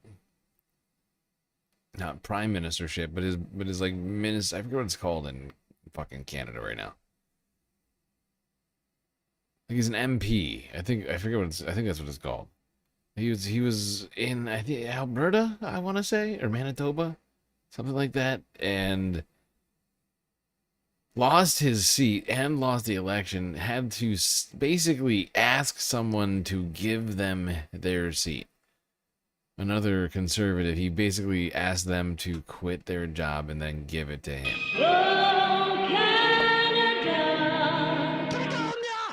Understandably so. Understandably, yeah. I mean, it's a crazy thing to say. It is a crazy thing to say.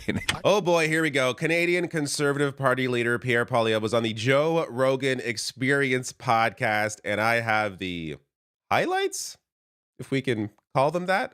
So I'm going to discuss my thoughts on all of this. I'll summarize it in a bit here, but I do want to jump into the first clip. I do want to say, kind of boring. I mean, as somebody who back in the day listened to a lot of Joe Rogan podcasts before things got a little more insane. One of the more boring episodes I have ever listened to. That said, there are things worth discussing here, including something near the end where I was like almost screaming at the TV because of how insane the thing that was happening was in front of me.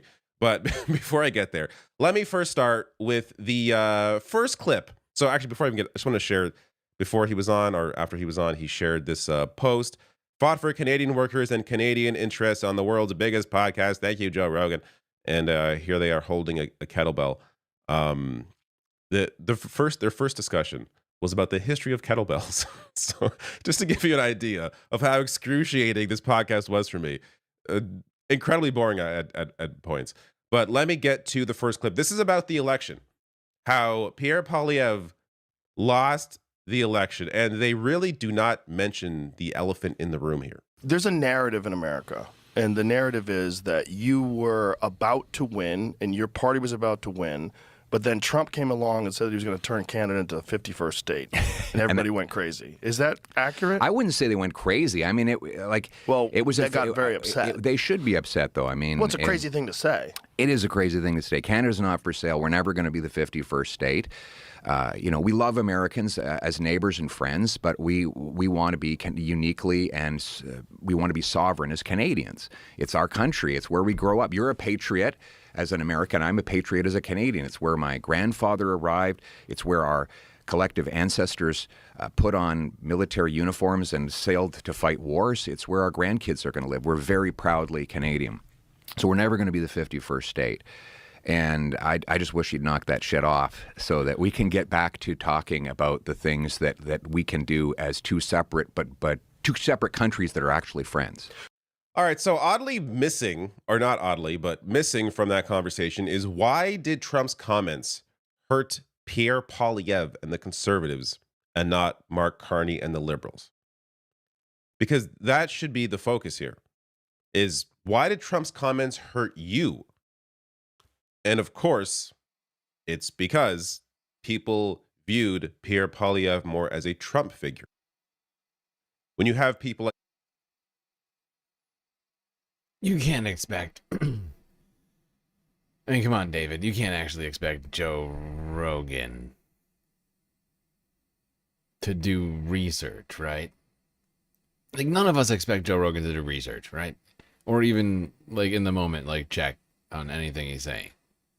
The guy has made basically a $1 billion empire on being wrong all the time and not knowing anything about what he's talking about. You think he's going to check Pierre Poilievre on the intricacies of Canadian electoral politics? Come on.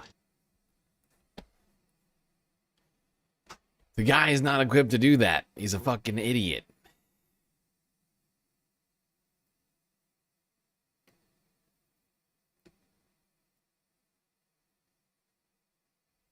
Honestly, Joe Rogan lucked into what he is, essentially.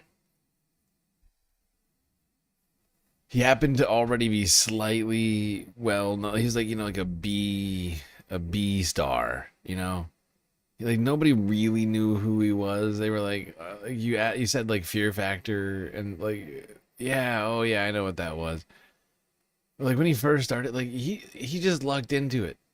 By just being like a very curious guy who like basically just decided to start a podcast when nobody else was doing it. And that's how he is who he is. That's it. He just did it. That's it. He just luck. It's just luck. He has no actual skills in any of the things, or even seemingly any interest anymore. Right? Like, to some degree, he's fallen into sort of an ideologue type of persona now.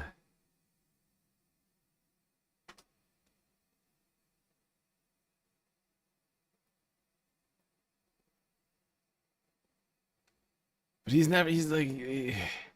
literally never going to be able to address like who Pierre Poilievre actually represented in straight to in the trying to like juxtapose it. Like, why would he do that? His audience hates that. By the way, who is Joe's audience anymore anyway? Straight to the papers with Dipti, the war in Iran sparking an unprecedented energy crisis, of course, as Brian was just saying, right around the world, but it's also benefiting one country. This is Russia.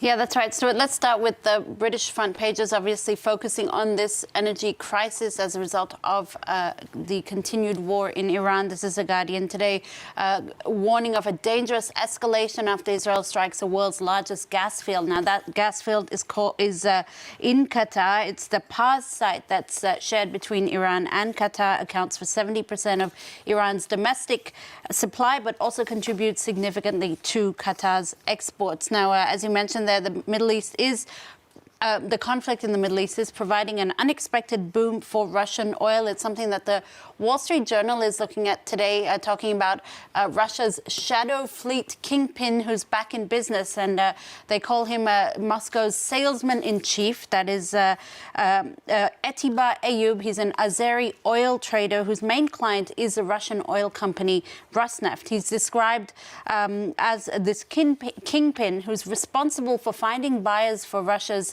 $50 billion of oil produced each year.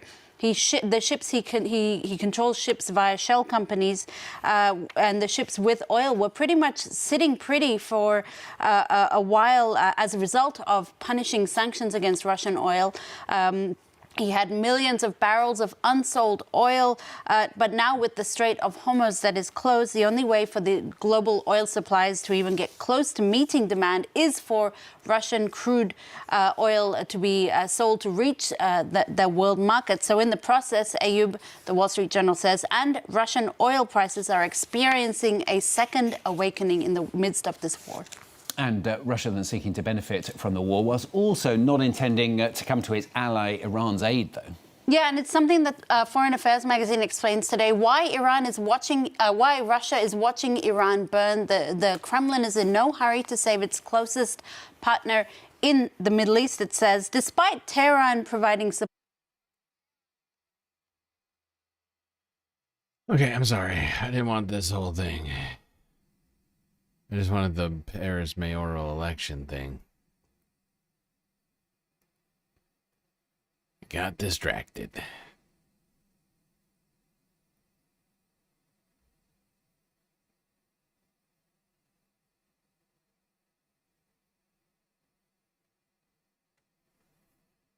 Actually, that wasn't the Paris mayoral election. What am I talking about? I'm not even at that point. My brain feels like it's in a fog right now. I don't know what's wrong with it.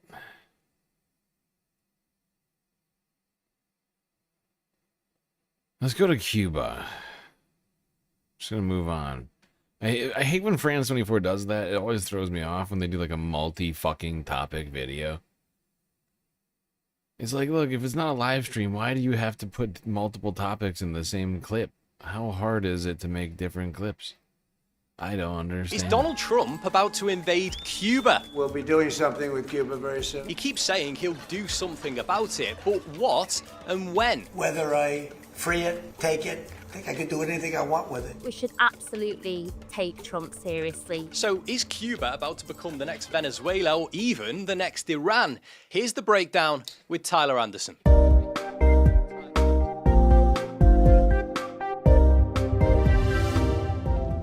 After successfully overthrowing Nicolas Maduro in Venezuela, Donald Trump now has his sights set on one of America's oldest enemies. I do believe I'll be having the honor of taking Cuba. That's a big honor. Cuba's communist government has been a thorn in America's side for nearly 70 years. But now, President Trump is ramping up the pressure to a whole new level. Cuba looks like it's ready to fall. I don't know if they're going to hold out. We could very well end up having a friendly takeover of Cuba. And it may be a friendly takeover. It may not be a friendly takeover. It wouldn't matter. It wouldn't be a very tough operation. Trump's Secretary of State, Marco Rubio, is of Cuban descent and has been critical of the regime for his whole political career. To ensure that the fight for Cuba's freedom and liberty continues in Washington, D.C. Cuba's status quo is unacceptable. Cuba needs to change. Since America's decapitation of Venezuela's leadership, Trump has blocked oil shipments to Cuba, at times leaving the whole island without power and causing shortages of food, water, and medical supplies. The blockage has led to widespread protests, which are often taking place in the dark. They have no energy, they have no money, they're in deep trouble on a humanitarian basis. Cuba's president, Miguel Díaz-Canel, says any attempt to take control of Cuba will be met with impregnable resistance. But Trump believes this decades-old enemy has never been weaker, with the president leaving the door open for yet more regime change in the region. Tyler Anderson reporting there. Now, the problem with the way that Donald Trump talks about these things is that sometimes he's serious, but sometimes he chickens out. That's why the term taco, Trump always chickens out, is used. Earlier this year, he made repeated threats to take over Greenland, but after European and other allies stood firm against it, he backed off. So how do we know which way he's going to go on Cuba? Well, to break it all down, I want to bring in our very own assistant producer out in Washington, Izzy Rowland. She's had to listen to more Donald Trump speeches than anyone else and can help us work out just what he means this time. Izzy, thanks for joining us. It must be pretty early over there. It is, Andrew. We're 4 hours behind at the moment, so it's not as brutal as before the clocks change, which were normally 5 hours. But at the moment, I'm not really getting much sleep with the whole Trump administration, but we love what we do, and it's been relentless and crazy. What do you make of what Trump's saying about Cuba then? Do you think we should take him seriously? Well, it's funny you should say that, Andrew, because I think we should absolutely take Trump seriously. You know, he's a man of words. He says a lot of them, might I add. Being in the Washington Bureau, I hear him day in, day out, speak for hours on end sometimes. You know, when we look at what's been happening in Iran, he's acted on that. He has not made empty threats with Venezuela. He captured Nicolas Maduro and his wife, who are now awaiting trial in a jail in. Yeah, exactly. Even though the things that Donald Trump says don't sound serious, they sound like the words of a crazy person. We do, in fact, have to take them seriously, including the things he's now saying about Cuba. Which sounded like a lot like what he's been saying about Greenland. I will have it.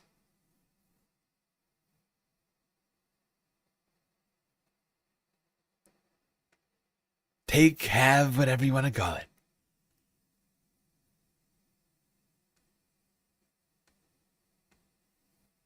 This is Democracy Now!, democracynow.org. I'm Amy Goodman with Juan Gonzalez. Cuba plunged into an island-wide blackout, leaving millions of people without power after the national electricity grid completely collapsed Monday.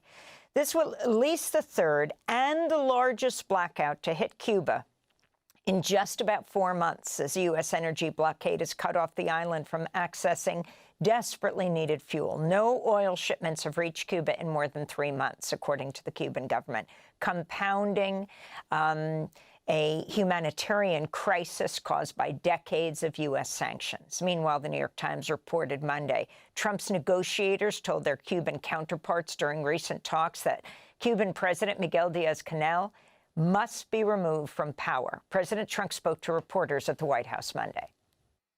I do believe I'll be having the honor of taking Cuba. That'd be good. That's a big honor. Taking Cuba. Taking Cuba in some form, yeah. Taking Cuba. I mean, whether I free it, take it, I think I could do anything I want with it. You want to know the truth? Whether I free it, take it, or can do anything I want with it, President Trump says. For more, we're joined by two guests. In Havana, we go to Danielle Montero, Cuban journalist and producer with Belly of the Beast, an independent media outlet covering the impact of U.S. sanctions on Cuba. And in San Diego, California, we go to Sarah Kozame, assistant professor in history at University of California, San Diego, who's just returned from Cuba. Her recent piece for The Guardian headlined, "In the other U.S. target of regime change, Cuba, I saw real hardship and resilience." But Danielle, let's turn to you right now in Cuba. Talk about this largest blackout that we have seen, what it means for the people, what it means for Cuba, and what's happening.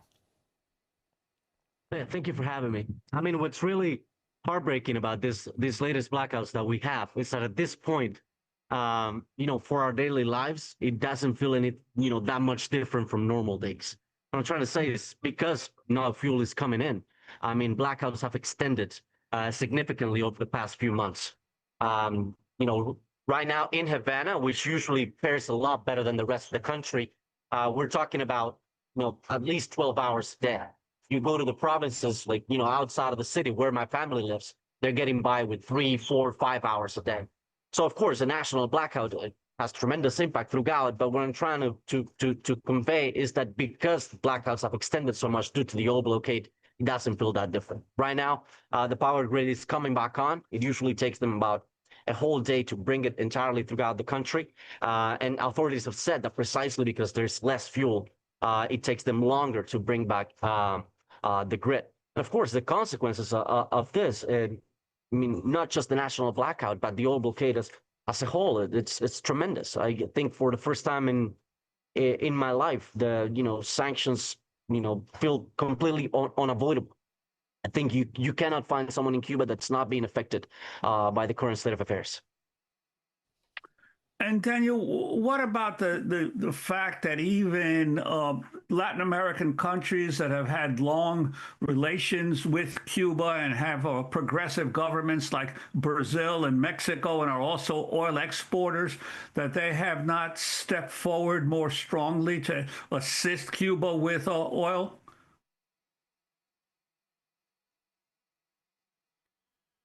Taking Cuba sounds non-consensual. Yeah, no kidding. Donald Trump.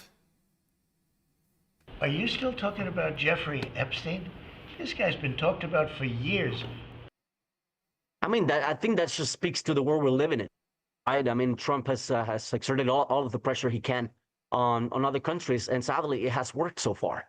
And we're just living through the results. Of course, it saddens me as a Cuban. I suffer it every day. This is not some abstract or theoretical notion for me. We suffer it every day, and it's terrible. I mean, we're talking about, I have no other way to describe it, as sanctions are literally killing people right now, because the conditions are so bad. And this has everything, absolutely everything to do with what the U.S. is doing to my country.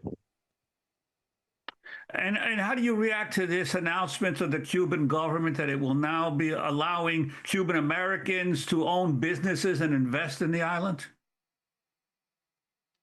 I think that is actually a news that was rather possibly received by people in Cuba. I mean, you have to understand that over the past 15 years, the country has been progressively opening up to investment coming from the outside and also from the inside of the country. So that is actually something that didn't necessarily surprise anyone listening to the news, and that most people have no problem with. And what President Trump said from the Oval Office, Danielle, how it's being received in Cuba, that the U.S., that President Trump would take it or free it or whatever, but that's going to happen very soon. And the demand that the Cuban president, Diaz-Canel, must leave.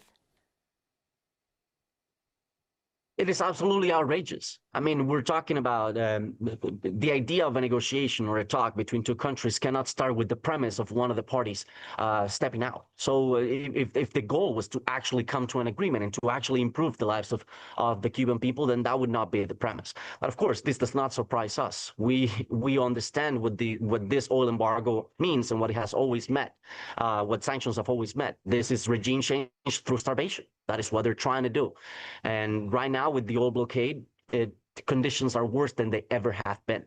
So, you know, as a Cuban, as someone living here, all of my family is here, it is absolutely outrageous to listen to, you know, Donald Trump and the administration in the United States saying that they're trying to help Cuba, they're trying to liberate Cuba, because they don't articulate the price that they're asking people to pay. Sure, they're saying that they want freedom, they want democracy, they talk about all of these good things that are going to bring to the Cuban people, but they should really articulate the means to get there. The means to get there is the Cuban people suffering, is the Cuban people dying. Have you experienced in Cuba? We have the reports of a magnitude 5.8 earthquake this morning on top of the national blackout. Yes, in the east of the country, it is not very uncommon to have these quakes. Fortunately, they don't usually actually cause that much damage out there. But you know, at this point, it's just feel like, what else is gonna happen? You know.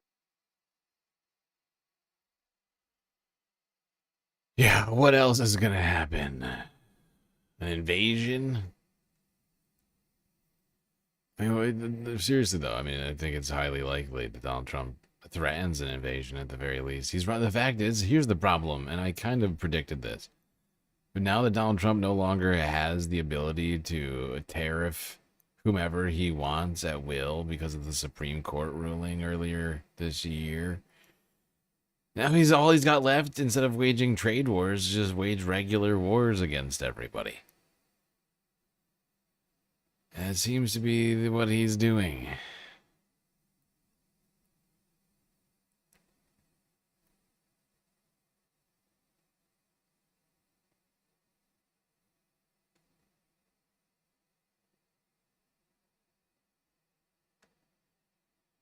All right. We are back, and we are joined now by Helen Yaffe, professor of Latin American Political Economy at the University of Glasgow, author of We Are Cuba, How a Revolutionary People Have Survived in a Post-Soviet World. Helen, thanks so much for coming on the show today. Thank you for inviting me. It's great to be here.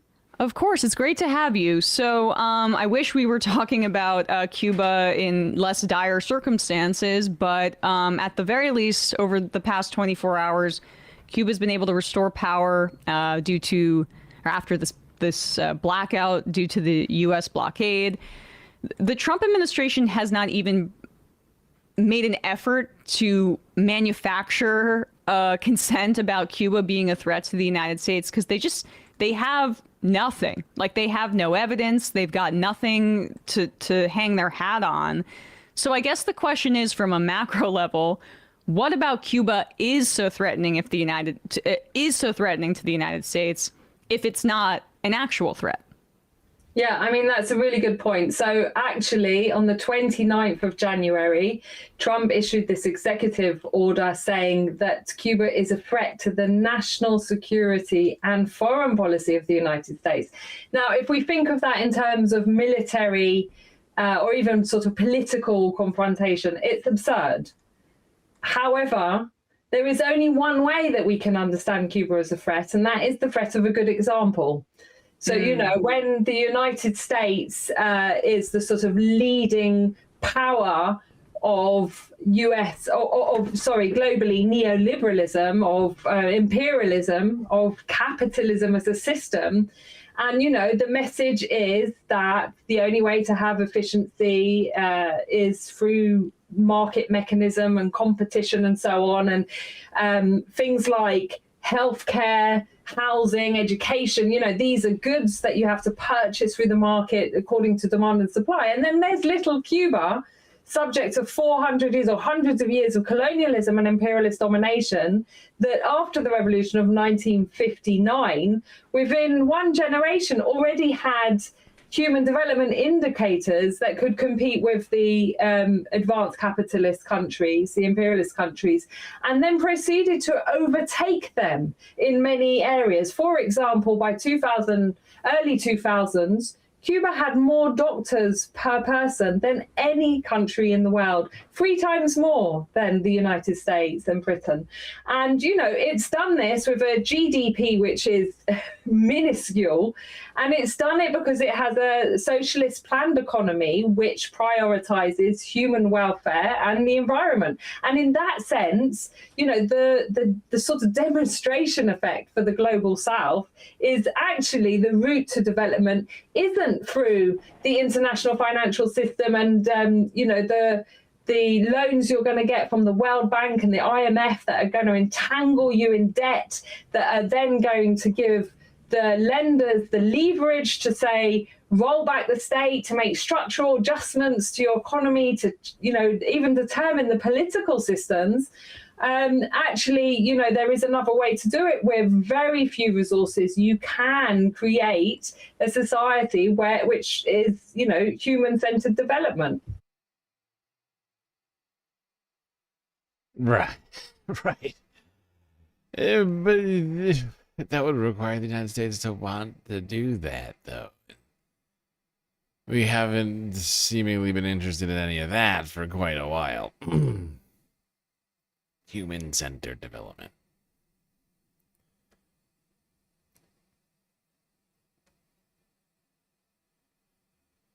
Is that another way of saying rare earths? Because that's all we care about.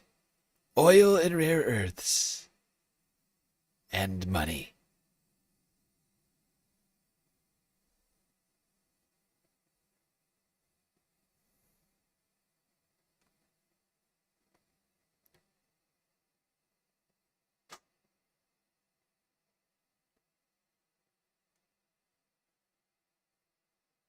Alright, just a reminder to everybody, if you haven't already, hit the follow button on Twitch and subscribe on YouTube so that you can find this channel later. Hit the freaking like button while you're at it. Do consider contributing to the Galactic News Network. We're still on threat level orange, galactic deficit financing time. Cash App, PayPal, Patreon are the ways you have available to you to help us on that, help keep the Galactic News Network alive.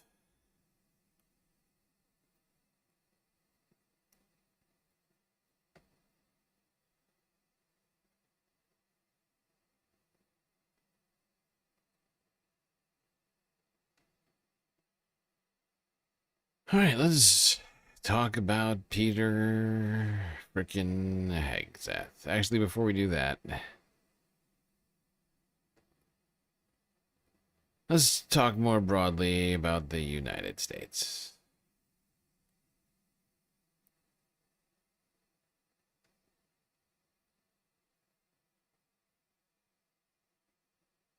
The history of the United States in the Middle East.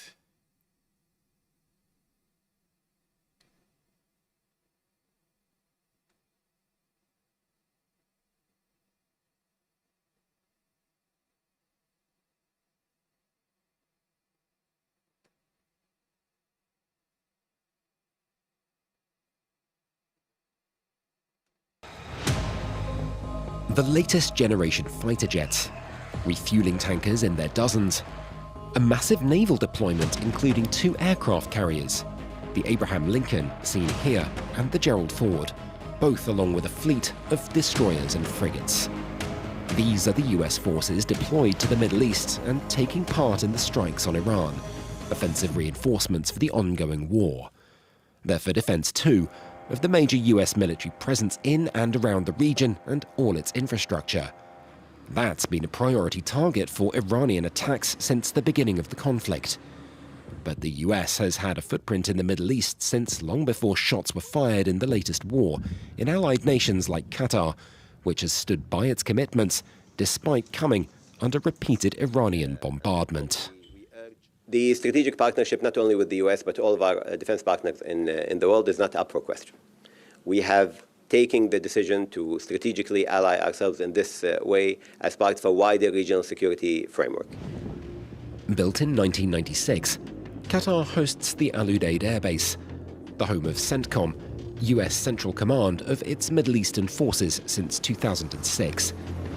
It's a major hub for refueling aircraft, bombers and troop transports, not to mention airborne reconnaissance and surveillance, and around 10,000 personnel.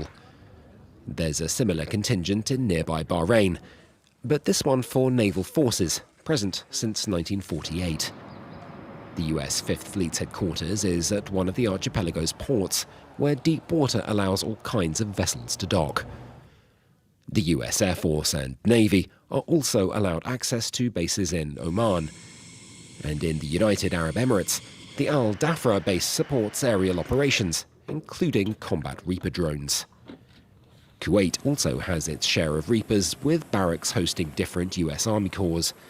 13,000 troops make it the largest contingent in the region. It's also where the first 6 US service members died in the conflict on March 1st. Saudi Arabia only hosts 2,300 personnel, mostly at Prince Sultan Base. It's home to both Patriot interceptor missiles and the THAAD high-altitude defense system, both tied into Saudi air defense. It's a partnership with the Gulf monarchy. By the way, I know it sounds insane, but this thing costs like $1 billion. This one thing, this THAAD missile system, I think it's like $1 billion plus. Whatever the hell is on there. Carl Schmidt, welcome to Galactic Individual. Thanks for becoming a member on YouTube. All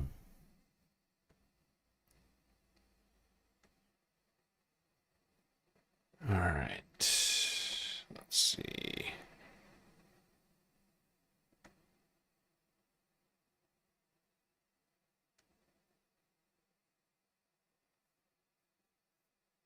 Let's see what Peter Hagzat's been up to. Today, in this video, as we said we would, I want to update you on our efforts to reinstate those service members who were unjustly forced out of the military during the COVID-19 panic. While I'm proud of our efforts over the past year, our obligations to make things right are not yet complete. I'm therefore extending the application of the department's reinstatement and return to service guidance established last April. The revised guidance will now apply to former service members, our warriors of conscience, who wish to return to service through April 1st of 2027. So we're extending this to make sure anybody that wants to take advantage of it has additional time to take advantage of it. Maybe you were waiting to see whether we meant it or not. We do. We hope you'll take a look. To further encourage the return of experienced and dedicated service members, effective immediately, the active service obligation for individuals returning to service under this guidance is now reduced from 4 years to 2 years. And this change reflects our confidence that returning members will make an immediate and positive impact and aligns our reinstatement policy with the need. Yes, gotta rush in all the fucking psychos who left the military because of the COVID vaccine requirements. Yes, gotta get those. They'll make the military better.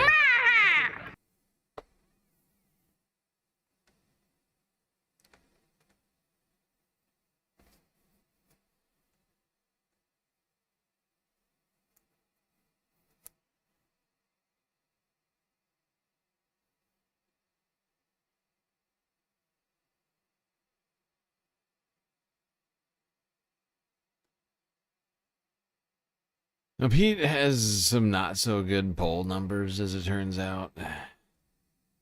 There is no briefing from the Pentagon today, but when they do brief, many people, including us, we've observed you almost get 2 briefings at once. You get the chair of the Joint Chiefs, Dan Kane, who gives a nuts and bolts review of the facts in the ground and in the air over Iran.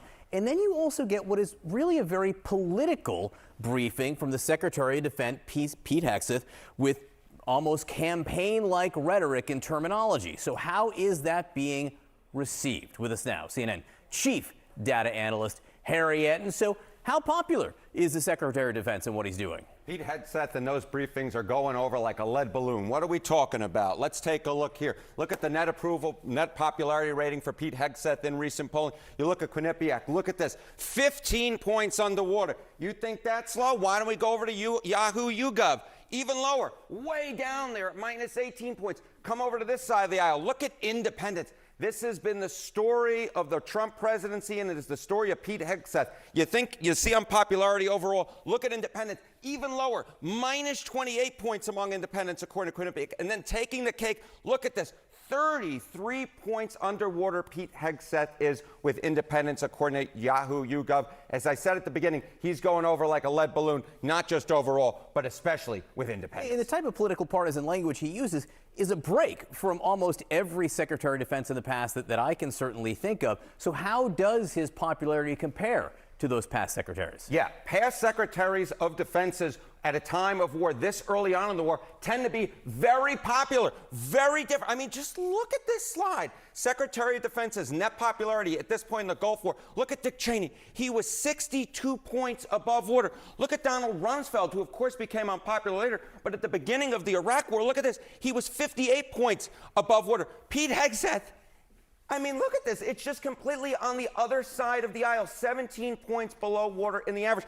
I mean, Donald Rumsfeld was, what, 75 points more popular than Pete Hegseth was in that popularity? And Dick Cheney was nearly 80 points more popular? He is on a completely different planet. This war is being received completely differently, at least when looking at the Secretary of Defenses. Normally, Secretary of Defenses are celebrated early in wars. At this point, Pete Hegseth is anything but celebrated. Is this just a Trump thing? Can you say, hey, you know, Donald Trump's unpopular, so all of his secretaries of defense must be unpopular? No. Secretary of Defenses under the first Trump administration were popular, especially Mad Dog Mattis. I mean, that's no good. Poor Pete.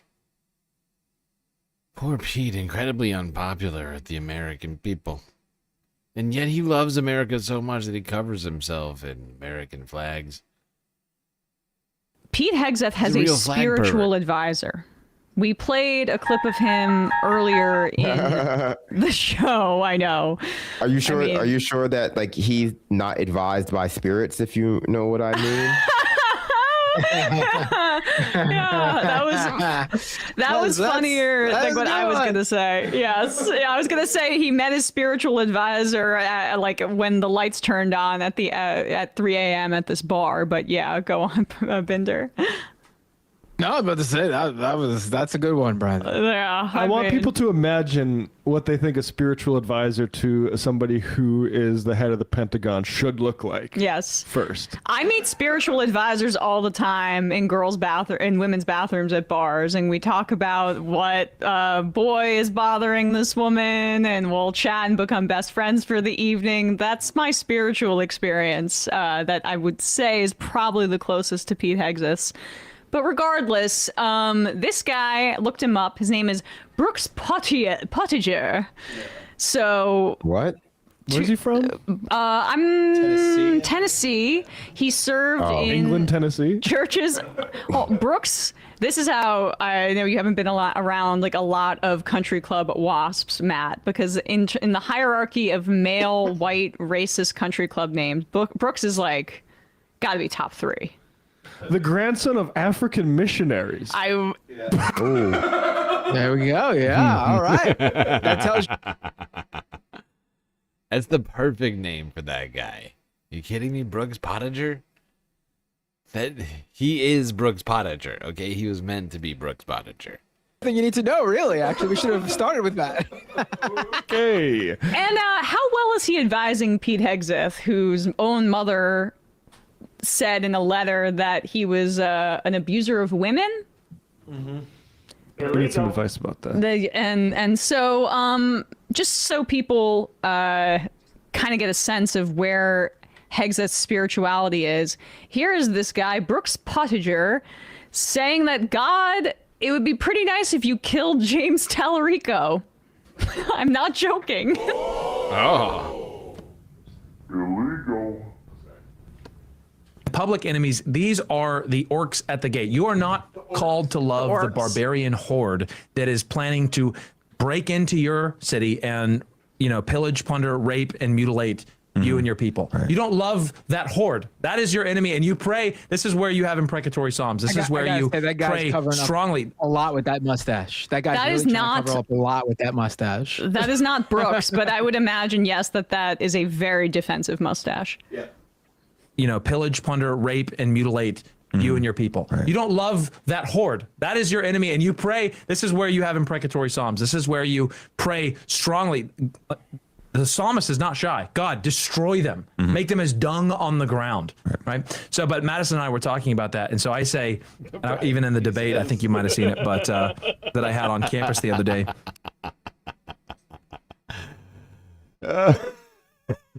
Dude, the right wing Christian podcast space is wild. Did you hear that he just said the sentence, make them dung on the ground, right? And then this fucking weirdo over here on the left is like, yeah, right. Like, what? What are you fucking weird? You guys need better I hobby. pray that God kills him. Ultimately, that means killing his heart and raising him up to new life in Christ. That's the first thing. We want him crucified with Christ. That's exactly I want right. him to be, I think, Saul of Tarsus, Talarico of Tarsus. Yes, That's yeah. what I want. Who would say, I was holding the garments while they stoned Stephen, and now I'm that's what we want. Yes, we want death and new life, right? And if it would not be within God's will to do so, stop him by any means necessary, oh God. Jesus. Okay, so that was honestly I want very him- generous at the end. We want God to kill James Talarico, but if he can't do that, we'll offer. Can you offer him something else? Crucify him? Yeah, I mean, very, very, very funny choice of words. Like, they're like, oh, I want God to assassinate him with the love of Christ. And you're like, Something's gonna happen. We're gonna wake up, and it's gonna be 2,000 years from now, and all the crosses will be T's, and it'll be because they crucified Talarico, and he became a new martyr. Oh wow! That's what it stands for. Our second coming. Maybe that's what they're worried about. That's what we're seeing in the Middle East. It's the rapture. Maybe He he's is already risen. here.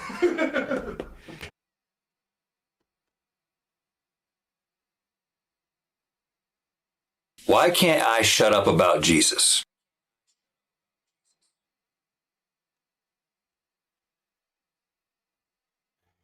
People are really, truly deranged.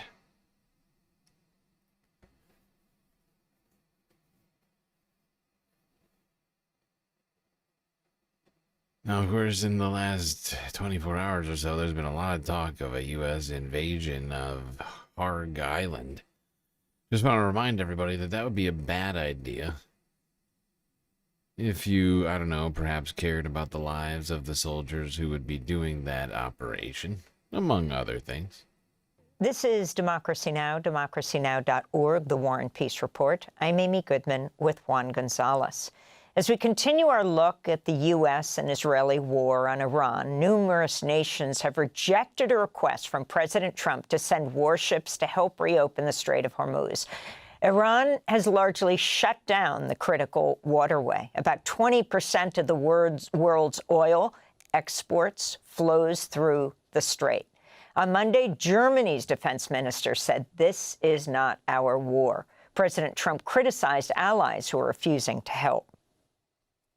I don't do a hard sell on them because my attitude is we don't need anybody. We're the strongest nation in the world. We have the strongest military by far in the world. We don't need them. But it's interesting. I'm almost doing it in some cases, not because we need them, but because I want to find out how they react.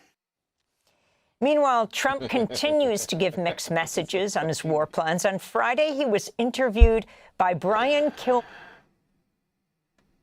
He's completely psychotic. I'm just doing it because I want to find out how they react. Who says that? This guy is insane. I don't know. I just want to find out. Fox News. When are you going to know when it's over? When I feel it. Okay. I feel it in my bones. When I feel it in my bones. In my bones.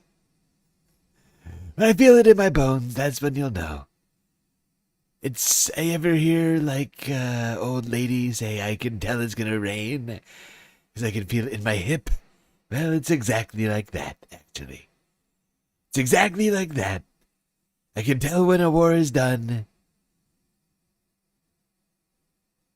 This all comes as the U.S. is sending 2,500 Marines and an amphibious assault ship to the Middle East.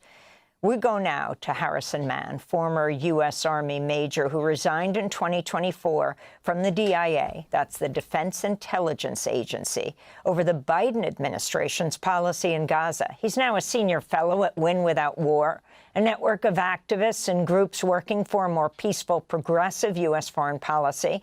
His most recent piece for Zeteo is headlined, I was a U.S. intelligence analyst.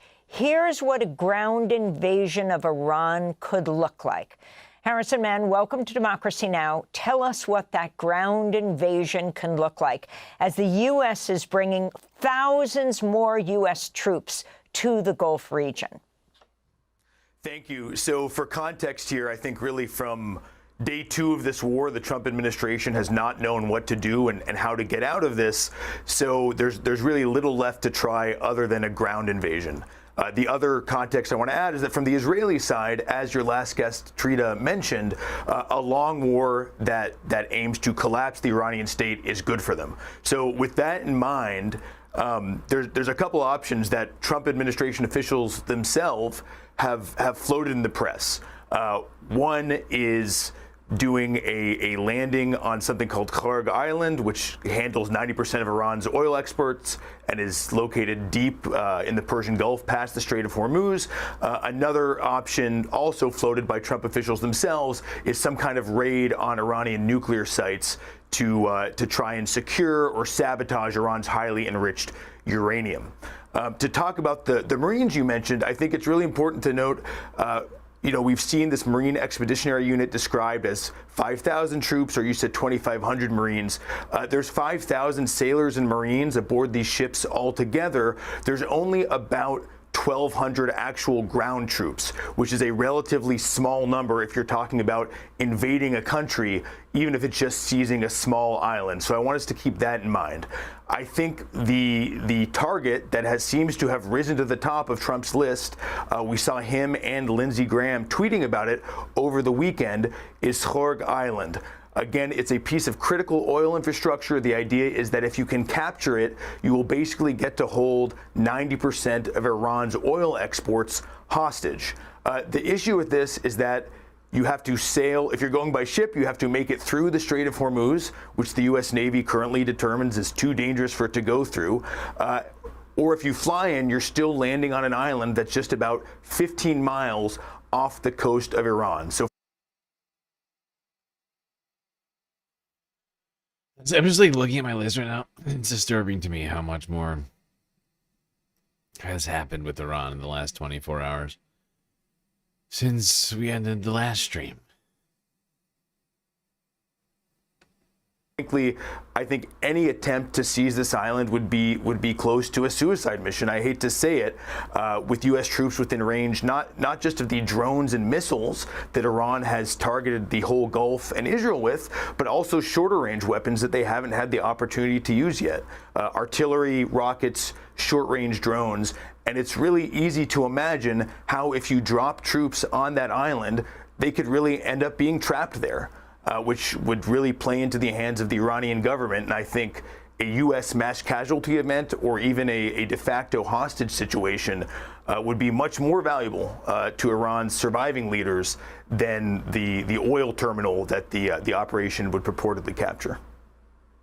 And Harrison, man, what about the logistics nightmare? Even if they were able to land troops, which I'm sure they would be able to, the logistics nightmare of protecting and supplying any force like that so deep into the Persian Gulf and so close to Iran. Yeah, again, I think resupply or even insertion or evacuation by sea is extremely dangerous for all the weapons I mentioned. Plus, Iran, as has been discussed in the news, can mine these waters, both around the island and in the Strait of Hormuz. They have drone boats in addition to aerial drones. If you want to try and do resupply or reinforcement by air, that might be possible, but it's possible to ambush aircraft as well. We saw the Houthis do it in the campaigns in the Red Sea over the past 2 years. So even aerial resupply or insertion would be quite fraught, and it's a real risk that you have U.S. troops trapped under fire and running out of supplies on this island. And I want to mention, this really applies to anywhere that you put U.S. troops on Iranian soil.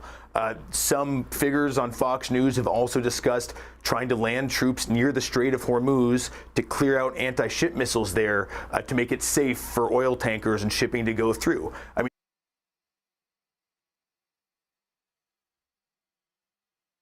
Yeah, except Iran's not doing the mines. They have gone another way with all the drones. At least that's what it seems like. The U.S. war games, at least many of them, seem to think that the only way that Iran had to close the strait was with mining of the Strait of Hormuz, but they seemingly have not done that, even though there was initial claims that that's perhaps what they were doing.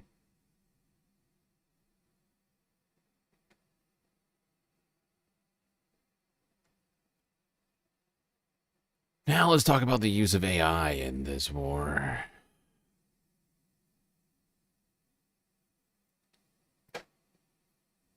Chances of a nuclear war might be higher than ever, and it might not be humans who pull the trigger. As the world moves deeper into the age of artificial intelligence, so do military systems. AI can analyze intelligence in seconds, rank potential threats, generate target lists, and recommend possible strikes after being integrated into military networks. However, research suggests a troubling tendency. If given full autonomy, AI may favor nuclear escalation. A study conducted at King's College London found that when AI systems were placed in simulated military crises under tight deadlines, they escalated conflicts by threatening nuclear strikes in 95% of scenarios. In other words, launching a nuclear strike often became the AI's default option. In the study, several leading AI models were tested across 21 simulated nuclear crisis scenarios. The findings revealed that nuclear escalation was near universal. In today's world, AI has already begun transforming warfare. Humans still give the orders and maintain control, but AI systems are increasingly involved in decision-making. Only 2 weeks ago, in the first 24 hours of its strikes on Iran, the US employed its most advanced AI yet, using the technology to hit 1,000 targets. America is the country that started the AI race. And as President of the United States, I'm here today to declare that America is going to win it. We're going to work hard. We're going to win it. Technology company Anthropic had been the primary supplier of artificial intelligence to the US Department of Defense since 2024. The US had reportedly used Anthropic's Claude AI systems for both the capture of Venezuelan President Maduro and its attacks on Iran. However, tensions emerged when the Pentagon requested unrestricted access to the company's AI technology for, quote, all lawful purposes. Anthropic CEO Dario Amodei refused to accept the request unless safeguards banned mass surveillance on Americans and fully autonomous weapons. Once activated, fully autonomous weapons could independently conduct military operations without human intervention or a traditional chain of command. This means AI would make the final battlefield decisions. Given that AI is not flawless and can make mistakes or even make up things, known as hallucinating, a small mistake could cost millions of lives. Yeah, that's one of the huge problems with this. Is that these AI systems are making decisions incredibly rapidly, and then they're being facilitated without any real thought, it would seem, which one would think is highly likely to lead to mass casualty events, or certainly the possibility, the likelihood of war crimes. We've already seen the United States. From what I've read, we're already 2 months out. Murder bunch of school children already, so hot right now. Is AI used in that? Yeah, the F-30 certainly doesn't justify it, but they're gonna try, I think, to use AI as a way to avoid accountability. Say, oh, it was the AI, we didn't mean to do the war crime. As if that matters.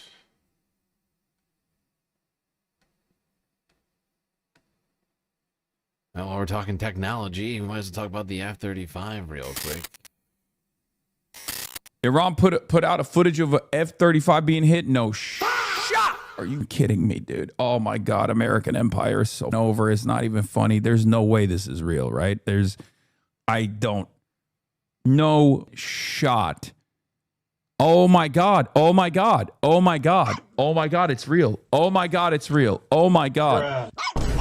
Oh my God, it's real. Oh my God. CENTCOM confirmed it. CNN confirmed it. Oh my God. That is crazy, brother. That is our premiere. This is the next gen. This is the next gen. Oh no. Oh, we are so washed, dude. Oh my God. Oh, U.S. air supremacy. Oh my God, the F-35 multi-role fighter jet. Something that costs almost $1 trillion. How is that possible? Sorry, we didn't know it was invisible. Oh my lordy. Donald Trump thinks this plane is invisible too. Oh, that's so bad. Oh, that's so bad. Oh, that's your healthcare. That's literally your healthcare. That is your healthcare that just perished, okay? We could have had high-speed rail, a network of high-speed rail in this country. We could have had, oh my God, we have the ass jet. Yep, I'm with this on. This was a disturbing revelation here. F-35 is supposed to be the top of the line. The newest of the new U.S. fighter jet. Now it's getting taken down. A program which cost $1 trillion in production of each plane costs $100 million a pop. From what I've read, we're already 2 months out. If the war was to stop today, it would take at least 2 months for this to work its way through the system. To, like you say, you've got, if you can't export the oil, you certainly can't store it in many of these facilities. You can store it to a certain extent, but also this becomes a vulnerability, I would imagine, at one point. And so how much, aside from like what this country and perhaps the world is going to suffer from an economic standpoint, which is just going to increase, both in terms of fuel and in terms of food, because a couple of key elements of fertilizer is produced in this region. What's going to happen? Like, let's say this was to end tomorrow, and certainly it feels like Trump sort of is starting to realize, like, I may have gone in over my head here, and there may be more problems than I thought this was going to be. But be that as it may, if it was to stop tomorrow, what is your sense of like how these GCC countries, are they going to say, you know what, maybe we shouldn't have these U.S. bases here? Like this, if the idea is that we were going to get protected, I mean, I think, you know, like at one point their protection came from their own people. But it seems like they've sort of like figured that out.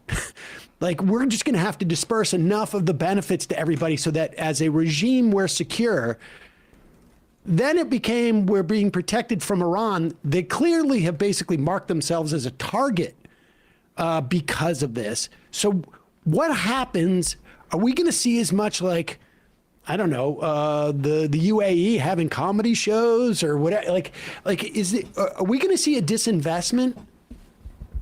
Well, the Dubai, I think, is what you're referring to with the comedy shows and the nice hotels. And I've been to Dubai. It's a wonderful place, and I really regret the damage being inflicted on it. But it's been economically destroyed. It's a finance hub, and it depends on expat labor. It depends on an illusion of security, and I don't know. This is a heavy blow to it. I mean, it has had heavy blows before. The 2008 meltdown hurt it, but how it comes back from this is not clear to me. So there may be permanent damage to the Gulf over this. I don't know what they're going to do about security going forward. There are two things to say. First of all, Iran is not going to relent. until it gets a reset on its security. It's not going to put up with, it's not Gaza. The Israelis have this cynical phrase, they talk about mowing the grass. They used to bomb Gaza every once in a while. Iran is not going to put up with that. They're a big country and not a poor one. And they have capabilities which they're demonstrating. So they want to fight this to a point where everybody understands you mess with us and you can't drive your car. You mess with us and you can't get in your car and go shopping for groceries. You can't get in your car and go visit your aunt. You mess with us and your way of life is over. They want that message to get through. So they're not going to stand down until they get an understanding of that sort. And the Gulf, as you say, has put all of its eggs in the American basket. Some other countries have not, like Djibouti, this small port on the Red Sea. They gave the Chinese a base, along with the British and the Americans. And you may see something like that they may diversify their security arrangements. This whole thing could be an enormous boondoggle for the United States and a big boon for China. China! Certainly could be. What definitely is a shaking up of the power structures in the Gulf. And it certainly has all of the Gulf countries questioning whether A, the United States can protect them, B, whether that supposed protection is worth it if it's going to result in being the participants, the unwitting participants in a war started by those Americans.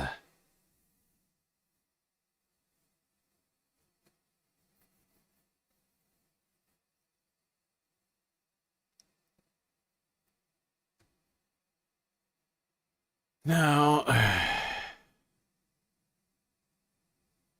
yesterday, Donald Trump came out and said that all of Iran's military is gone. Moments before the United States announced that 4,500 more Marines would be heading to the Middle East to invade Harg. Well, I don't think they specifically said to invade Harg Island, but it was kind We of are live implied. this hour in Kuwait City, the White House in Washington and in Tehran. Let's begin with Al Jazeera's Ali Hashim, who is in the Iranian capital. So, Ali, Iran's supreme leader, Mujtaba Khamenei, addressed the nation today. Tell us more about what he said. Well, Mujtaba Khamenei's second major statement since he was elected as a new supreme leader for Iran was at the occasion of the Iranian New Year, the Nowruz. And given the occasion, it was mainly internal, highlighted the periods that Iran went through in the past year, from the war in June 2025 to the internal strife January 2026, and now the current war. It was clear that he, through this message, wanted to maintain a kind of an internal unity. He was concentrating more on the internal front, because to him the internal front is much more important when he's facing an external war. So we saw a lot of messaging when it came to. Hold on, I'm going to skip ahead to this. Where is this? Is this not in here? Did they not have the Trump speech in here? Why do I think that this is in here? I put the wrong video in here. All right. You know what I'm going to do? I think since tonight we're doing the second part of the week ending report, and we've basically gotten through the week ending part of it, and now we're back to Iran again. Shock of shocks. I think now is a good time for us to take a break. We still got a hell of a lot to get through. A quick reminder, if you haven't already hit the follow button on Twitch, subscribe on YouTube. And please consider contributing to the Galactic News Network in one of the many great ways we have available to you to do just that.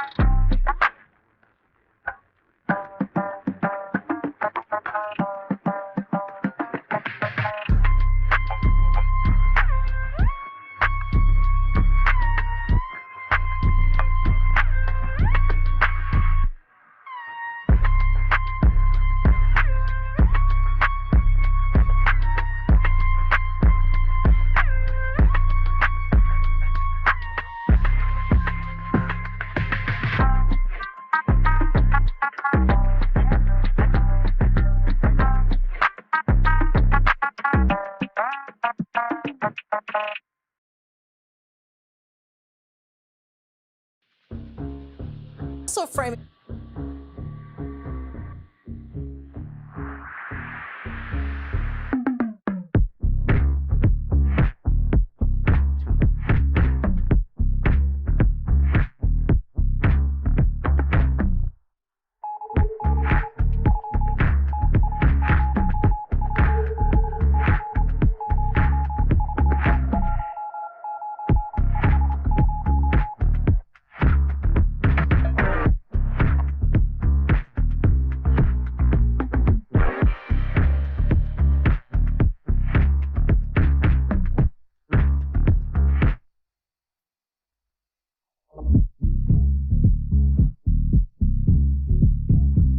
All right, everybody, the break is over and the show is about to begin once again, so please get back on those seats, otherwise you're gonna miss it.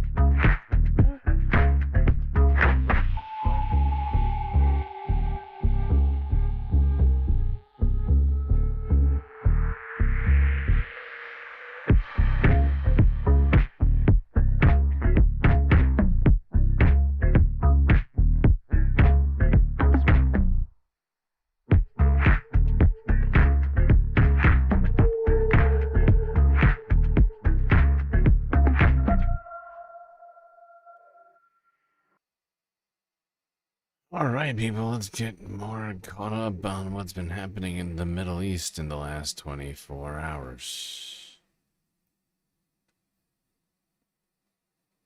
More than 2,000 more Marines have just set sail from San Diego, likely headed to the Middle East. That's in addition to the 2,000 expected to arrive there next week. Let's bring in senior Pentagon reporter Louis Martinez, ABC and White House correspondent Karen Travers for more. Louis, what's the latest on this new deployment of more than 2,000 Marines? Diane, this is the USS Boxer Amphibious Ready Group that left from San Diego earlier this week. They are currently on a previously scheduled deployment to the Indo-Pacific Command, which is essentially Asia. But we understand from officials that they are likely going to be rerouted to head towards the Middle East to join an additional Marine Expeditionary Unit, which was just diverted from Asia last week and is scheduled to arrive in the Middle East sometime early next week. So now you have what's called the 31st Marine Expeditionary Unit from Asia headed there now, and likely seeing the 11th Marine Expeditionary Unit from San Diego headed to the Middle East in the near future. This is a land component. It's ground forces. They're aboard 3 U.S. Navy ships that could have amphibious capability. That means they can go from sea to shore, which means beach landings. They also carry F-35s. They also have Harrier jets, depending on which unit, and you also have MV-22 Ospreys and some attack helicopters. So you have aviation capability, you have land, sea-to-land capability, and you have a ground force. Now, what is This is ridiculous! I don't know why else you would need thousands more. CNN has learned that the U.S. military do an invasion. Just saying, doesn't make any sense at all if you're not doing an invasion to send thousands more troops when you have a nearly unprecedented buildup already. CNN has learned that the U.S. military is sending thousands of additional Marines and sailors to the Middle East. This comes just a day after President Trump said this about deploying more troops to the region. No, I'm not putting troops anywhere. If I were, I certainly wouldn't tell you, but I'm not putting troops. It also comes just hours after President Trump shared on Truth Social that the fight to stop nuclear-powered Iran is, quote, militarily won. CNN national security reporter Haley Britsky joins us now. Haley, what's the latest? What are you learning? Yeah, so Boris, we're learning that the 11th Marine Expeditionary Unit off the West Coast is heading towards the region now. This is the second MEU going towards the Middle East. The 31st has already left from the Pacific going towards the region. We don't quite know when it'll get there, of course, what exactly it will do. We're still asking if it will stay in the region, if the military will have 2 of these Marine Rapid Response Forces there. Certainly it raises questions about boots on the ground options, as that's the first thing people think of when they think of these MEUs. But these units are really kind of the Swiss Army knives of the Marines and of the military. They can provide aviation logistics support. So they provide commanders a lot of options. A lot we still don't know about this deployment, but it's certainly. You know, I really don't know who this sick fucking weirdo is that's talking about the troops like they're just tools to throw at a problem. But just stop calling them Swiss Army knives. Never again. Hashtag never again. The president said yesterday he's not going to have boots on the ground. He also said, though, that he would not tell the media if he was going to do that. Do you think that we'll end up seeing American military on the ground in Iran, including special operations forces? Well, first of all, I would never take that option off the table. And that's always been my recommendation from the Trump administration to the Biden administration. Don't take that option off the table. Dude, this CNN is fucking insane. These people are trying to sell this war in post to the American people so hard. It is wild. I would never take off the option of doing like this is supposed to be about how a bunch of thousands of troops are being sent to the Middle East. CNN's doing a fucking glaze up on that. The U.S. military is deploying can't a take that large off the table. amphibious assault ship with thousands of additional Gotta be able to do an Marines and invasion in sailors the to Middle East. That's What kind of sick psychopath says that? Oh, we can't take off a ground invasion in the Middle East. Gotta have the option. Gotta have the option open. The U.S. military is deploying a large amphibious assault ship with thousands of additional Marines and sailors to the Middle East. That's according to 3 U.S. officials who spoke to Reuters on Friday. 2 of the officials said no decision had been made to send troops into Iran itself, but they will build up the capacity for potential future operations in the region. The White House referred questions to the Pentagon, which did not immediately respond to a request for comment. Reuters had reported that Washington, desperate to reopen the Gulf oil bottleneck of the Strait of Hormuz, was considering deployments up to and including landings. On Thursday, Trump told reporters he was not putting troops anywhere. No, I'm not putting troops anywhere. If I were, I certainly wouldn't tell you, but I'm not putting troops. The sources, who spoke on the condition of anonymity, did not say what the role of the additional troops would be. The additional deployments will add to... No, I'm not putting troops. I wouldn't tell you, but no troops. You can take that to the bank and tell them President Donald J. Trump, who wouldn't tell me whether or not he would send troops, isn't sending troops according to him.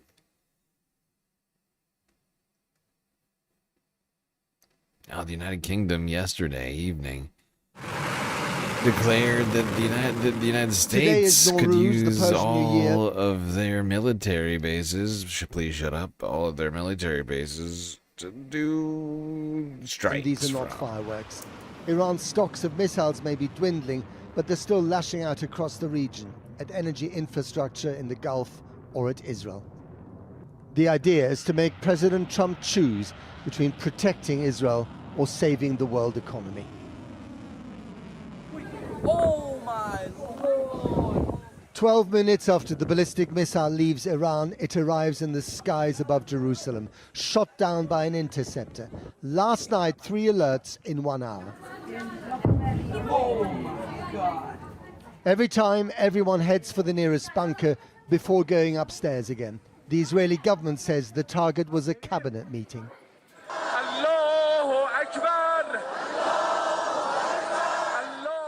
Perhaps Iran is now trying to kill Israeli leaders, even as they continue to bury their own. This was the funeral of intelligence chief Ismail Khatib, killed by Israel on Wednesday.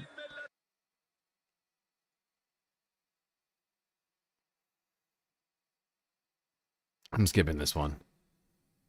I'm skipping this one. Some of these Channel 4 ones are just way too long. Like the 30-minute long ones are just, they just feel like propaganda.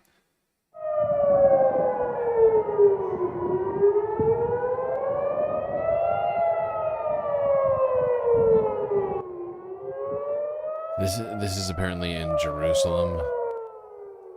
You can hear the sirens as Iranian missiles come by.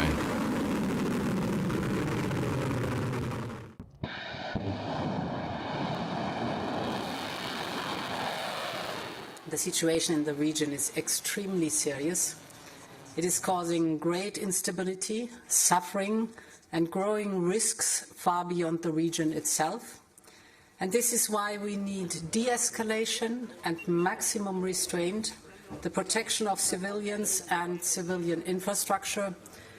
And I want to say a word about our partners and friends in the Gulf and the broader region. We stand with them in solidarity and in friendship. The European Union is supporting them. And just this week, the Commission announced over 450 million euros in humanitarian assistance for the region. Wir waren uns im Europäischen Rat einig, die Risiken einer weiteren Eskalation in der Region sind erheblich.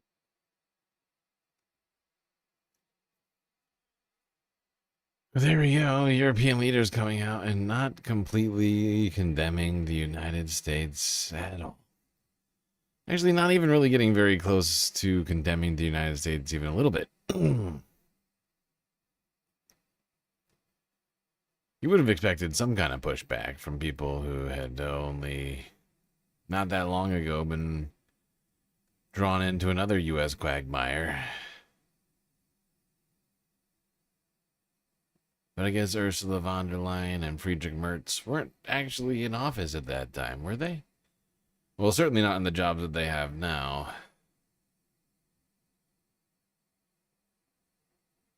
Meanwhile, chaos continues to ensue across the Middle East. Has been since we last talked about it last night. We are at the point where we're, I think, at all the videos that we haven't watched together yet.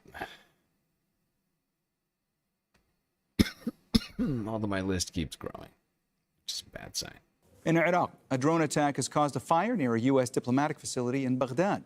Victory Base is within the perimeter of the international airport. The area has come under repeated attacks since Iraq was drawn into the Middle East conflict. Iranian-backed armed groups have claimed responsibility for previous strikes on the capital. Well, Nicholas Haq is live for us now in Baghdad. Nicholas, what can you tell us about these latest attacks?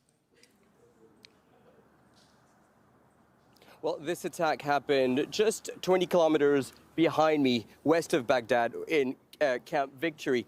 That camp is almost empty. It used to host NATO soldiers, but also American soldiers. And we actually heard a loud explosion just 2 hours ago. And so a group called Asab al-Kaf has claimed responsibility for this attack, an Iraqi-based Iranian-backed militia.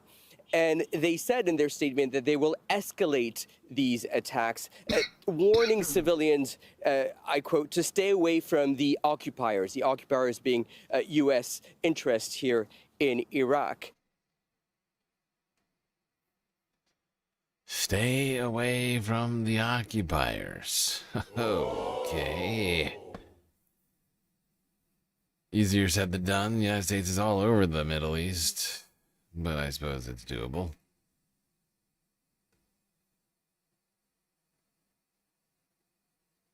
Iran is keeping up attacks on neighboring Gulf states. A series of drone and missile strikes targeted Kuwait, the UAE, and Saudi Arabia. Emirati air defenses intercepted several projectiles over the skies of Dubai.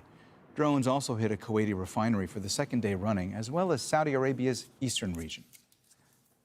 Dmitry Medvedenko is live for us here in Doha. Dmitry, there were numerous attacks by Iran on neighboring Gulf countries on Friday, and there's also been a new warning issued from Iran. What more can you tell us? Well, the warning that Iran has issued is to the Emirate of Ras Al Khaimah in the United Arab Emirates. This is unprecedented that these warnings should basically target a city or an emirate of this size. Well, previous warnings we did have from Iran saying that, anyone who's living next to ports or military bases, these are legitimate targets, should leave. Now, the message was circulated by Tasnim news agency, and the image that they're using is basically covering almost half of the emirate of Ras Al Haifa. This comes as Iran has been for the past week alleging that there were attacks coming in directly. One of, not all of them, but one of the problems with all of this was that the interceptors wind up taking these missiles out, and they wind up hitting unintended targets in some cases. Are there moderators here? Sometimes. Right now, no. I'm not seeing any moderators in any of the chats. Moderator lists. It's chaos. From Ras Al Khaimah and from near Dubai on disputed islands that are controlled by Iran, like Abu Musa and the Tumb Islands, and even in Kag. So this is the accusation. The warning that came to the UAE, as I said, is unprecedented amid those attacks that are still happening. Our teams in Dubai have been saying that they've heard about these explosions happening across the city. We've seen images circulating about explosions there. Kuwait, also Saudi Arabia, have been reporting attacks in the past couple of hours. Yep, Iran unleashing attacks across the Gulf last night.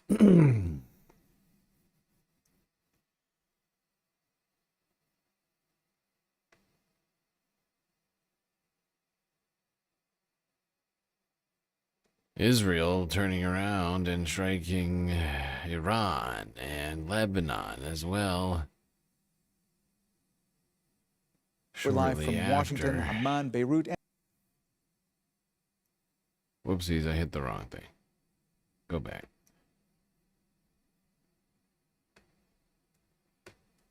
We're live from Washington, Amman, Beirut, and Tehran, where we begin with Ali Hashim. Ali, these last few hours, there have been new waves of attacks on Tehran. What more can you tell us about the strikes on the capital and other parts of Iran that happened on Friday?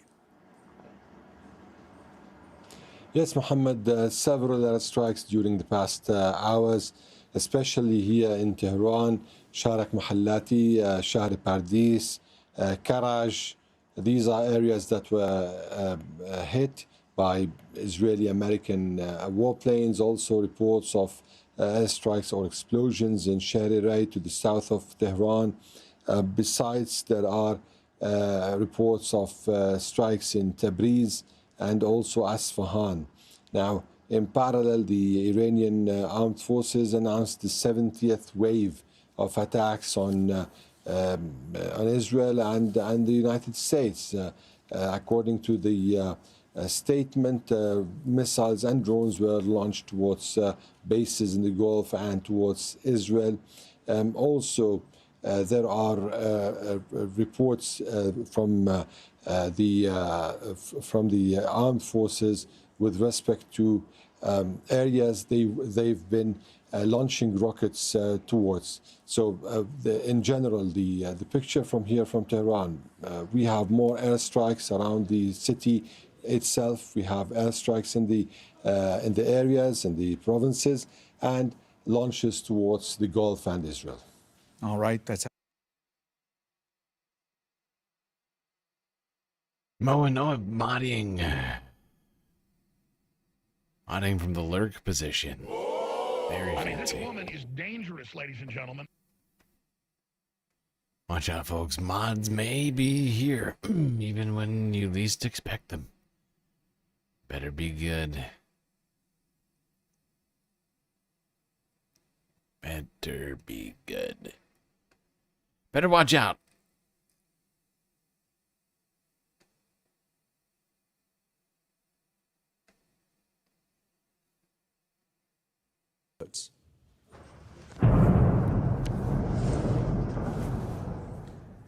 The military says it's striking Hezbollah targets in the Lebanese capital. Israel also attacked parts of southern Lebanon, where it's expanding its ground offensive. More than 1,000 people have been killed in Lebanon since hostilities resumed between Israel and Hezbollah on March 2nd. Obeida Hito joins us now live from the Lebanese capital, Beirut. Obeida, just tell us what's been happening these past couple of hours. Absolutely, Mohammed. As you mentioned, those airstrikes here in Beirut happened in the southern suburbs neighborhood just behind me, this very dark part of the city that has been mostly abandoned because of these, as you mentioned, forced evacuation orders by Israel since March 2nd. Hundreds of thousands of people left this neighborhood. Earlier tonight, around 2 hours ago, there were 2 strikes just 2 minutes apart in 2 different parts of the neighborhood. We've seen a large amount of destruction at the site of one of those attacks. There are no reports currently of any injured people or people killed. However, it is a significant development because previous to these attacks, there was about 48 hours of silence here in Beirut, especially in the southern neighborhood, the southern suburb neighborhood, where there haven't been any attacks. So this is a renewed escalation here in the capital, Beirut.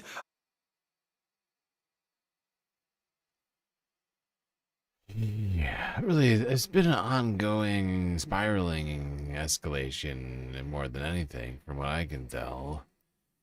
The humanitarian crisis worsens day by day, minute by minute. Millions now have fled their homes in southern and central Lebanon.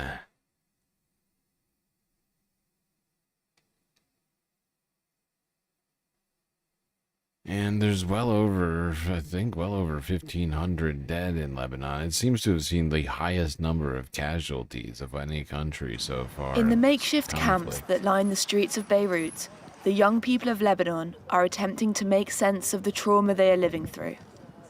Forced to evacuate their homes following Israeli strikes, many of the teenagers who find themselves here have lost friends and family members. We carry burdens that are much bigger than us and beyond our age, making us feel like adults rather than teenagers, worrying about their homework and dreaming about a future husband. Now I merely worry about being alive tomorrow. At the Lebanese National Theatre, acting workshops such as this one provide some relief to young people affected by war. For a couple of hours, they are able to lose themselves in theatre and escape the chaos of the outside world. But the respite is only temporary. The young people here describe feeling mentally crushed by the conflicts they have lived through. We were still discovering what we like to do, what activities we enjoy, how we like to spend our days. Then we were displaced and couldn't do anything. For 2 years, I've been trying to start from scratch and stand on my own 2 feet again. But the war then started again. Just when I felt I was starting to progress, I regressed again because of the war. To cope with the uncertainty, teenagers busy themselves with volunteering activities, such as offering haircuts to other displaced people. But it is unclear when a sense of normalcy will return.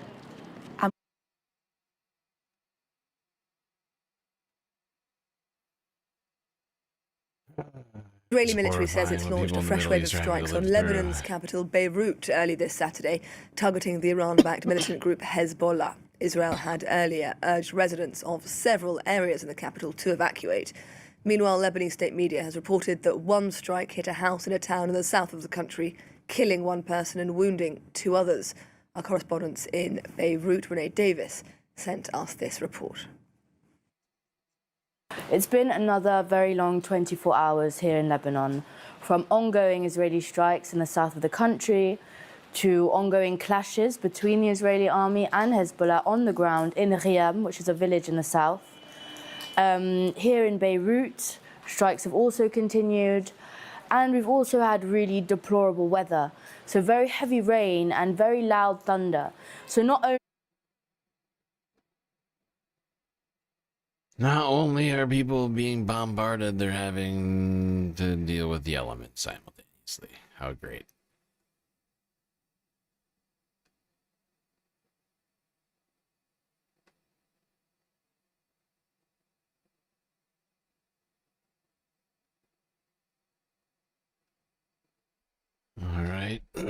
CNN on the ground in Lebanon from 13 hours ago.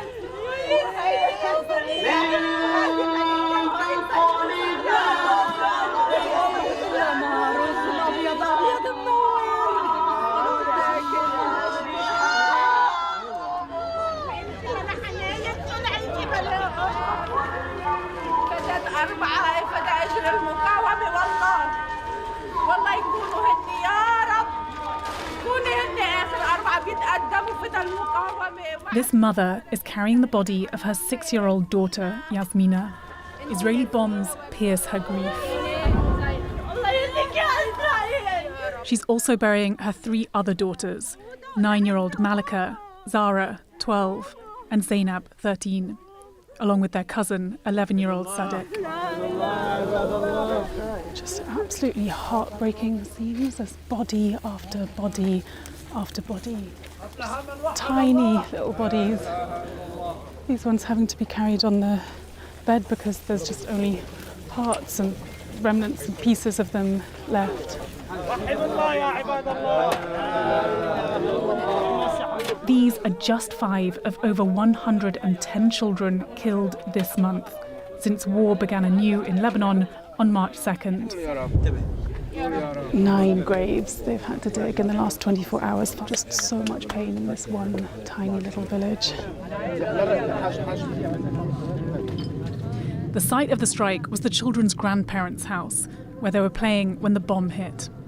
It came without warning and wiped out almost the entire family. You can see bits of blood across this rubble here. Pieces of books, some shoes. Mohammed is the father of the girls, who he's just buried.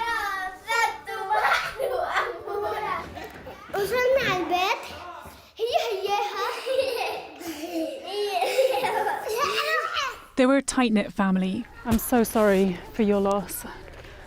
I can't imagine what you're going through today and what went through your mind when that airstrike hit.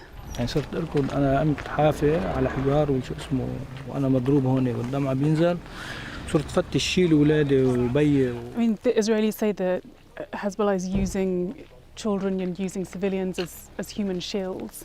Do you think there's any truth to that? في شهداء من الحزب نحن عائله اهل جنوب ما بيركعوا لا لاسرائيل ولا لامريكا اللي عم تدعمهم بالسلاح.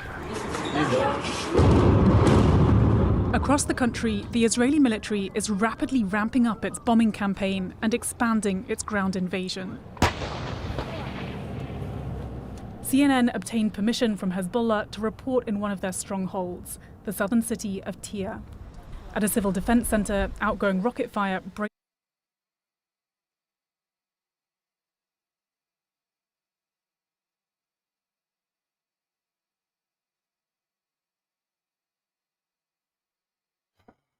I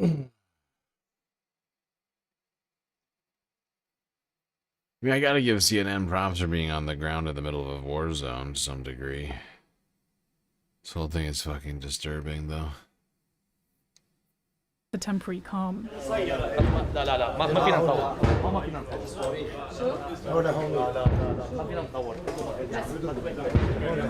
Soon after, the Israeli military called to warn nearby residents to leave their homes immediately.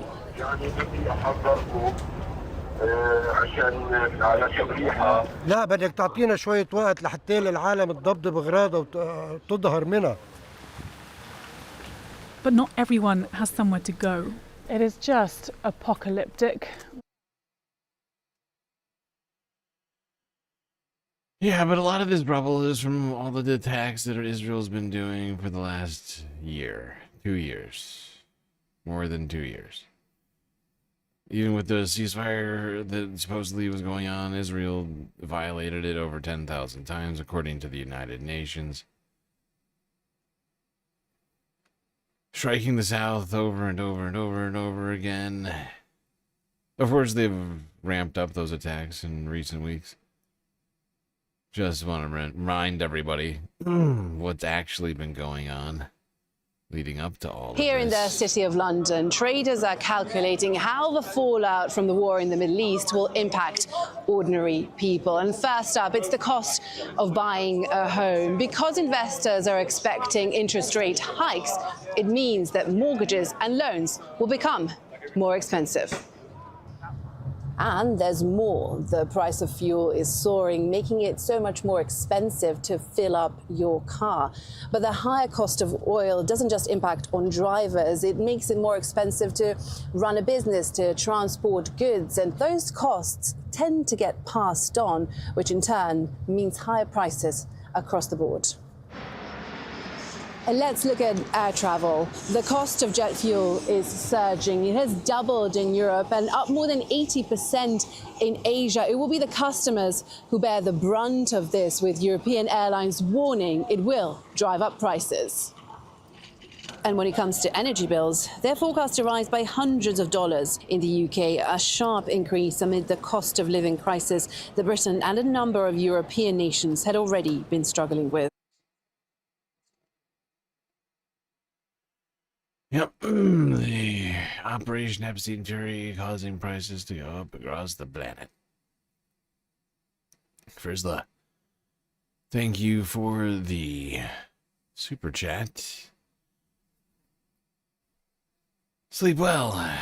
Going to bed. Space fams, as always, free Iran, free Lebanon, free Palestine. Freedom!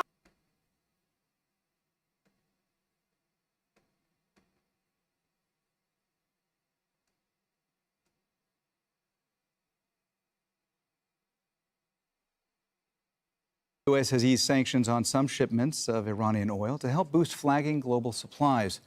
For the next 30 days, vessels that were loaded in Iran and are now stranded at sea will be able to deliver oil and other petroleum products. U.S. Treasury Secretary Scott Bessent says the measure will quickly bring 140 million barrels to global markets. Well, John Hendren joins me now live from Washington, D.C. So, John, the U.S. is now going to be lifting sanctions on some Iranian oil stranded in tankers. What are we to read into that? Well, the Trump administration has been under fire for rising global oil prices and the knock-on costs that brings to other products, all of which have to be transported one way or another. What Trump was hoping to do is to increase the supply of oil. This is something that was just posted on the Treasury Department website, and it lifts sanctions on oil of Iranian origin. And it specifically says, loaded on any vessel. And this is a shocking development. Earlier today, Donald Trump, this is the Trump administration deciding to unsanction Iranian oil, something that's been in place for many, many years now.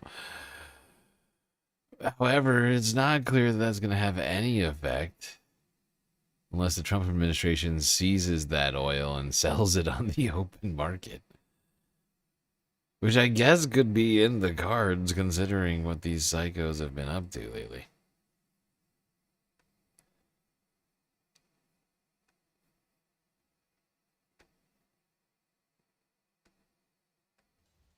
All right, y'all. Happy Saturday. I got a whole bunch of breaking news here for you that I wanted to get through. So, yesterday, Trump kept going back and forth on the war. So at 5:30 a.m., he said he's considering invading Karg Island. Now, from what we know, there are plans in motion to do exactly that. We have troops on the way there right now, okay?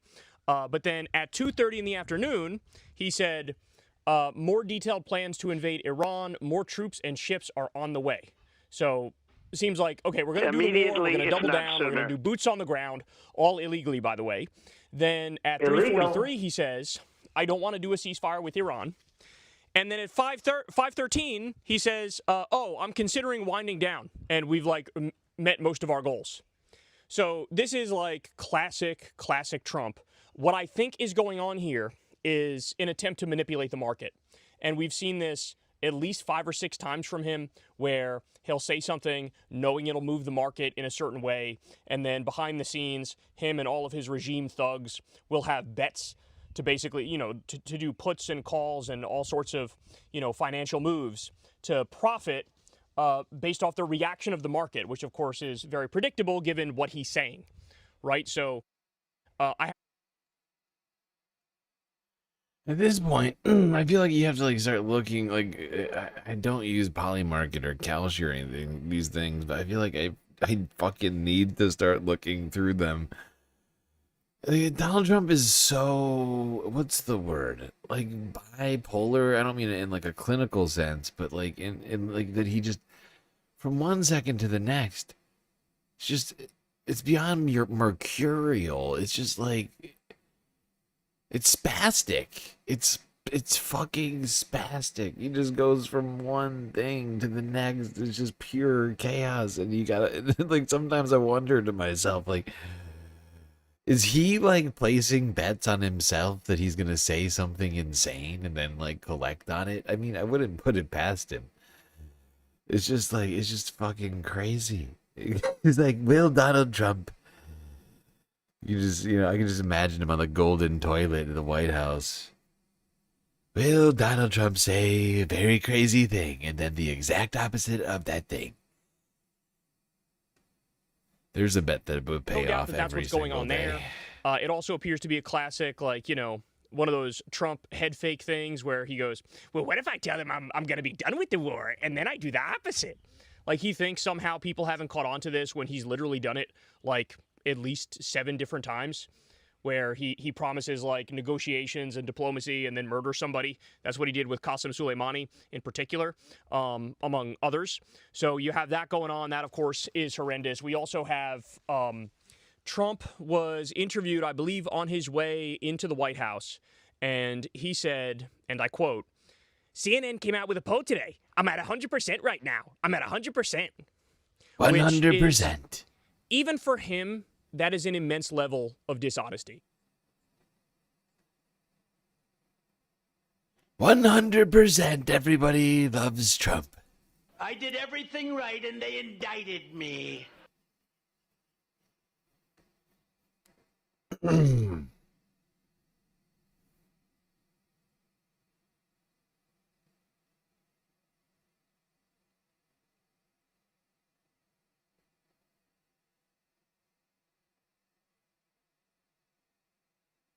The most direct term for an aversion to, fear, or hatred of America, the United States, or its culture is Americanophobia.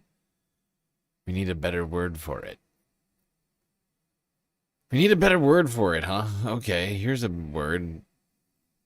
Reasonable. Call it a reasonable... Just call you a reasonable person.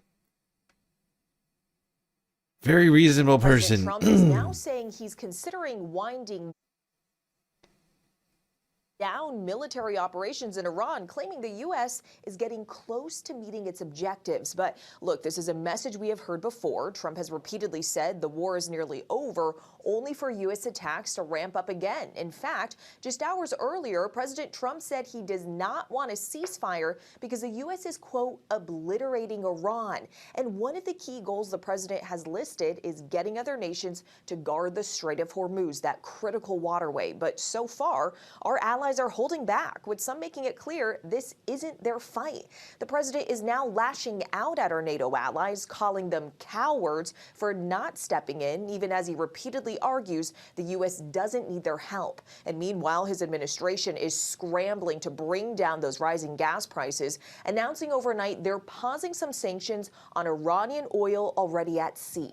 That is a remarkable move, guys. It is a major reversal on U.S. policy, which has sanctioned Iranian oil for decades. And Janae, it's happening in the middle of a war. The whole thing is fucking insane. Ginzy with a super chat. Good night, my new friends. By the way, I had a dragon egg a year ago. It never hatched. Oh, that's rough. That's rough. I'm sorry to hear that.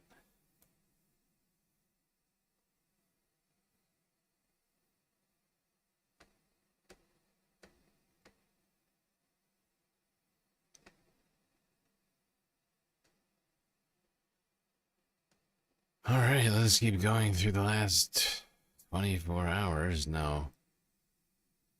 We're gonna go back to more strikes from Iran. Just back and forth, back and forth. Iranian strikes, Israeli strikes. U.S. strikes, Iranian strikes. Israeli strikes, Iranian strikes. U.S. strikes, Israeli strikes. I'm trying to see through the matrix now. Maybe there's like some sort of message in the pattern of the strikes.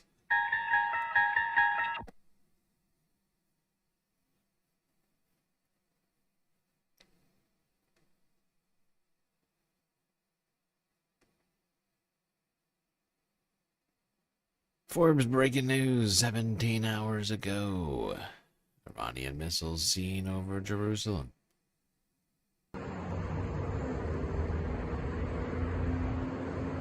By the way, everybody, great job. You've made it to week 4 of Epstein, Operation Epstein Fury.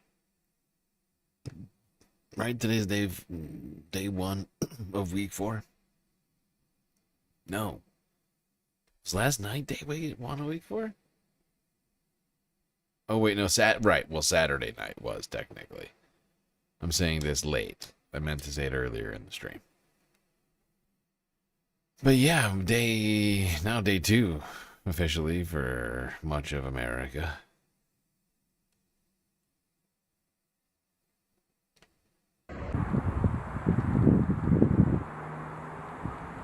How long will this quagmire go for?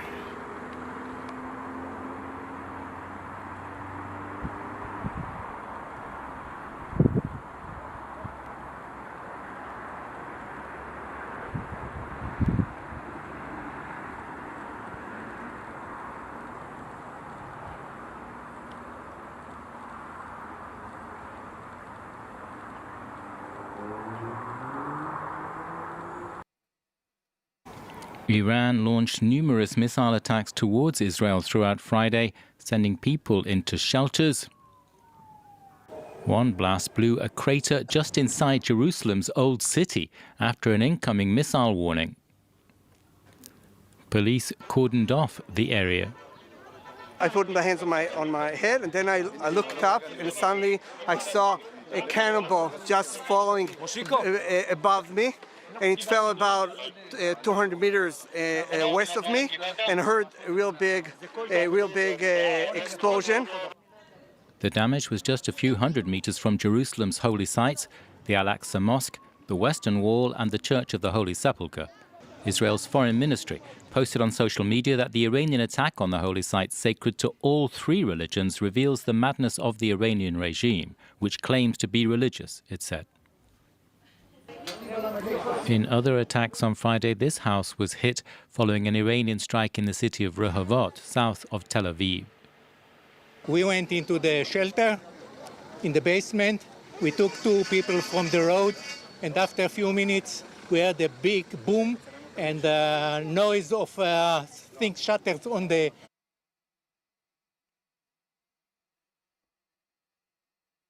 Yeah, I've got more footage of some of these strikes that went on throughout the day.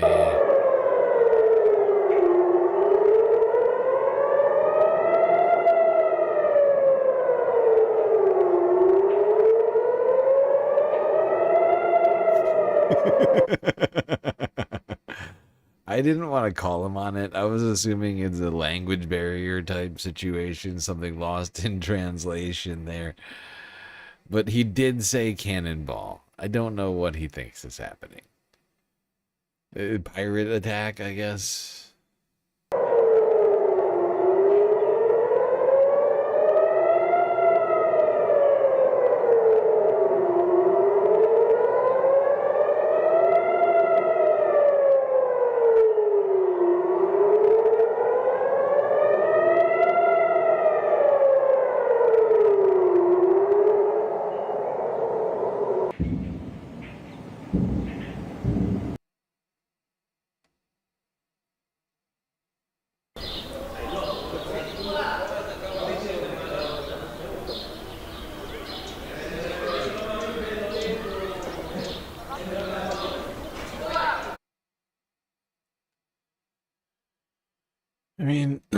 Western Wall is one of the most holy sites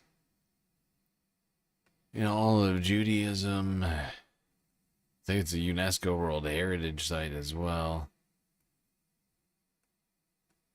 Having that attacked is quite disturbing. Just like all of these other historical sites that have been getting hit all across the Middle East and in Iran and Lebanon and Palestine. And just a never-ending atrocity, 2026.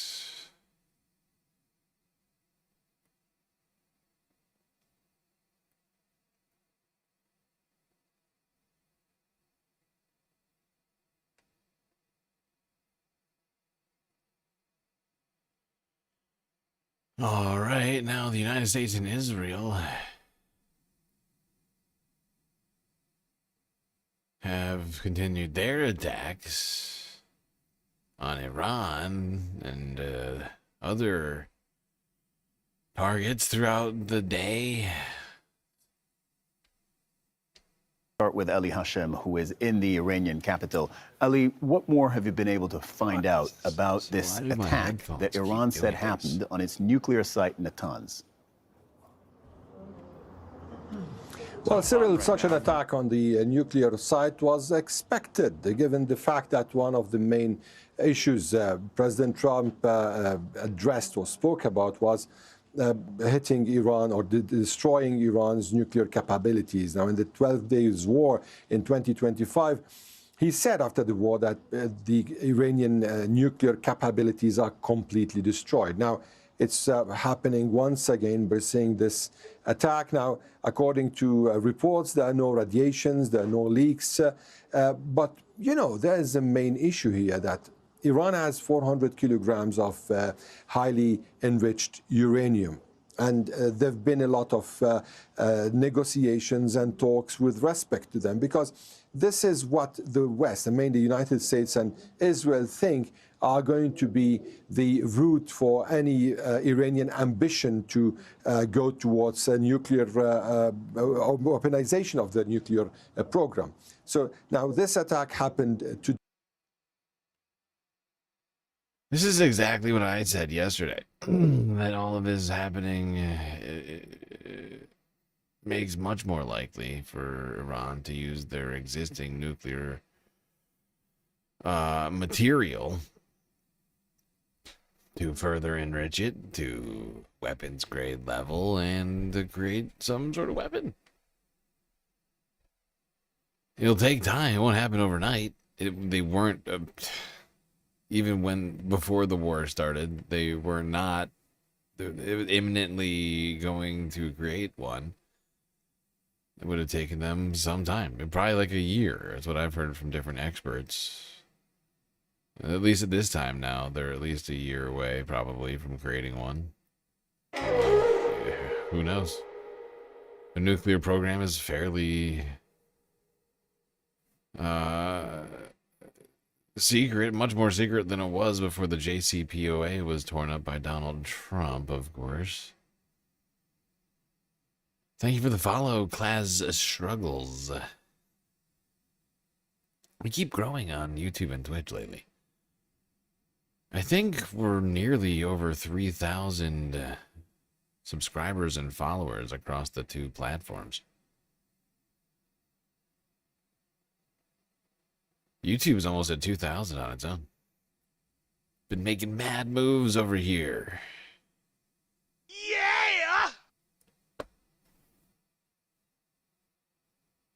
The UN nuclear watchdog is calling for military restraint. That after Iranian state TV reported that the country's Natanz nuclear enrichment facility was this Saturday targeted by an airstrike.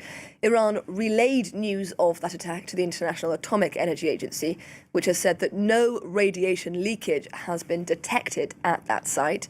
That as residents of the Iranian capital continue to report heavy strikes on targets in and around the city. Well, for more, we can cross live now to Doha to speak with our correspondent there, Hoda Abdelhamid. Hoda, a strike, as I just mentioned, hit the Iranian nuclear site at Natanz today. What more can you tell us? Well, the Iranian nuclear agency is not being very transparent about it. All it said that the radiation levels were fine and that there was no harm to civilians. Now we know that it was hit by a couple, at least, of bunker buster bombs.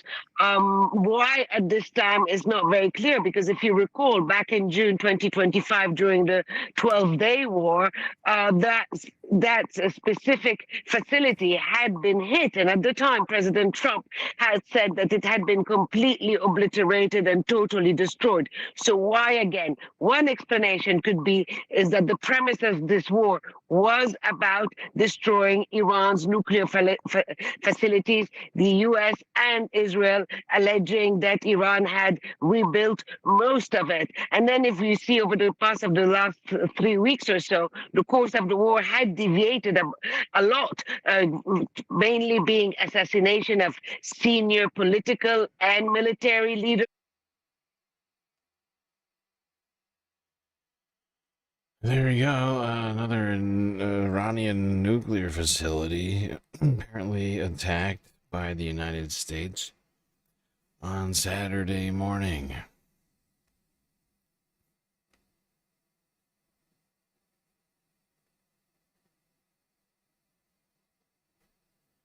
Now, later in the day, Iran attacked a UK-US joint air base, Diego Garcia. Iran has fired 2 missiles towards the joint British-American base on Diego Garcia in the Indian Ocean, the BBC understands. Well, the attack is thought to have been unsuccessful. The island, part of the Chagos, is nearly 2,400 miles from Iran. That's around 3,800 kilometres, and is beyond the range limit that Tehran's weapons are thought to be able to reach. Well, it's thought the missiles were launched before the UK announced that Americans could use the British bases for strikes in Iran aimed at stopping attacks on the Strait of Hormuz. Meanwhile, President Trump's posted on social media that America is getting very close to meeting its objectives as it's considering winding down military efforts in the Middle East, although CBS News is reporting that military planners are working on the option of ground troops. Our World News correspondent Joe Winwood reports.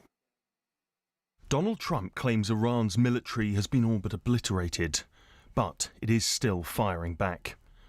This was a US diplomatic facility in Baghdad after a drone struck last night. And it seems Tehran is expanding not just its targets, but its range as well. The BBC understands that Iran fired 2 missiles at the UK-US base on Diego Garcia in the Indian Ocean, around 3,700 kilometres from the Iranian coast. Neither hit their target, but that is far further than their missiles were thought to be able to reach.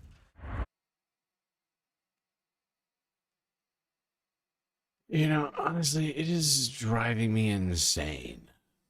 I'm fairly certain I'm not the only one. But, like, we're living in this fucked up time, and I think it can't possibly be good for our mental health. That we have our leaders, Donald Trump, saying, just constantly contradicting themselves. Like, I know it doesn't sound like that big of a deal, but, like, to some degree, we're supposed to be able to count on our leaders. That's why we have them. Right? That's why we create systems for leadership and governance. But this man says one thing, 1 hour later he's saying a completely different fucking thing. Or something else is happening that completely contradicts it. And it's just fucking insane. It's just driving me crazy. It's just driving me crazy. I'm like, what am I supposed to believe? From any minute, like, to the next.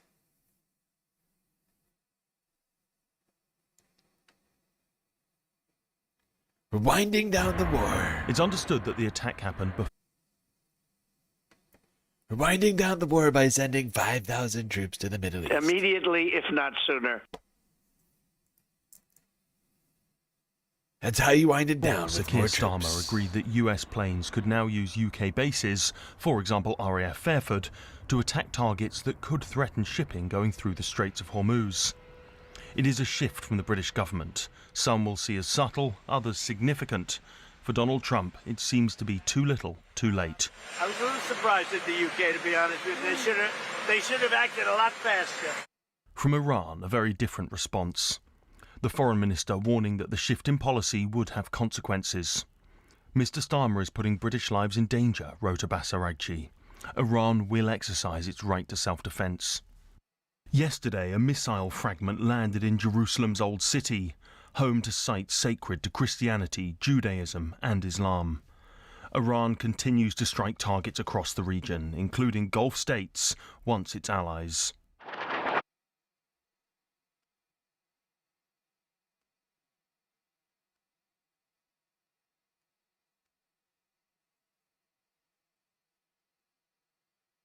Yay.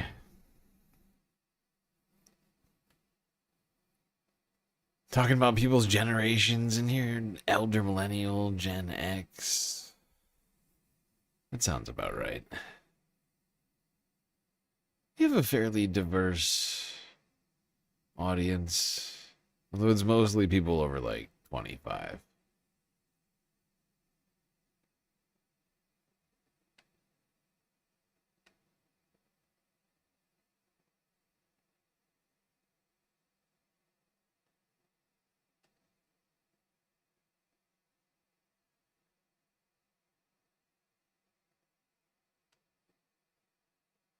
Okay.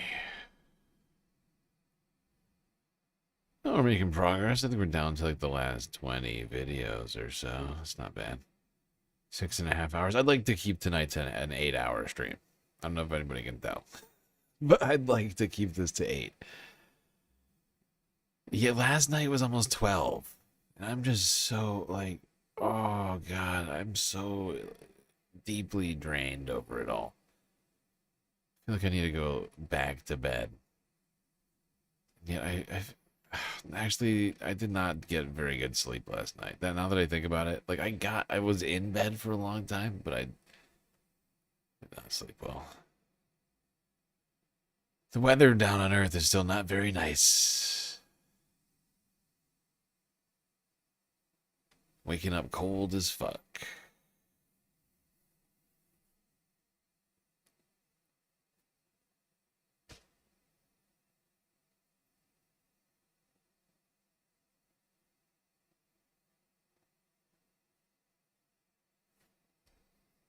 Okay.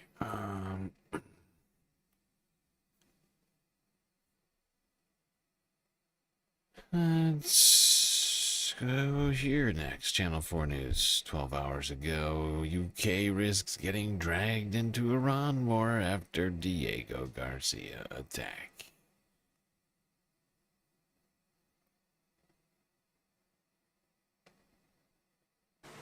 The Foreign Secretary, Yvette Cooper, has today insisted that the UK has a different view from the US and Israel and would not be involved in taking offensive action against Iran. But she said the government would back defensive action against what she called reckless Iranian threats. This morning, Iran said that an attack had been carried out on its Natanz uranium enrichment facility. Iranian media and officials have reported the deaths of civilians following strikes on the south and the north, while strikes in and around Tehran continued. In Lebanon, the Israeli military says it launched a wave of attacks on Hezbollah targets in Beirut and southern Lebanon, while Israeli media reported damage to buildings in the north of the country after rockets were fired from Lebanon. Saudi Arabia, Kuwait and the United Arab Emirates all said that they were continuing to intercept drones and missiles. And drone attacks on Baghdad killed one person at the country's intelligence headquarters and caused a massive fire near Victory Base, a US military complex. But as we heard, the conflict expanded overnight with missiles launched at the joint UK-US military base on the Indian Ocean island of Diego Garcia. Well, with the latest developments, here's our correspondent, Andy Davis. The Chagos Islands in the Indian Ocean, home to a joint UK-US base and target reportedly of 2 Iranian missiles. The Wall Street Journal said one failed in flight, the other shot down by a US warship. Whether the missiles could have reached Diego Garcia is far from clear, but such a move is upending many an assumption about Iran's actual missile range capabilities and the role Britain may yet play in this seemingly spiralling conflict. The Ministry of Defence called the attacks reckless. They happened, it's understood, before yesterday's shift in position by Keir Starmer, now expanding the use of British bases for American strikes on Iranian sites targeting the vital shipping channel, the Strait of Hormuz.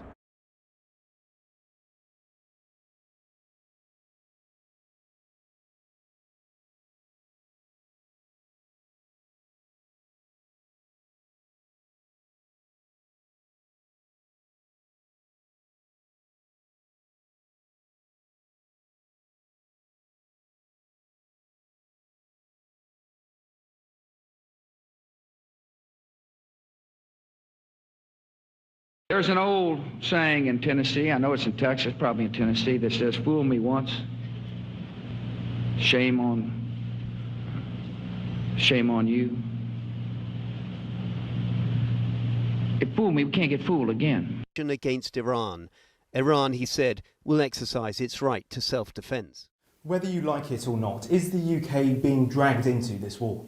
Well, as the Prime Minister has made clear, we will provide defensive support against these reckless Iranian threats.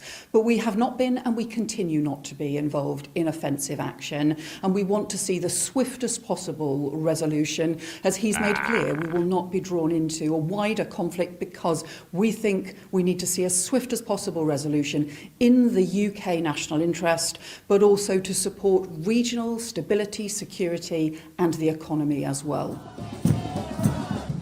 In London, hundreds marched this morning as part of a Stop the War Coalition National Day of Action. Yesterday, the Greens and Lib Dems called for Parliament to be given a vote on Britain's involvement, while in Washington, a still querulous Donald Trump bemoaned, I was a little surprised at the UK, to be honest with you. They should have acted a lot faster.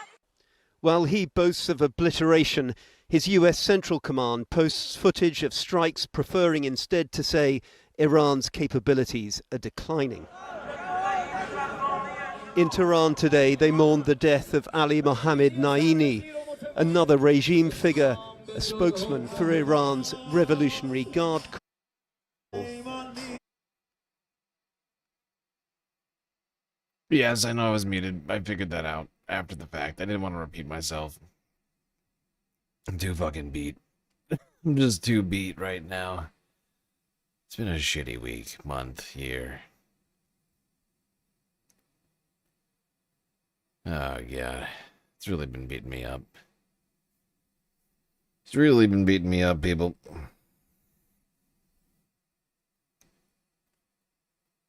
And Iran is just completely taking over everything. It's all we talk about. And for good reason. And for good reason. I mean, I'm the one who's making the choice. We could talk about other things. But I'm just like, what else? What are we supposed to talk about exactly? I mean, I'm talking about the beginning of World War III. What do you want me to talk about? And the amount of money we're talking about spending, I mean, it certainly has implications at home. Massive implications. We already spend Medicare for all sized amount of money on the military as it is, and now we're giving over 200 billion more. It's got implications.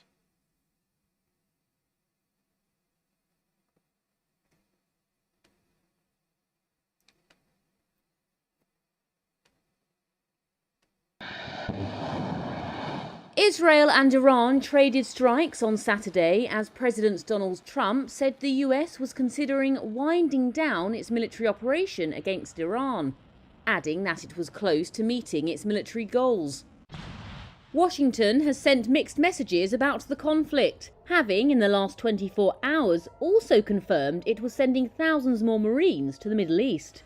Trump said he thought Israel would be ready to end the war when the US does, but rejected the idea of a ceasefire. I don't want to do a ceasefire. You know, you don't do a ceasefire when you're literally obliterating the other side. As the war on Iran entered its fourth week, Israel also attacked Beirut, saying it was targeting the Iran-backed Hezbollah. Israel stepped up airstrikes targeting the militia in the deadliest spillover from the Middle East conflict since Hezbollah, in support of Iran, fired on Israel on March the 2nd. More than 2,000 people have been killed since the US and Israel attacked Iran on February the 28th. Americans appear increasingly concerned at signs the war could expand further. 3 US officials told Reuters on Friday that 2,500 Marines, along with an amphibious assault ship and accompanying warships, would deploy to the region. However, the officials did not say what their role would be. Vital energy infrastructure in Iran and neighbouring Gulf states. We're winding it down. Why would we have a ceasefire? We're already winning. I mean, do you see what I'm saying? Like, these sorts of things are just drive me insane. We're talking about genuinely important events, and the man who's in charge of the country is talking about them like he's sundowning. He doesn't seem to even be aware of like anything. Does not actually seem to be lucid, and he appears to be conscious. But sometimes it's like, is the president sleepwalking? Does he know where he is right now?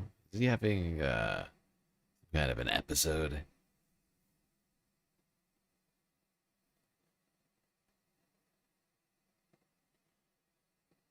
Ay. You have a mental health problem.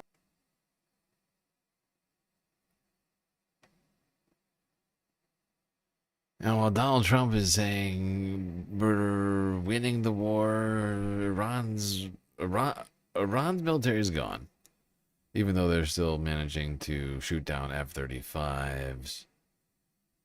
2 strikes across the Gulf, including in Israel. And then saying that we're going to wind it down.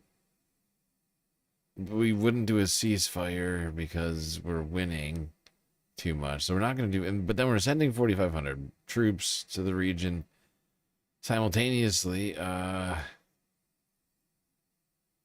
we're winding it down with troops, Israel's defense minister, Israel Katz, yes, his first name is Israel, said that the United States and Israel will in fact be stepping up our attacks on Iran, increasing them. השבוע עוצמת התקיפות שיבצעו צה"ל וצבא ארצות הברית נגד משטר הטרור האיראני. This week, the intensity of the attacks the military will carry out against the Iranian terrorist regime and against the infrastructures on which it relies will increase significantly, and the campaign led by U.S. President Donald Trump and Israeli Prime Minister Benjamin Netanyahu will continue. We are determined to continue leading the attack against the Iranian terrorist regime, to behead its commanders and thwart its strategic capabilities, until all security threats to the state of Israel and the U.S. interests in the region are removed. And as we reported, U.S. Central Command says that Iran's ability to strike ships in the Strait of Hormuz has been degraded. Admiral Brad Cooper says attacks earlier this week Degraded. targeted an underground weapons facility. Listen to this. Wait, now it's just degraded? What does that mean? Wait. I'm confused. Wait, weren't we told that the entire military was destroyed? The ships, the planes, the missiles, the rockets, the air defenses, all of them gone. All gone, no more leaders either, nobody to talk to. But now it's only degraded? It seems like less than completely gone. Can somebody look up the word degraded to me? How does that work?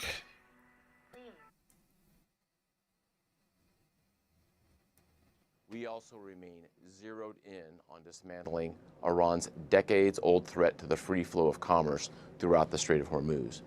For example, earlier this week, we dropped multiple 5,000-pound bombs on an underground facility located along Iran's coastline. Many bombs. And Well, as I'm we going to reported, be U.S. Central Command says that Iran's ability to strike ships in the Strait of Hormuz has been degraded.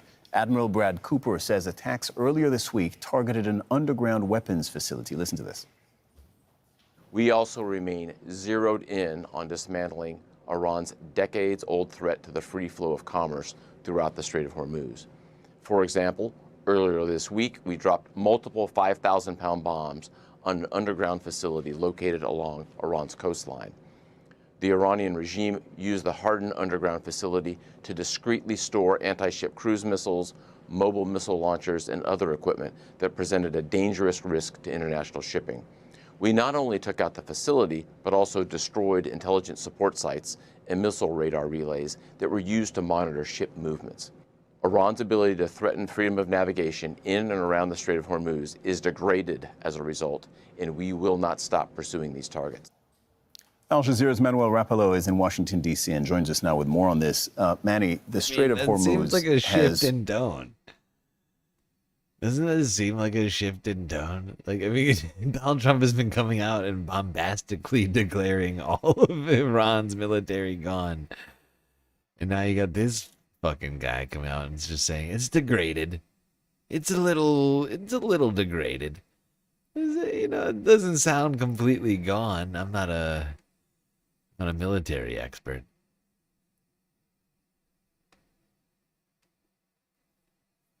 I'm not sure what to take from the word degraded, especially from the Trump administration. I'm fairly certain that none of the shipping, like tankers and otherwise, are going to take it too seriously either. Degraded, you say? I think we'll wait until it's safe rather than just degraded. We could do peace, although that would require to Iran to accept a peace from us, the guys who started the war.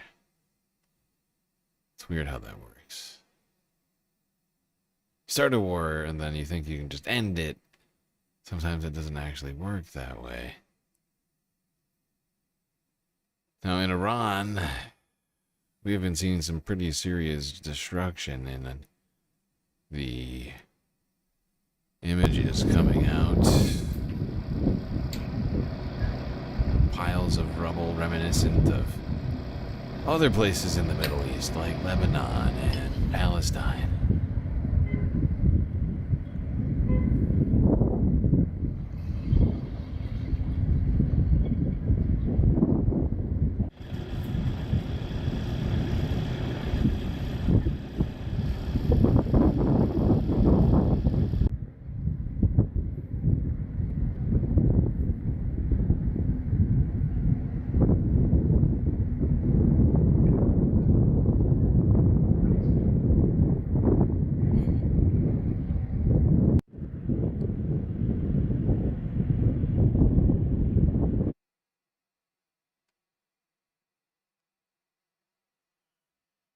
Although the destruction is not nearly as complete as Gaza yet, but I'd say it's more akin to southern Lebanon 2024.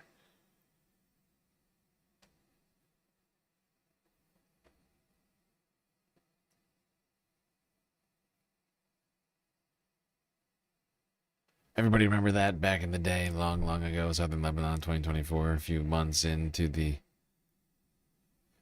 conflict, whatever you want to call it, and between Hezbollah and Israel, and they were blowing up a fuck ton of buildings along the border. Hadn't really broadened out that much at that point, if I recall correctly. It was as it relates to Lebanon specifically. I think it was before the full. Like, there were stages of the Lebanon war. We're still in it. That's the thing. It's like, are we not still in that same conflict, technically? That never really ended.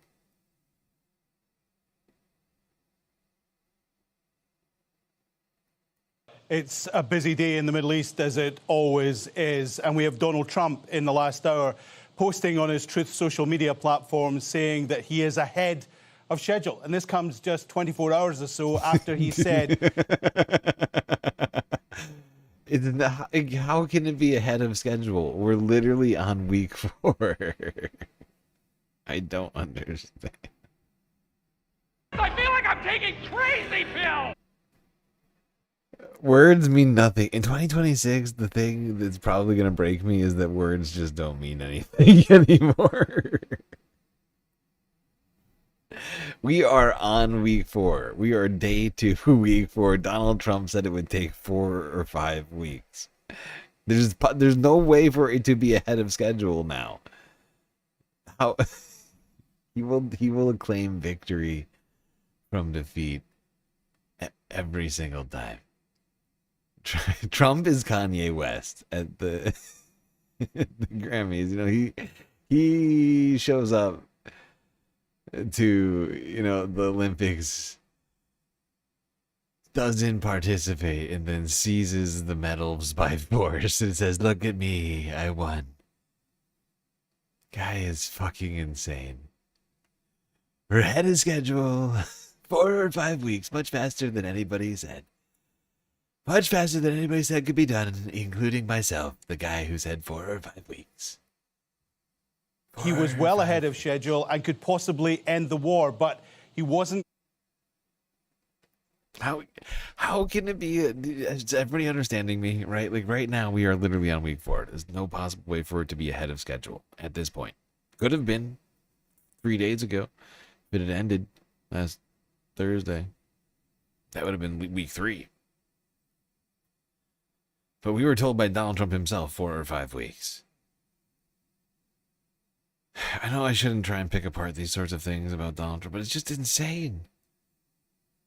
How can anybody hear him say that and think, oh, yeah, this guy is perfectly sane. He's got it all together.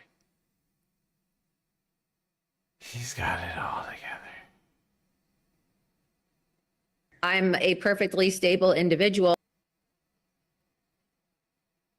Going to offer a deal just yet. Well, joining me live now here in Washington is Sina Azori, who's the Director of Middle East Studies at George Washington University here in Washington. Sina, has the US government managed to achieve its goals? Do we know what its goals are? We don't know what those goals are, but if we go to, according to what the government, the administration has been saying, and look at the objectives, I don't believe that the U.S. has been able to achieve them. Let us go back to what Donald Trump was saying, that he demanded unconditional surrender from Iranians. Telling me we haven't achieved all of the objectives? Mission success is really Operation Epstein failure?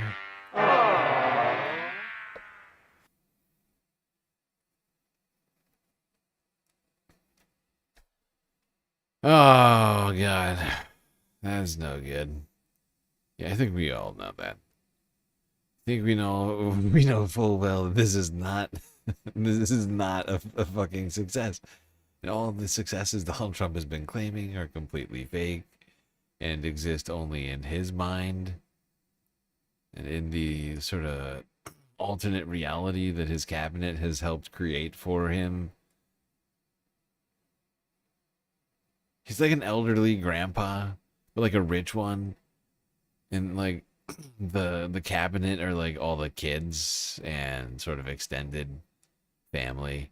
And they're just sort of really hoping that when grandpa dies, they'll still be in his good graces type of thing.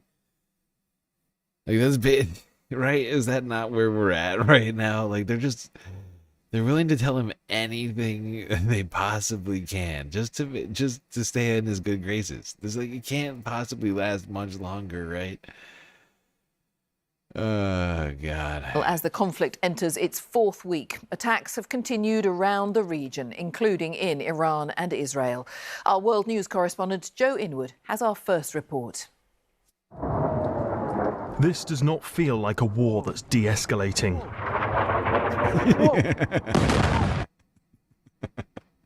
You like Operation Epstein failure even better than Epstein fury. Honestly, I'm with you on that. It came to me just sort of out of nothing. This afternoon, the Israeli town believed to host their nuclear arsenal was hit by an Iranian ballistic missile. Retaliation, Tehran. Yeah, I'm all for people using it, you know? I don't even necessarily need credit. Like, I'll take it, but, you know,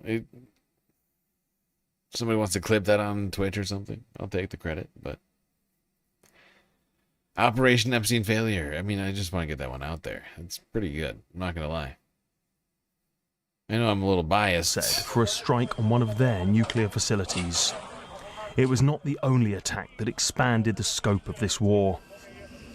Iran fired 2 ballistic missiles at the UK-US base on Diego Garcia, around 2,400 miles from the Iranian coast. Although neither hit their target, it is far further than their missiles were thought to be able to reach. We've seen the latest in Iran's reckless strikes aiming at Gulf partners, at international shipping, at allies and British interests as well. And that is why we have continued to support defensive action. We've continued to support nothing that the United States and Israel have been doing are defensive. Everyone's trying to there's so many people who want to be on board with this, I feel like. Right? Like across like the leadership, there's a lot of people in the West who love this idea, but are simultaneously they know how A, unpopular it is with regular human beings, and B, have no idea how to even sell it because the Trump administration is totally incompetent. Can't even come up with a way to sell it because they didn't try to sell it to anybody. They just decided to do it. Thought it would be over immediately. Immediately, if not sooner.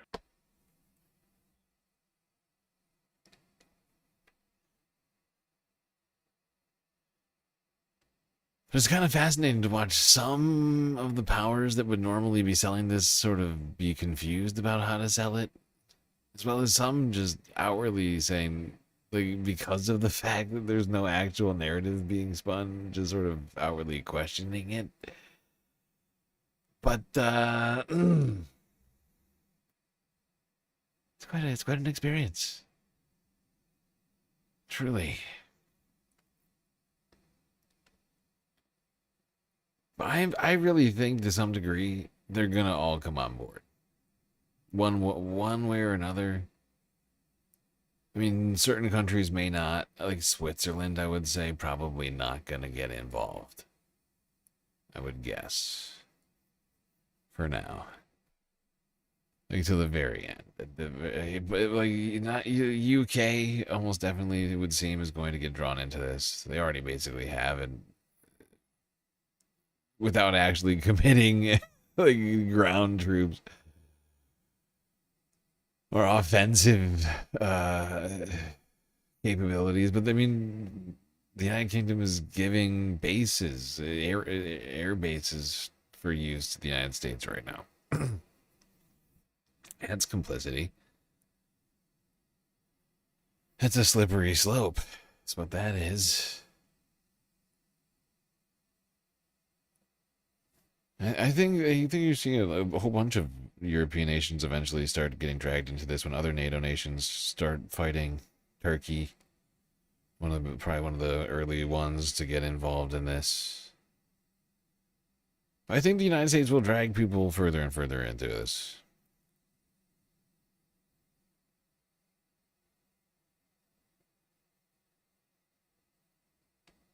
Especially because this all lines up with other interests that they have right now, right?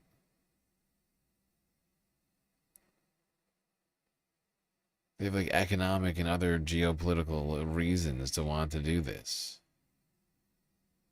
I'm not saying it's a good idea.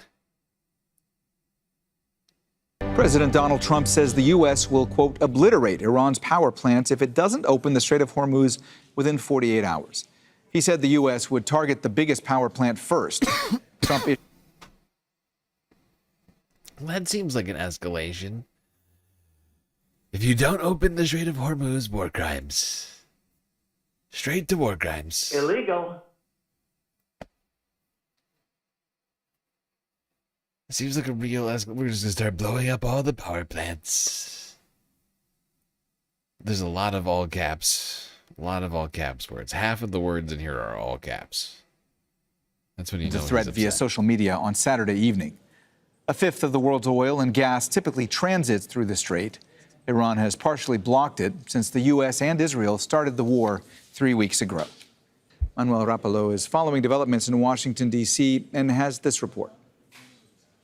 Even before this latest escalation, the messaging from the White House has been a bit counterintuitive, a bit contradictory. On Friday, President Trump said that he wished to start winding down this war. But at the same time, we've heard from Secretary of Defense Pete Hegseth asking for $200 billion in additional war funding. We've heard from President Trump requesting thousands more troops. So it's very difficult to see how these two things can exist. But we can't lose sight of the strategic messaging here from the White House, which is President Trump essentially saying that this war has already been won, at least militarily. That's the message that he is saying directly to the American people, who are growing increasingly concerned by the day over how.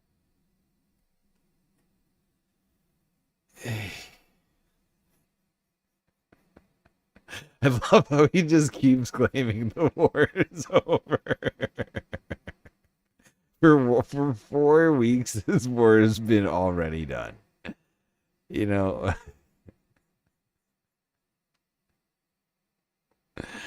it really is fucking insane. For almost a full month, this war has actually been over. I know it started less than a month ago, but it's actually been over since before it started. And we're all just... I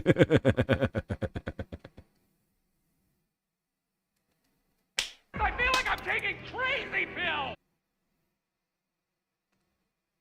Oh my god. Words really just, they don't mean anything anymore. God.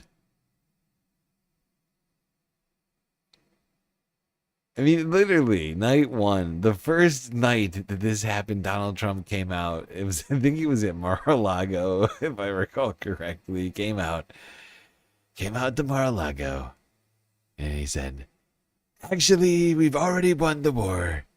We attacked Iran, and now we're done. They've been completely obliterated. Thank you for your attention to this matter. War Immediately, over. if not sooner.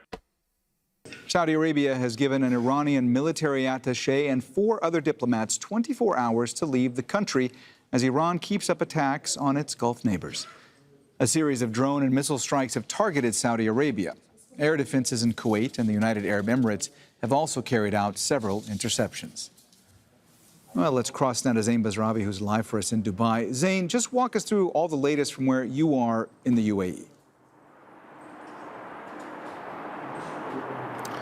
Absolutely. Looking at the incidents throughout the course of yesterday into today across the GCC, seeing it in context of this conflict in a wider sense, it really does illustrate how this conflict is different from previous conflicts in the region. The flashpoints are numerous, and they are simply getting broader. The UAE this morning once again saying that it was responding to missile and drone threats from Iran. Air defenses were underway, and it's been going on since yesterday evening.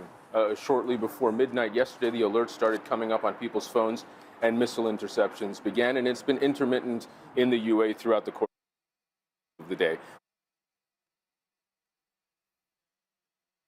More strikes in Saudi Arabia and the United Arab Emirates and Kuwait. Drones and missiles from Iran. It would, one would assume.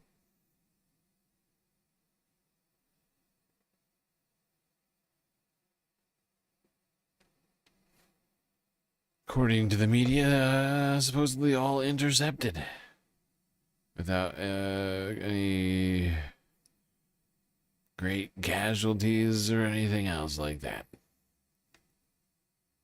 However, this thing just continues. It's the war that never ends, that's actually been over since the beginning. To Al Jazeera once again, from, which one is this? 1 hour ago. I've been adding, this is probably like 2 hours ago, but I've been adding in clips throughout the stream to try and keep us up to date as possible on everything that's been going on. Aren't I a good guy? Now let's bring in Samah Watad. She's a journalist and she joins us from Jat in Israel's Haifa district. Samah, thanks so much for joining us here on Al Jazeera. Let me ask you first, what other details have emerged about these strikes on southern Israel, especially the ones that happened in the cities of Arad and Dimona? Thanks for having me, Muhammad. First of all, let's start with the sirens that is going on now in wide areas across central Israel in Tel Aviv and other areas around Tel Aviv. And it seems that Iran really is escalating its attacks since last night. As you already mentioned, over 1,000 injured people by the Iranian missile attack on Arad and Dimona. So people are horrified about what's happened. Israelis are not really expecting this much of destruction, but there are some, speculations about the Iron Dome and questioning why the Iron Dome did not work at the time when the missile came from Iran. And it seems like all the missiles hit the city were not, backed by the Iron Dome in that area. So following the strikes.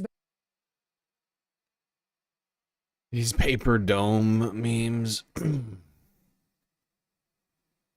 mean, it's very clear that the Iron Dome is not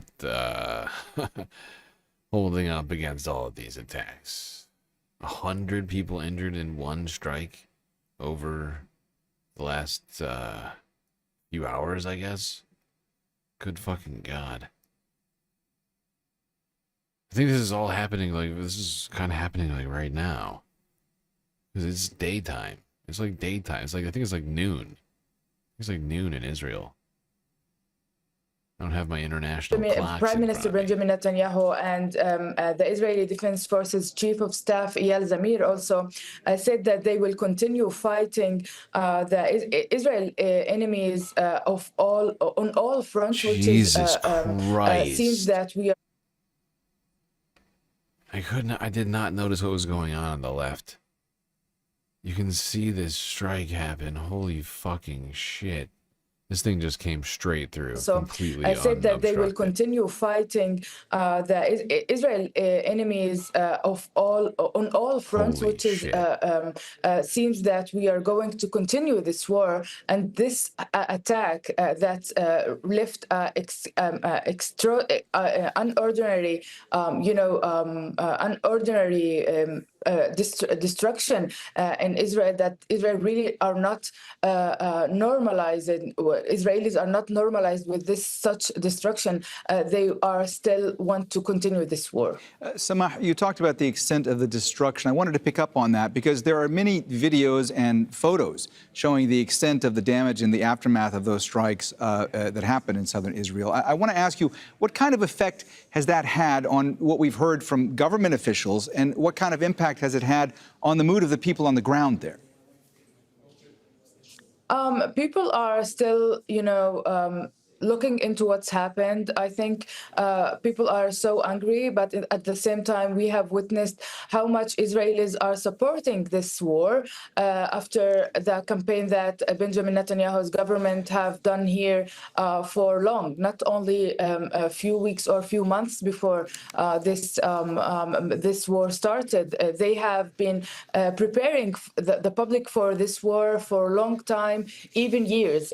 Israel was telling the people that this confrontation with Iran will come as soon as possible. And I think they initiated this war just to prove for their people that this war will happen anyway. And so people are still frustrated about what's happened last night. But again, they are supporting this war, even though we have heard since maybe the end of last week some critics about the war because of the closing of schools. People here are supposed to work as normal as they can, but schools and educational places are not open, so they are forced to, to work within a very hard conditions and under, sirens, and take care of their children, which is something that people are really don't like. All right, that's Samah Watad, a journalist who's joining us from Jat in Israel's Haifa district. Right.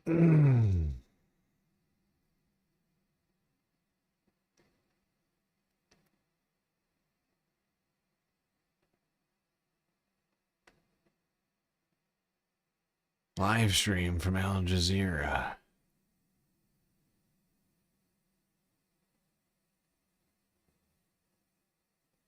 These two things can exist, but we I can't click lose sight of this the and I'm like, oh strategic God. messaging here from the White House, which is President Trump essentially saying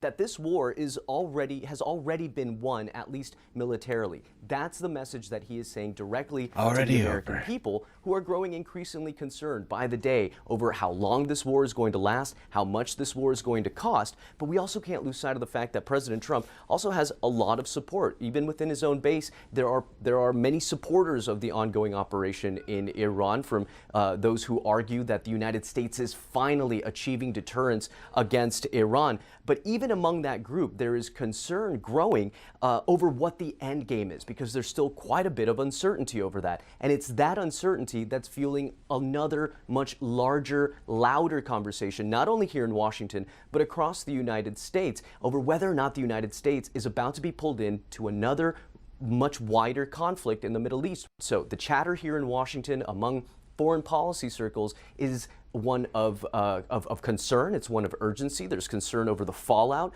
between the United States and its allies, specifically NATO countries. There's concern over the economics, the larger global shock, and of course concern over what it's going to take to bring this conflict finally to an end. Manuel Rapalo, Al Jazeera, Washington. Elijah Magnier is a military and political analyst. He says Iran is likely to retaliate if the U.S. attacks its power plants. The risk of escalation is extremely high because the Iranians are indeed retaliating against everything that the Israelis and Americans are hitting. The Israelis and the Americans hit the oil, the Iranian hit the Haifa refinery, the Israelis hit the Natanz nuclear facility with the Americans, and yesterday the Iranian hit Dimona, the Dimona village, but not necessarily the research center where the Israeli nuclear facilities are. Therefore, the Iranians are proving to have enough capabilities still in its arsenal to hit back and continue this war of attrition as long as it can, to impose a ceasefire and an agreement that end this war. Therefore, the Iranians are also hitting Gulf assets to make everybody pay the price of this war and not only be limited to Iran. And this is what the Americans and the Israelis did not expect, actually. The Israelis have started the nuclear program a long time ago. The war is won, at least militarily, so I guess he doesn't need $200 billion after all. Or 4,500 troops. But of course, the war is not over. It's a lie. In the 50s, when the French facilitated that, and then it was always kept undeclared, and it doesn't, Israel is not part of any nuclear treaty. This is why the production of its bomb came out as an information from inside the Israeli nuclear facility. And this is what we know today, that Israel may have between 100 and 200 nuclear bombs. Now, these bombs are very well protected under the ground. And so far, the Iranians did not really hit the center of nuclear facilities in Dimona, but is hitting the village that is large and is around 16 kilometers from the Israeli nuclear facility. But that's also a message that the Iranians are not really willing to cause a problem with the nuclear site that belongs to Israel, but it's saying that I can also inflict pain, not proportioned to the pain that Iran is feeling today. But this is no longer a question for the Iranian because they're fighting an existential war. Israeli troops are expanding their ground offensive in southern Lebanon. Airstrikes targeted several houses and commercial shops in the district of Tyre. More than 1,000 people have been killed in Lebanon and over 1 million displaced since hostilities resumed between Israel and Hezbollah on March the 2nd. And the violence has displaced more than 1 million Lebanese. Some are living with family or friends in hotels, government shelters, or on the streets. While the country remains deeply sectarian, many people have found refuge with members of other religious communities. Bernard Smith reports from Jassin in southern Lebanon. Churches are often seen as places of refuge, but in deeply sectarian Lebanon, a church offering shelter to Shia Muslim families is unusual. Father Boutros Akori says when they saw people fleeing with nowhere to go, they had to do something. It's the first time in any conflict the monastery has opened its doors like this. Political parties and divisions have split the sects, with each group taking its own side. Even we as a monastery were criticized by some people who questioned how we could host people who might be one day against us. But for us, the priority remains the human being. St. Peter and Paul's monastery in southern Lebanon is sheltered from the fighting by the hills that surround it. But this is what people are escaping, just a 30-minute drive away. Towns and villages bombarded by Israeli airstrikes targeting Hezbollah positions. We woke up to the sound of strikes. We were asleep. The first strike hit our village at around 2 a.m. We waited until we realized there was a war. Then we left. We spent the whole day on the road. We hope to live in Lebanon hand in hand, without sectarianism, without political divisions. We hope to return to our villages soon for the war to end and for Lebanon to change for the better. There are 18 religious sects recognized in Lebanon: Christian, Muslim and Jewish. I'm Christian and she's Muslim. We live together here and we cook together and we are all family.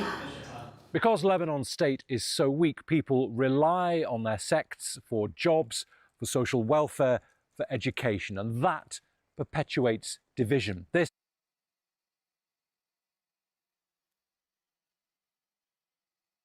Okay. I'm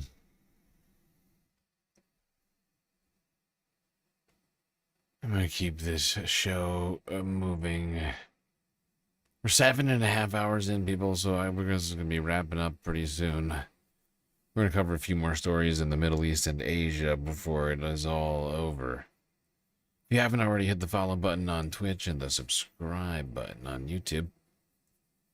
And don't forget that we're completely funded by individuals like you, and without your donations, we would cease to exist.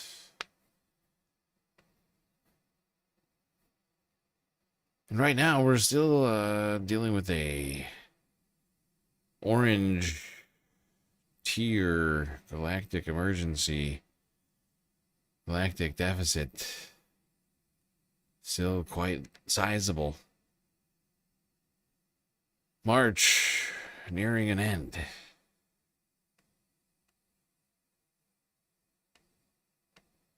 Cash App, PayPal, Patreon.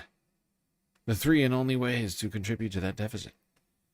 All right, let's go to France 24 here, to Pakistan. Talk about the war that's been going on over there since the day before the war in Iran started,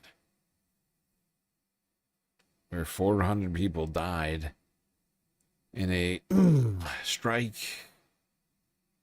at a Another day hospital of in strikes, Kabul. another day of rescuers scrambling to find victims. Loud explosions rocked Kabul moments earlier, sparking panic across the city. The Taliban government again accused Pakistan, saying this time the attack hit a drug rehabilitation center. We strongly condemn this crime and consider such an act to be against all accepted principles and a crime against humanity. Pakistan, however, dismissed the allegations. Islamabad says no hospitals were targeted, only what it called terrorist support infrastructure. The strikes came just hours after a crucial vote at the United Nations. The Security Council called on Afghanistan's Taliban rulers to immediately step up efforts to combat terrorism. It also extended the UN political mission in Afghanistan, UNAMA, for another 3 months. It's imperative that the Afghan government and the international community maintain communication, move towards each other, gradually address each other's legitimate concerns, and help Afghanistan achieve lasting stability, development, and prosperity.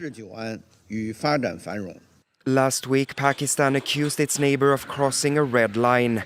The Taliban had launched drones, injuring several civilians. In response, Pakistan struck what it said were equipment storage sites. Kabul, however, says those strikes hit an empty security compound.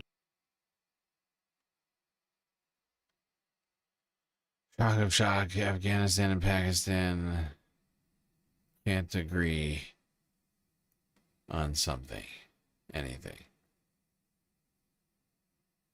Suffice to say, people are dying. We've been dying. And honestly, the numbers are just getting higher and higher. I've been keeping track of this. We have not been talking about it nearly at all since the beginning of this conflict. Like we've mentioned it a few times in the last month, but it just keeps getting worse. Like it is getting dramatically worse.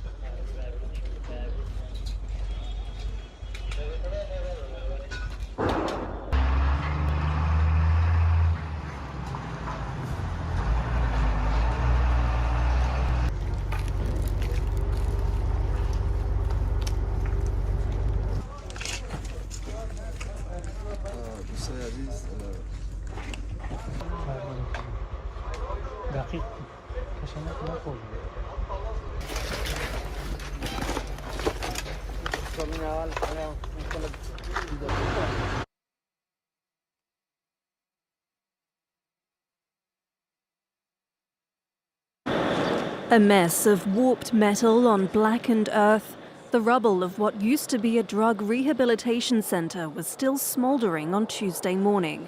Authorities say the centre in Kabul was struck around 9 p.m. on Monday, killing and wounding hundreds. The Taliban government has blamed Pakistan. Innocent people were living in this area. All were addicts who were admitted here for treatment. We condemn this act. In a nearby hospital, some of those injured are receiving treatment. They say the strike came out of nowhere. I was in the kitchen cooking for the patients when I heard the sound of an aircraft and the kitchen filled with fire. I rushed outside and saw everything was burning. After that, I lost consciousness, and I don't remember anything. Pakistan has denied targeting the centre. The information minister said this footage released Tuesday showed, quote, precision airstrikes on military infrastructure in both Kabul and the eastern province of Nangarhar. The visuals leave no room for doubt. The flames and secondary detonations witnessed in Kabul further confirm that the intended ammunition storage site was hit with precision. The bombing marks a sharp escalation in the conflict between the neighbours, which reignited in late February. Oh, so it was a precision. That's why hundreds of people died. That makes sense. It was just incredible precision. Sounds like fucking Israel.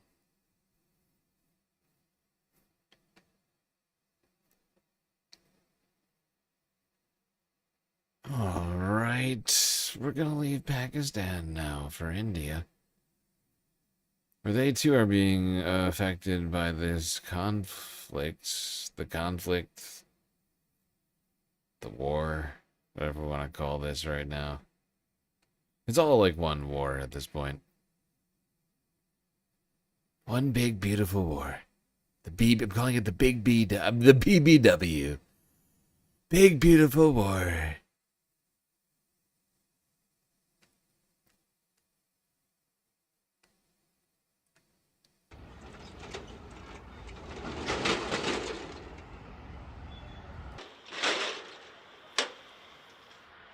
Nothing is coming from where?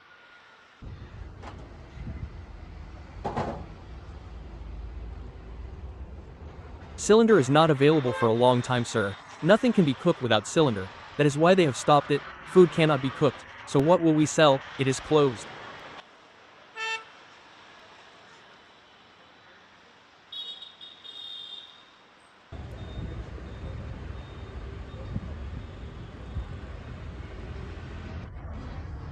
One water. 2 water. Hey.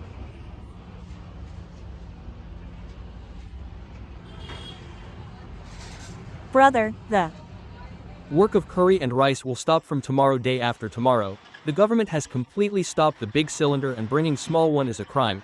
Even if we get it, first of all you will not get it. 25 days booking is done for domestic gas and they will stop it. We are.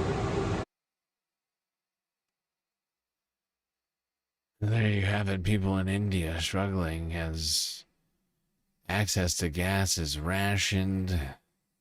This oil crisis causing shortages all over South Asia.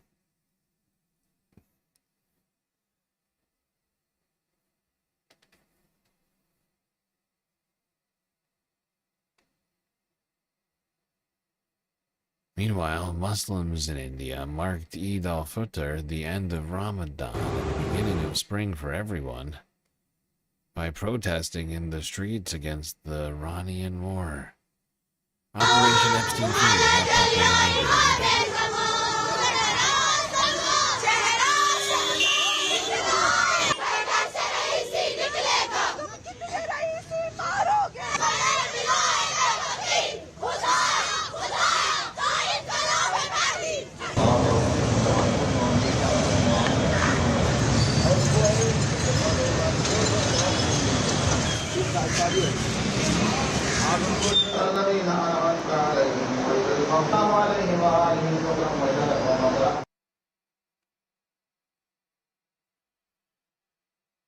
Oh, it's been a crazy week, people. I remember when we used to have normal Saturn day streams that weren't like me trying to make up for how fucking crazy the week was. Trying to catch up with all of the stories we missed. Like just covering like a normal Saturday. I remember that. A long, long time ago.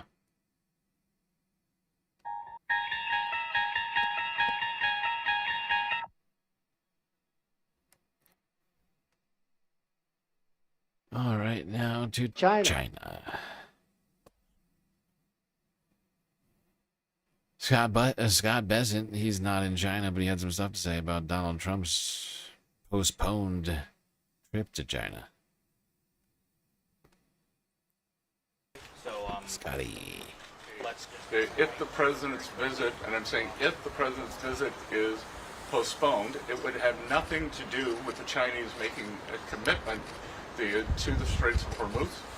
It would obviously be in their interest to do so, but a postponement would not be as a result of any ask from the president not being met. The postponement, if it happens, would be because the Commander-in-Chief of the United States military believes that he should stay in the United States. Oh, that makes sense, Scotty. Okay.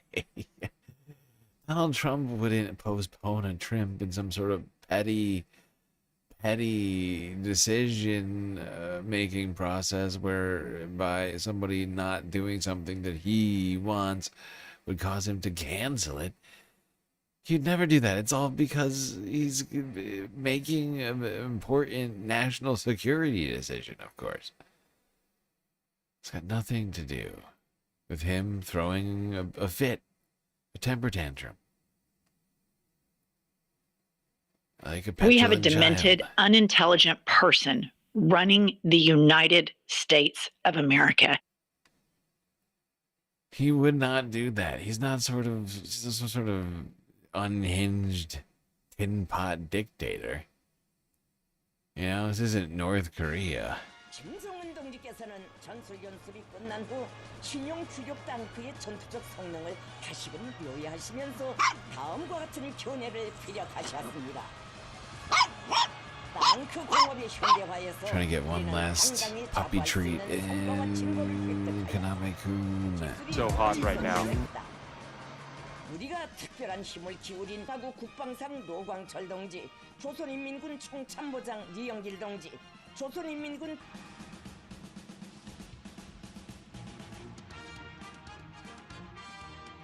전술 연습은 Well, if you can't see your screen right now, it's Kim Jong-un and Kim Ju-ai,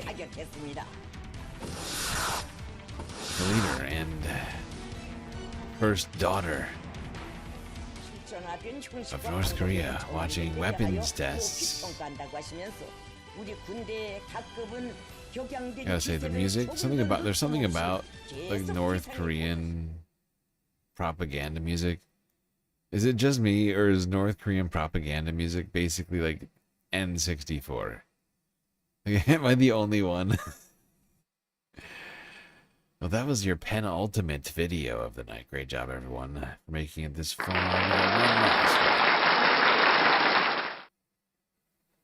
One last clip for the night before we switch to the after hours stream.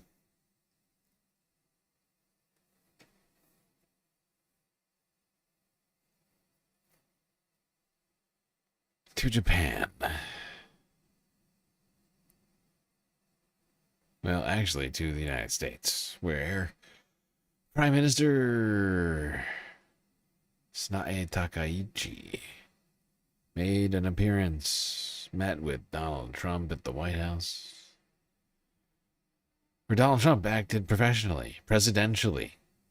I'm sure he didn't embarrass the entire country. Many things that we experience in life are difficult at the time, and then we look back and laugh about it. And I think it's more than likely we're going to look back on this era and cry and lament. So maybe we might as well laugh now, because once we really see the implications of all this, I think it's going to be pretty bad. So enjoy it while you can. I don't know why the hue on this looks so yellow. I don't know. Maybe they make him. The amount of reflective gold in the room is upsetting the camera. It screws up the white balance. Maybe there is no white balance. I want gold gels on my camera. It's quite possible that everything in there is gold. Her pearls look gold now. This is Donald Trump with the Prime Minister of Japan. He is asked why he didn't coordinate the Iran attack with allies. Didn't say, I mean, to be fair, this is in some way, an unfair question, because the fact is he didn't seem to even coordinate it with everybody else in the government. I mean, the idea that they're now they need to bring in 2,500 troops, and it's going to take them 4 or 5 days to get the troops there for the ground invasion feels like they may be winging this. Yeah. What? Japan and US are very good friends, but one question, why didn't you tell US allies in Europe and Asia, like Japan, about the war before attacking Iran? So we are very confused about we Japanese citizens. Well, one thing, you don't want to signal too much. When we go in, we went in very hard, and we didn't tell anybody about it because we wanted Surprise. Who knows better about surprise than Japan? Okay? Why didn't you tell me about Pearl Harbor? Okay? Right? He's asking me, do you believe in surprise? I think much more so than us. Japan.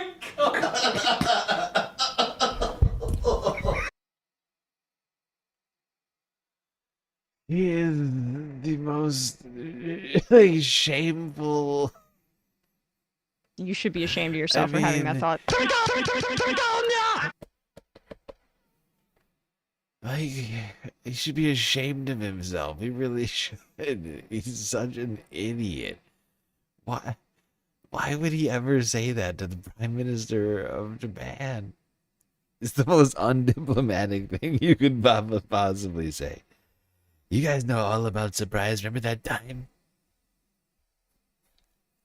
Remember 1941?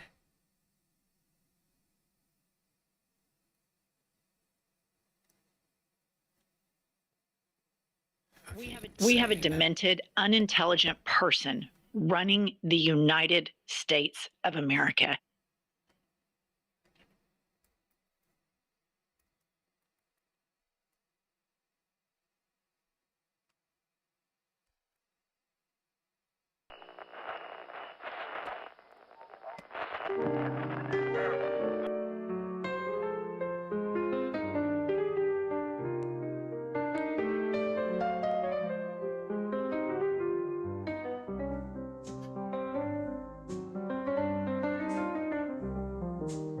Well, we got through another stream. It's quite long and also difficult, but thankfully we had each other to get through it. It's gonna be it for me tonight. Till I see you next. You stay classy, Galactic Stream Nation.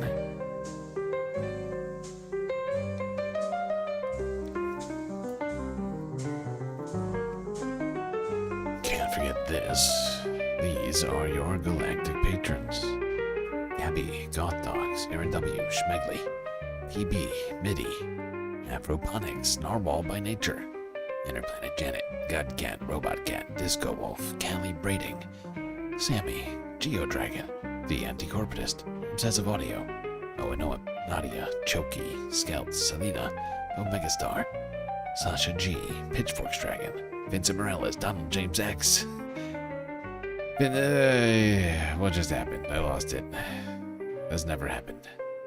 Evan from Portland, Lovely Pariah, Mish, Becky, The Cypher, Icebreaker, Columbia, Rica, New York, Will in Detroit, Sisyphean Task, BC, Free Palestine, Hermit Horologist, HBX, Manda, Lori, Lunchmeat, Carl, Gaslight Tocracy, Paige Larson, Frizzla, Benny Hanna 99, Dark Sparkle, CJ from the 6, The Reference Frame, Glitchmaster, Social Butterfly, The Anarchist, and Winnie and Robin. That's right, all of these people here have helped produce the show, which your eyes and ears just got done enjoying. You can too for just a few US dollars a month.